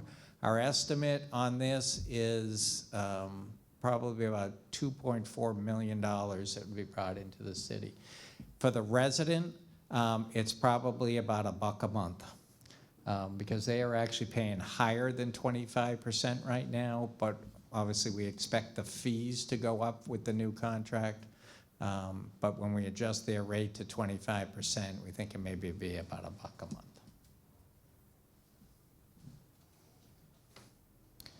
Do we want to keep going? Yep. Any questions? No? Okay. We'll stop after impact You agree? fees. No, yeah. I think they said go to 45%. I thought that's what I heard. Okay, the last item, at least I think. No, I want to go back right quick to the Okay. franchise fees because Okay. we had some conversations about the beautification projects, centennial kind of projects, but just beautification in general. Yeah. That we need to tackle in the city. So how does that look for when you say we can specify for that? Is that what you're saying? Yep. Yeah, these fees will be kept separate. They'll be dedicated for those purposes. So we run the solid waste as an enterprise fund right now. And as I mentioned last year, it's losing money every year based on the current contract that we have. So we fixed that in the new agreement in the RFP. But these fees will go into that enterprise fund. And again, they will be there specifically for neighborhood programs, picking up the trash that nobody's putting on the the sides of the streets and cleaning things, beautifying, planting, Well, that's something I certainly want to. And then again, code enforcement would be eligible, to again get cleanup. We certainly need that. We certainly Absolutely. need to be able to put as much money as we can into beautification of the city. Well, Oh, okay. and to that point, as Mr. Sherman talked about, with the code compliance element, if you have a situation where you increase the fees on the solid waste side and code compliance, which is a general fund funded operation, and you're now paying for that out of your solid waste franchise fee, that's another situation where you can look to reduce that millage rate. And so, when we put that pie together, there's situations where, as we shift and move things around, that you would be able to reduce that tax rate as a result of some of that and get a better level of service if there is some service expansion. So, those are things to be considered. But the great thing about being in a franchise fee is it operates as a business. And so with the explicit use of those funds, there's things that can go to really bona fide community cleanup, beautification efforts versus it, getting lost in the general fund for that matter. Yep. Okay, so impact fees. Impact fees are paid by developers when they come in and want to do projects that are going to put greater stress on the city's facilities, streets, parks, police, fire. So again, this is charged to new development. So we had a consultant come in. You approved this contract maybe about a year or so ago. They came in. Let me jump up to here. So they came in. They have done their study. They have to go through a process. They have to make sure that there's findings. There's statutory process that they have to go through, similar to what you just heard on the fire fee. Okay, they have to go through, and there's certain conditions they have to meet. They looked at all of our capital projects. So again, you bring in, 1,000 more residents because you're putting in residential. Well, maybe I need a bigger library, and maybe there's going to be, I need another fire apparatus, and so they go through and they looked at that 30 years out. on where the city would be required to spend based on population estimates and the like. So what they've done, they've come back and they've redeveloped all of our fees. The state statute that passed a year ago capped the amount that we were permitted to increase our fees. You can't increase from one year to the next more than 50%.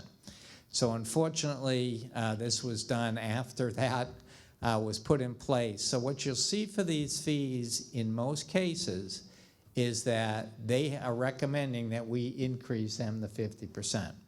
So they may have come through, and again, let me go to maybe something here. Okay, so this is commercial property. Okay, so this is office space, and it's broken up, by the size, square footage. So when you come in, you're gonna build a brand new office. You have to pay a fire impact fee, a police impact fee, one for public buildings, and one for roads. Office space doesn't pay for libraries and parks, but this is how they go. So for this square footage, you'd be paying, $1,400, or you'd be paying $2,300 for every 1,000 square feet that you're bringing in, to your facilities, because that's the impact on the community. So they may, in some cases, have come back and said, well, your data would support $3,000.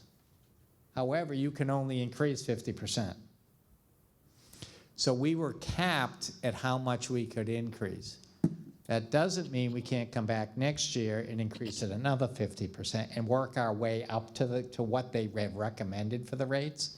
So we will put this increase in. We'll bring in the ordinance change. We'll get these rates in. I think we're going to bring the rates in by resolution rather than embed them in the ordinance.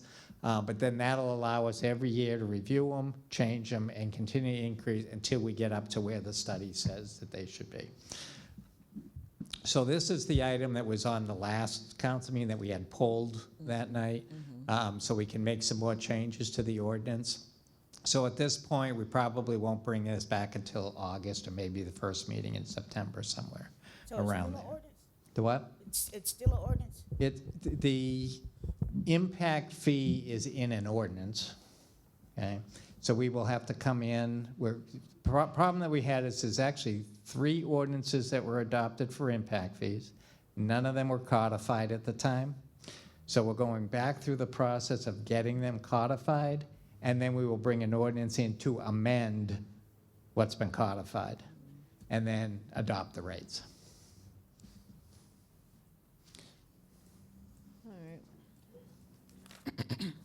That's it?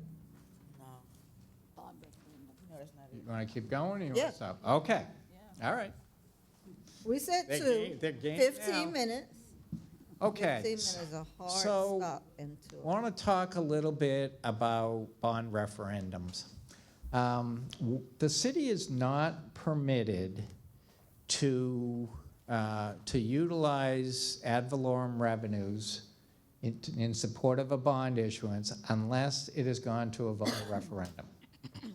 So when I have been coming in and doing bond sales like the fire stations, we use non-ad valorem revenues, okay? Because that does not require a bond referendum.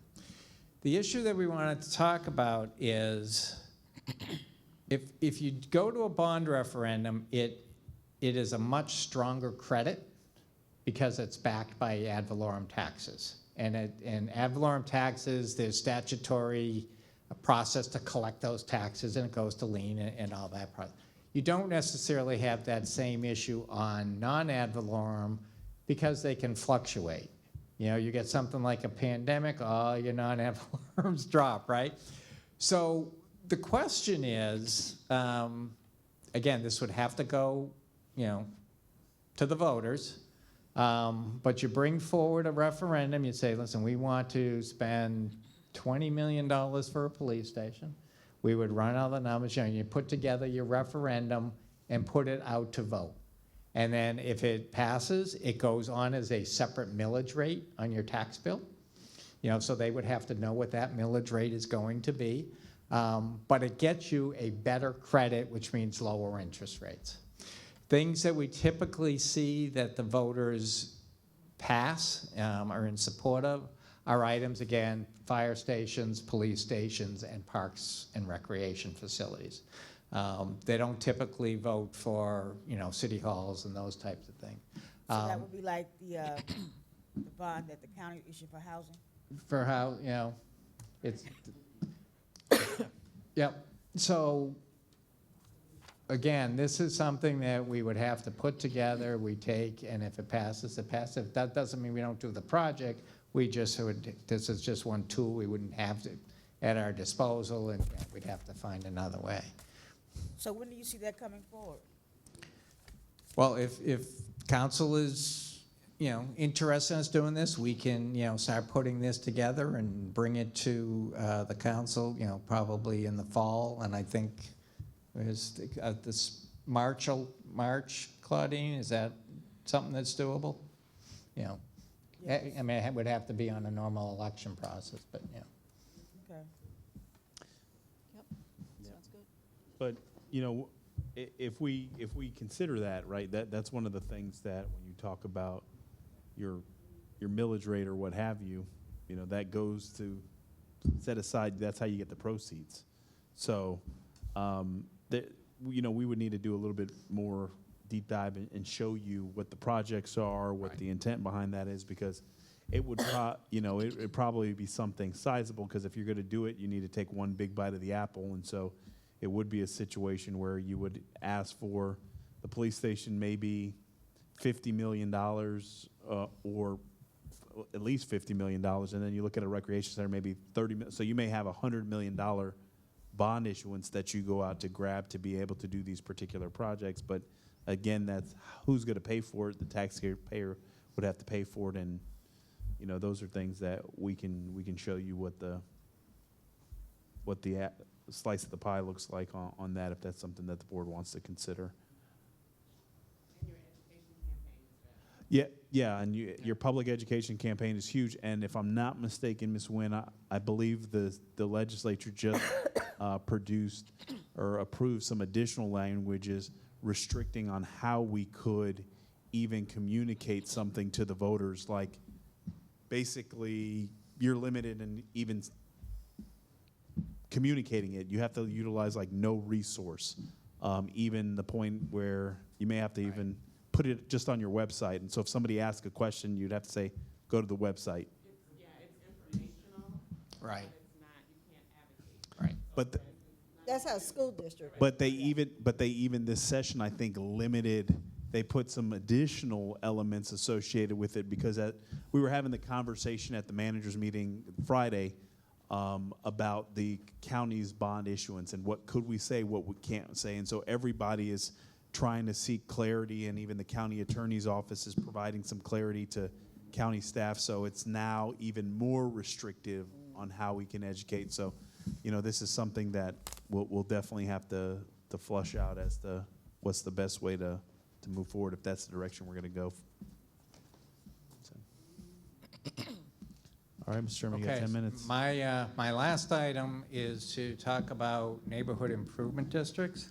And this really has gained a little bit of interest from staff in the fact that as we start to look at the Marina District and talking with the developers and how that is going to be operated, the entire Marina District, because you remember we have the CRA involved, you got the city involved, you'll have private businesses involved, and hotels and whatever.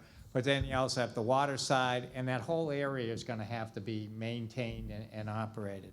So one of the things that we're looking at is creating that Marina District under this statute and creating it as its own, effectively, neighborhood district where you can, again, get this area operated. Now, go back down to West Palm Beach, yes, they have the downtown CRA, but they also have a downtown development district, which is a lot smaller, and they charge a fee, and then they can do certain things that the CRA or the city can't do. So it steps down. So there are various types of districts. They all are structured just slightly different from each other. They raise their revenues a little bit different. But what it does is the district can actually enter into contracts and leases. They can make assessments. They can do grants. They promote. They advertise. So again, think of, these little retail districts and those type of things where they run promotions and, and those types of issues.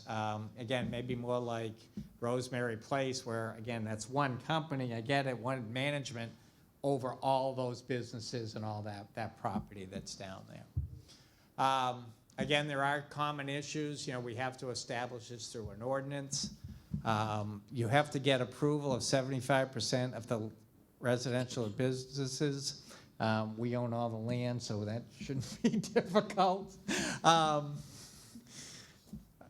Again, you set up a board of directors, and then again, we can possibly go even after grants for inside the district.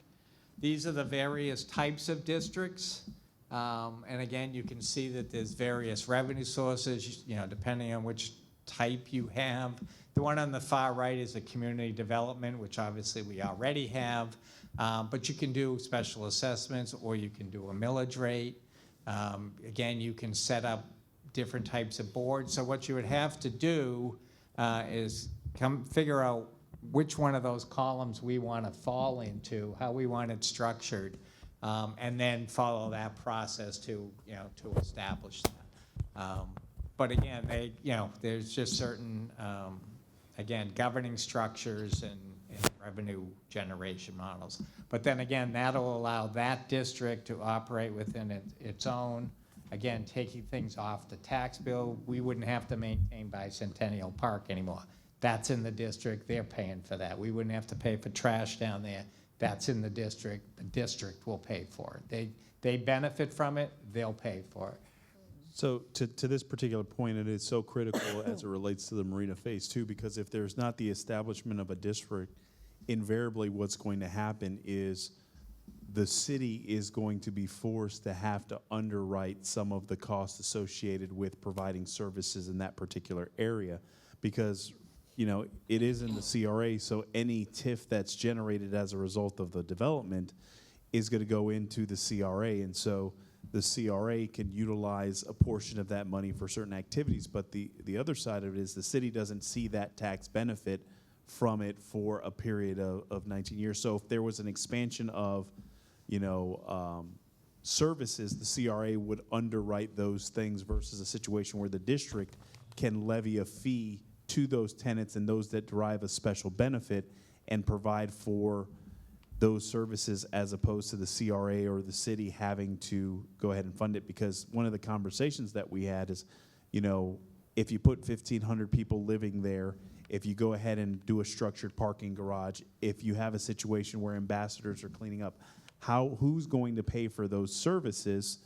And what would be the funding mechanism to do that? And if there is not a structure that's put in place, you have a hard time being able to do that, because if you remit any of the TIF to assist in the development project, and then you have to pay for operational costs, and then you have to fund components of a parking garage, it complicates the funding structure. So from staff's standpoint, the creation of a district is something that we think is a viable solution to being able to make sure that that area remains in pristine condition and people want to come there and recreate. And it's not going to diminish what you're doing over at the CRA or at the city because you're putting those resources there and paying for them out of other tranches of monies.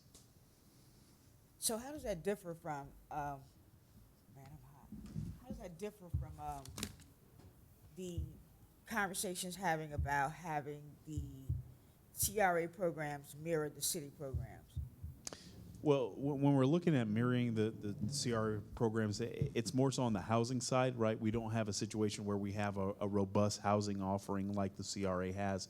And so those are things that we're looking to flip the switch on the city side. So if you're looking at housing in Riviera Beach, the same experience you would have in the CRA, you would have in the city.